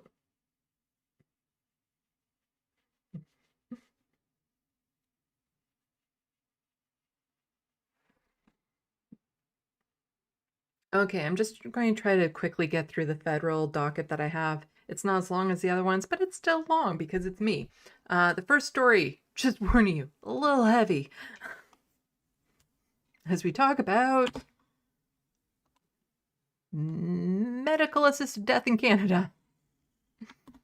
MAID. So most assisted death in Canada comes after cancer diagnosis annual reports finds. I've read up on these reports before, and it's a good way to take away some of the fear-mongering that goes on about MAID. So there is an over-exaggeration of the amount of people who are on track to accessing MAID. That said, it's kind of like the anti-Semitism thing. There is real anti-Semitism going on, and it needs to be tackled. But when you're throwing in things like from the river to the sea as anti-Semitic, it really takes away some of the attention, and it's a distraction, and it becomes more dismissible. MAID isn't just being willy-nilly offered to people. And the vast majority of people who apply for MAID, it's for cancer. Yes, it reduced costs. Why is that even considered? Because like any other government program, it needs to be audited and billed and find out these things. And when somebody's end of life is shortened by a couple months when they would have been in palliative care in the hospital, that does reduce healthcare costs. Not enough for it to be a real consideration, though, in the grand scheme of how much we actually spend on healthcare in this country. So it's good to know your information. That said, every time somebody accesses MAID who would have stayed, who wouldn't have, if they had the supports they needed, is a tragedy and should never happen. So in all, 76,475 people received assisted death since it became legal in 2016. So a figure that represents about 5% of all deaths in Canada. Again, that sounds like scary and high, like when people say, oh, 5% of deaths in Canada are from MAID. Again, keep in mind, the vast majority of these people, it's because they have cancer. And they're only shortening their lives on average by like 2 months. it's just made to sound scary when it's not, because that 5% would have died that year anyway, or most of it anyway. So the figure was up 6.9% over 2023. So here's just some more stats. Another 4,017 people who requested assisted death in 2024 died before they received MAID, and 1,327 requests were deemed ineligible. So not everyone who applies can get it. Just because you apply and are eligible doesn't mean you have to go through with it. So the median age of those who chose MAID last year was 77.9 years. Cancer was the most frequently cited medical condition, affecting more than 63% of MAID recipients. The most common types of cancer were, we get into a lot of like medical terminology that I'm not going to try to pronounce. So around 74% of people who received MAID accessed palliative care first. Health Canada analyzed the socioeconomic status of people who received assisted death and found that people who received MAID do not disproportionately come from lower income or disadvantaged communities. It did find that MAID recipients were less likely to live in remote locations, and the report noted that may reflect challenges in accessing health services in remote parts of the country. So let's skip down to track 2.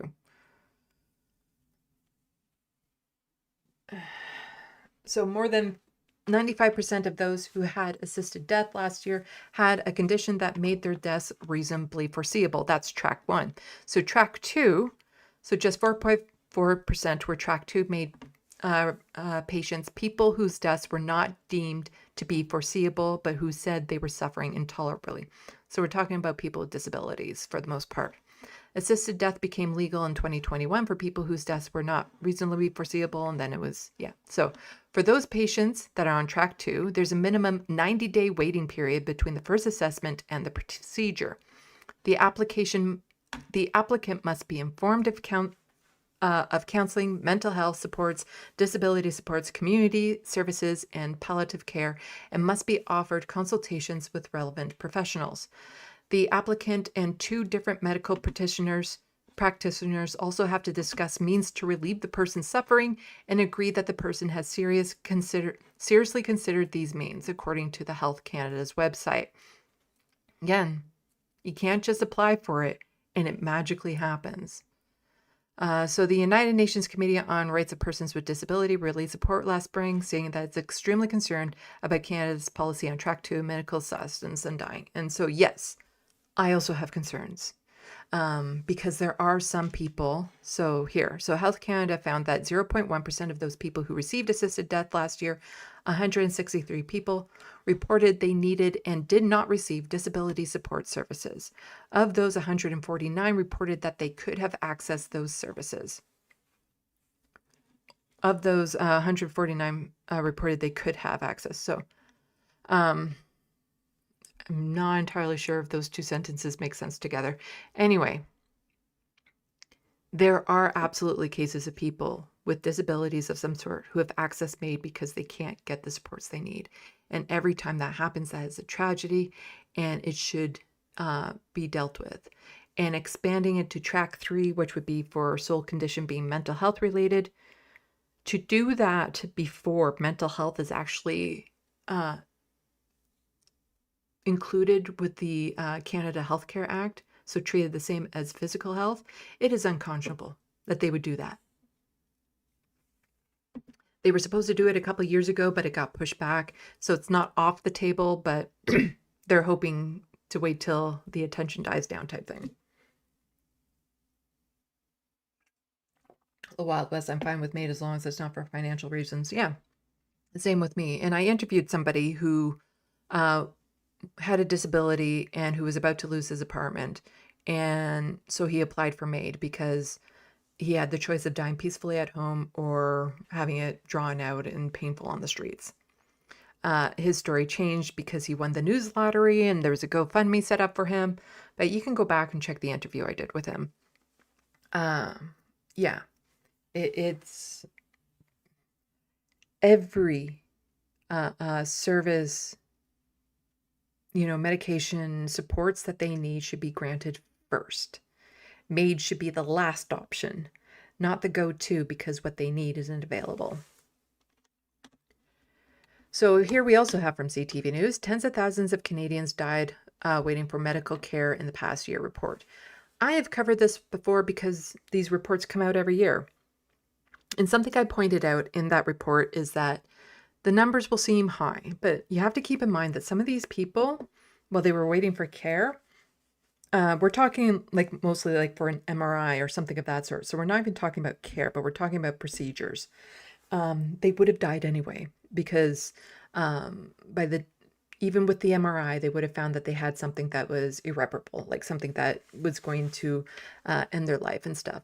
And so it's hard sometimes when you see these things to really understand what it means, how dire is it, because they'll just spit out numbers and it sounds very, very scary. But you need to be able to look past the numbers and stuff. And there are absolutely, like it again, it is an issue that some people aren't getting seen waiting for care or treatments or scans that could have been saved. But we need to be able to dissect this a little bit more so that we can actually target the system properly. And so somebody I follow on Twitter who is a reliable source, Raghu, who's a Canadian emergency physician, whom I've used his information on here plenty of times. He actually has a nice little breakdown of this article saying Canada's right smears publicly funded healthcare and CTV just accepts it. Waitlists are key question, but this is garbage data. If you're 25 and on a waitlist for a shoulder MRI but get killed in a car accident, Canada's right blames non-profit healthcare for the death. More below. And so yes, the problem with reports like this is that if it's done by the wrong people, it can skew public opinion and it can skew policy and it can make people think, well, maybe our public system isn't working so well.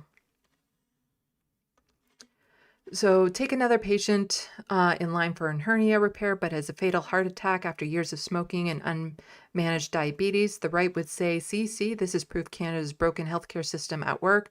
The hernia had nothing to do with the heart attack. The problem is Second Street. The origin of this data is a right-wing Manning Centre member, and political goal of Canada's right is free markets, which is just their sanitization of private for-profit medicine. Say another patient has a bad back and their MD orders an MRI. They are on a wait list for an MRI for 1 week but die from a stroke. That 1 week wait for an MRI is died on a waiting list. The MRI wait didn't kill the patient, but Canada's right wants you to believe it did. Second Street includes deaths for patients on wait lists less than a week. They said so. So it's truly possible a 95-year-old with back pain had an MRI ordered, waited a week and died from pneumonia. The MRI wait is associated with the death, but it did not cause the death. The issue of inappropriate waits for surgical and diagnostic procedures is real, but this news release is unreliable and has political bent. It is meant to push Canadians to conclude our publicly funded system is so broken that only profiteers can save them. Important to know these things.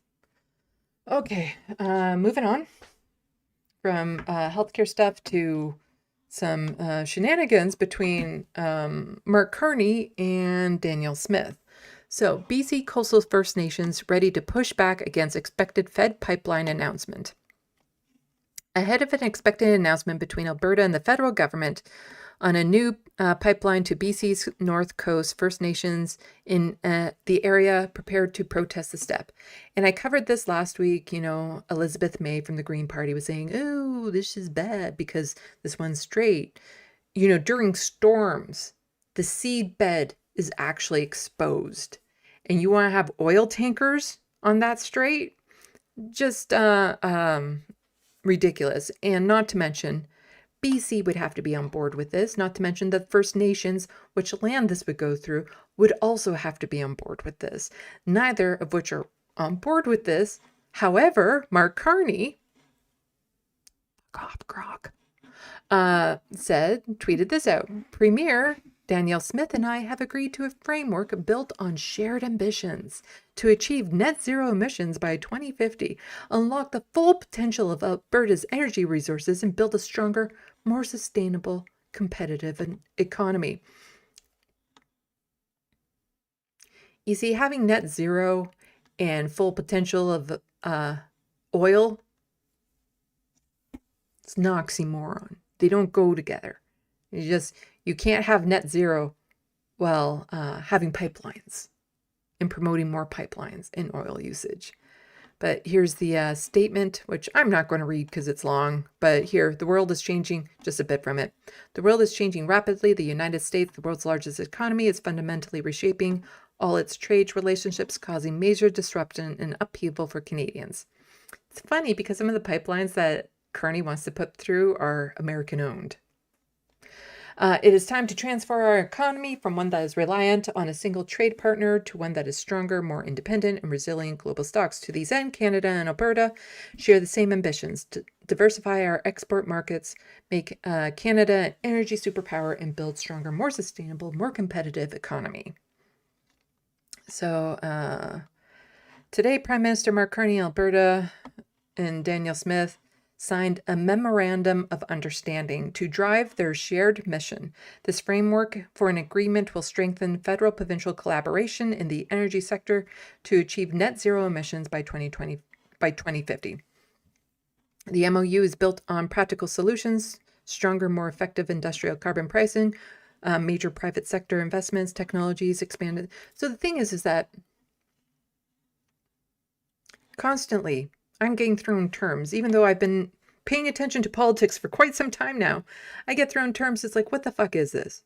What is an MOU? I didn't even know what an MOU was because I haven't really heard that before. But suddenly now it's a thing. And so here's from the University of Toronto.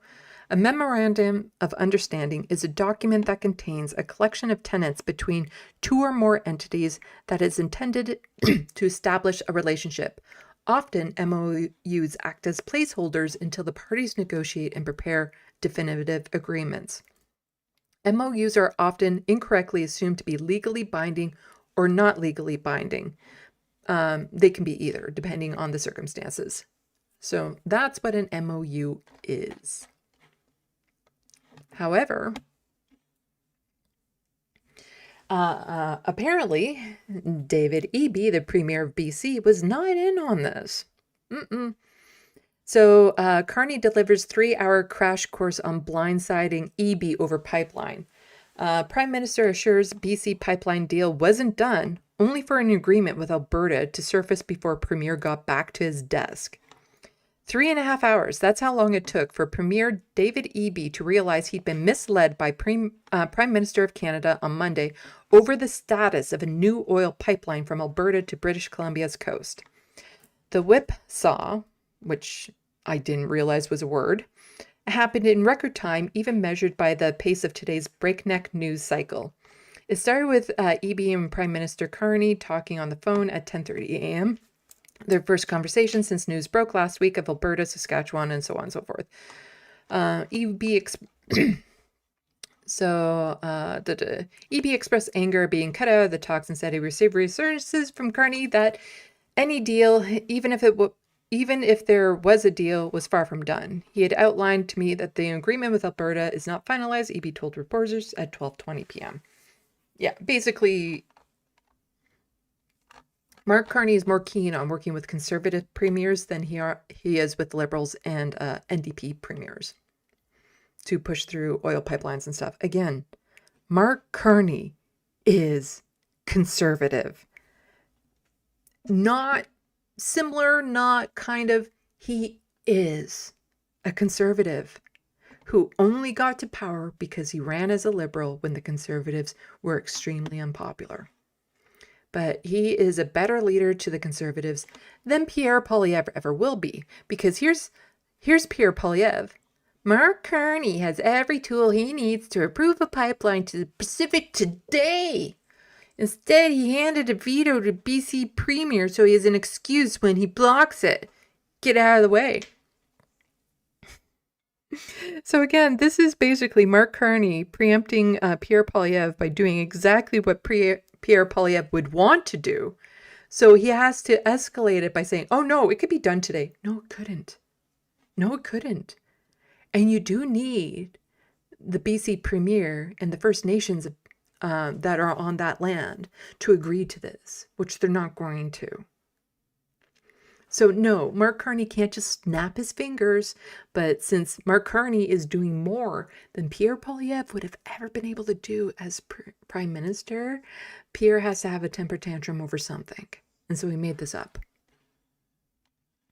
And here's Elizabeth May, who helped the budget to get through because Mark Carney pinky promised that he cared about the environment. Yep, totally pinky promised. And she is gobsmacked, if I take a word from earlier in the stream, that it turns out he was lying. We knew, we had a lot of advance notice that there would be some kind of memorandum of understanding between the government of Alberta and Premier Daniel Smith and Prime Minister Mark Carney.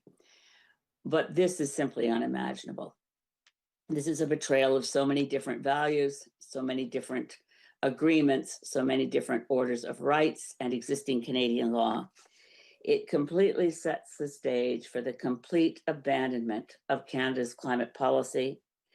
It is simply shocking. So I will go through in absolutely predictable short order major concerns and then be available for any questions anyone has. Yeah, and somebody stated, you know, say what you will about the Conservatives, at least they would have stabbed you in the front. So, here's Don Davies, who is the interim leader for the federal NDP, who's also an NDP MP from BC. That's a lot of acronyms there. So, yeah, he's kind of peeved about this and is asking Liberals to maybe do something. So Liberal MPs once claimed to support the tanker ban in northern BC. Now they're reversing 50 years of coastal protection and risking billions of dollars in economic activity without consulting BC or First Nations. Why are BC Liberals betraying voters and risking our future? Mr. Speaker, before he was elected, the Prime Minister claimed to care about the climate crisis and protecting our lands and waters. BC Liberal MPs all said they supported the tanker ban in northern BC. Now we see them stealing pages from the Conservative playbook. Without consulting the Premier of British Columbia or First Nations, Liberals are reversing 50 years of protection for sensitive coastal waters, overriding the law and risking billions of dollars of economic activity. Why are Liberals sacrificing the BC coast and betraying the voters who sent them here?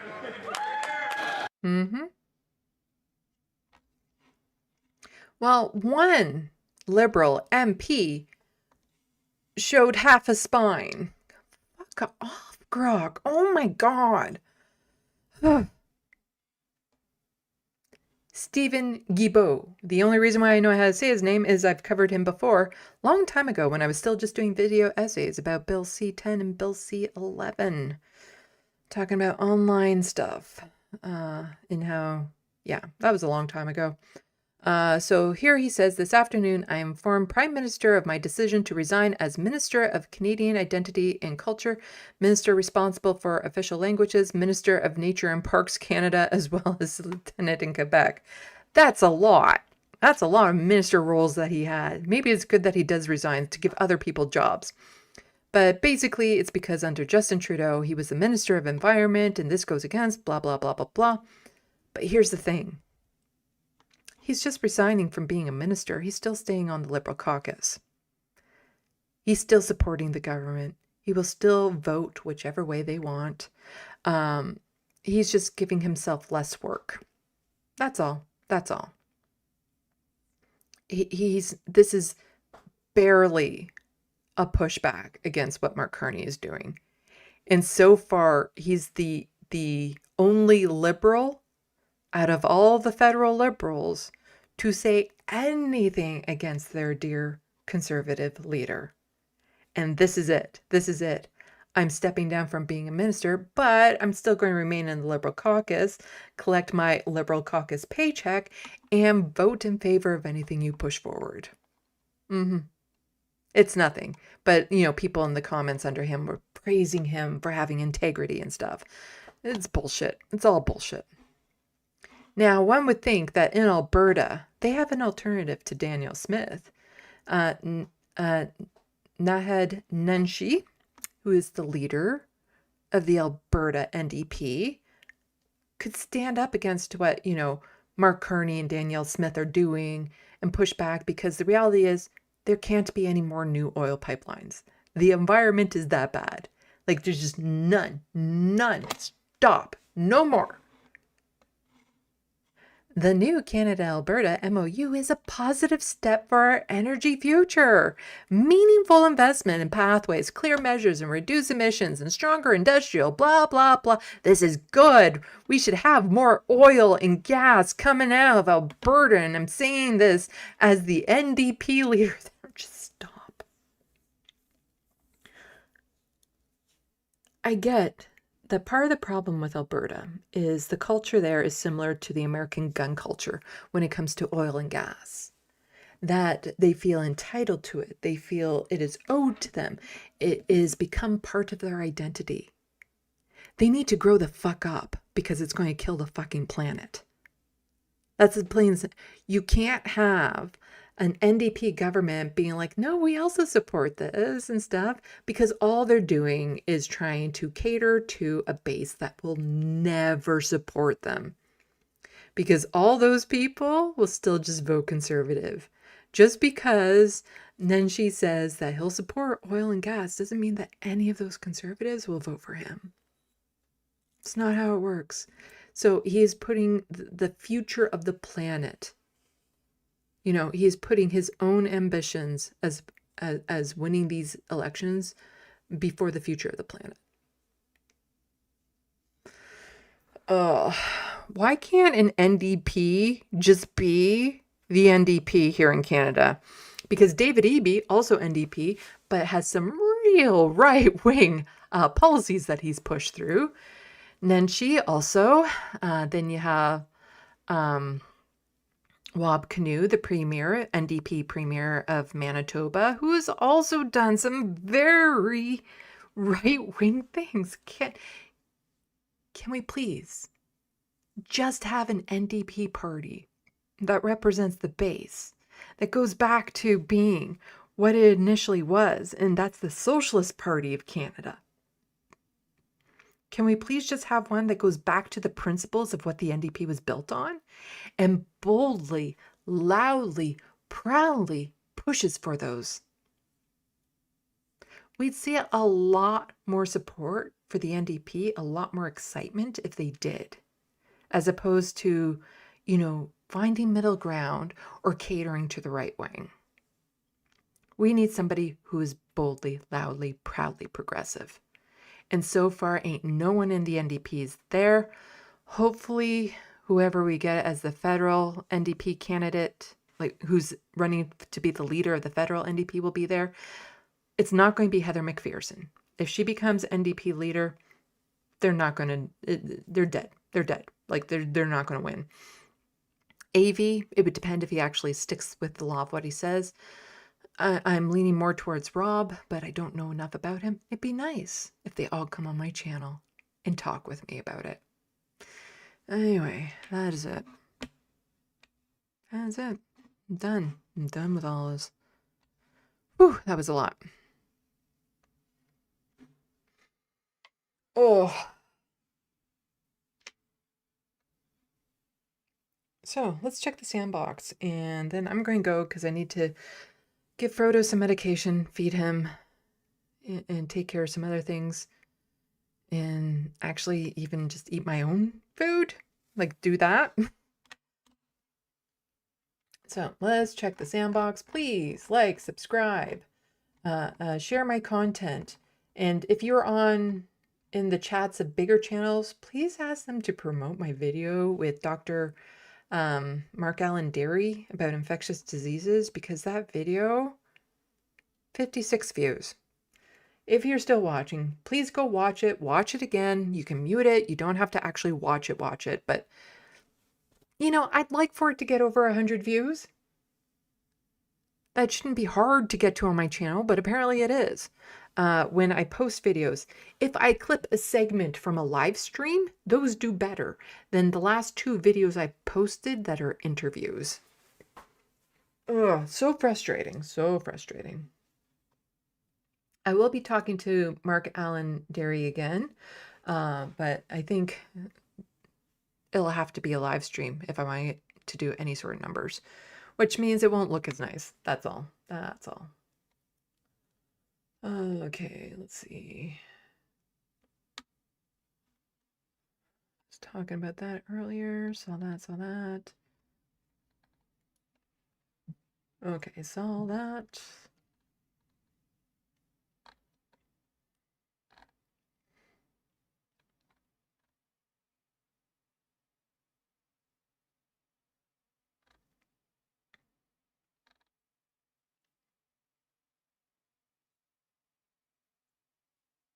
Looney Tunes, call 1-800, you'll love my nuts, Doug Ford, if you buy the slap chop. Graphic in ways that I don't want to pay attention to. Let's see. The Wild West, why is he so evil? I have no idea. Talking about Doug Ford. Let's see, okay.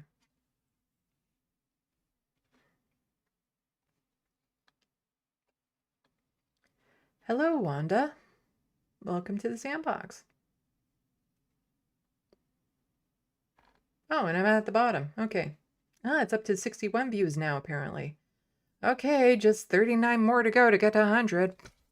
It should have done so much better. It was such a good conversation. So please like it. I'll have to bug other channels to promote it. Unfortunately, I had to do that with the Charlie Kirk video, and it's still not even over 500 views. And that video put a lot of work into it. It's a really good fucking video. Okay, so I'm not going to babble on too long. Just know that Frodo is doing okay. He's not out of the woods. He still has a long road to recovery. I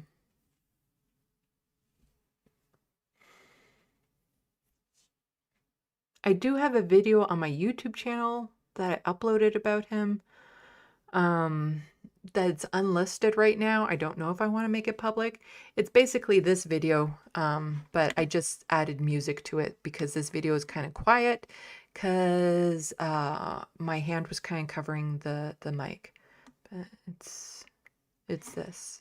It's this. Frodo survived his surgery. And it means the world to me that he is okay. He's not, but, you know, he still has a long way to go to fully heal. He needs to start eating more. He could drop at any moment, really, still, but this was him the morning after.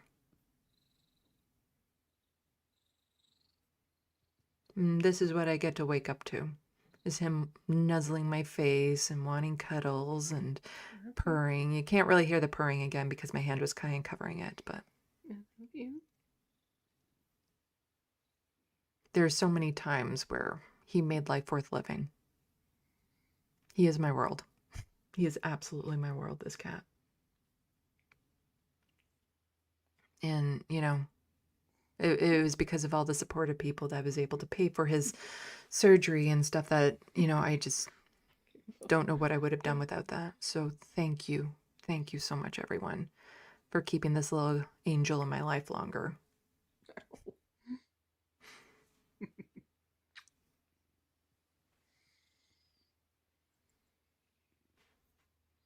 He means the world to me.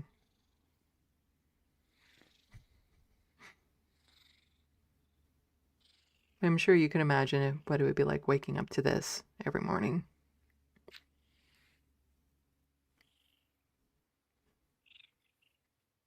I know he's 18, but he still has a lot of life left in him.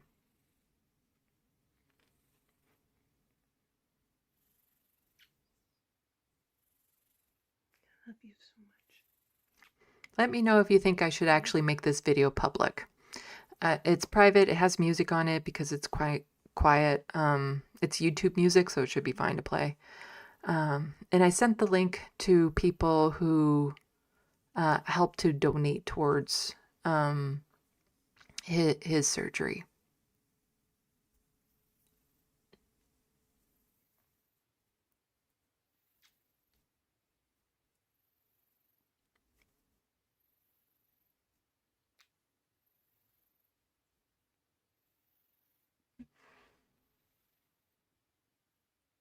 I was super worried on Friday. I had to drive through a snowstorm to get him to the vet first thing in the morning, and had to sign a high risk waiver because his health and age and stuff meant that there was a good chance he wouldn't survive the surgery.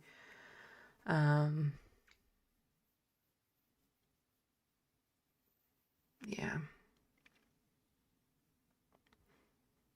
And then I stayed in the mall that was by the vet as opposed to driving all the way back home in that horrid weather just to drive all the way back. So there was a mall nearby that I just kind of hung out in. And at one point I just got a sinking feeling. I was listening to music on my headphones walking around. And I just got a sinking feeling that the vet was about to call me. And I felt like it was going to be bad news. So I sat down, turned off the headphones, took my phone out, and the vet called me. But it was to say that he made it through the surgery well. I nearly broke down in the middle of the mall, so...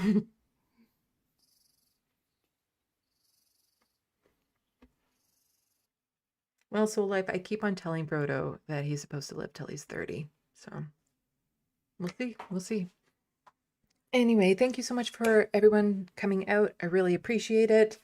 Thank you to everyone who has support my channel any way you can, financially through becoming a patron or a member, through the Amazon wish list, through super chats and all that sort of stuff. But also thank you for just promoting my channel, liking, sharing the videos, participating in the SandBox. That all helps it in the algorithms and gets noticed by more people. Thank you to the Pawn Jumpers for coming over. So No Justice, go check out her channel. Thank you to the mods. Yeah. All of us make this channel possible. It's not just me, it's all of us who make this channel possible. And I wouldn't be able to do this without all you wonderful people here as well. So please, if you're still in the hostile fart sauna, sign up to my, or follow my Left of the Box account. I only have about 150 followers on that account, and it should probably be a bit higher. Anyway. I'll see some of you on Wednesday for this space. If not, probably next Sunday for my regular news live stream. Well, I hopefully can get back to working on my TYT video now that my stress over Frodo has relaxed a bit. Still has ways to go, so I might not completely relax, but hopefully enough to actually do some more work on it. So, salut, à la prochaine. Thank you for watching and stay tuned. I'm Sandy, wishing you tomorrow is better than your today.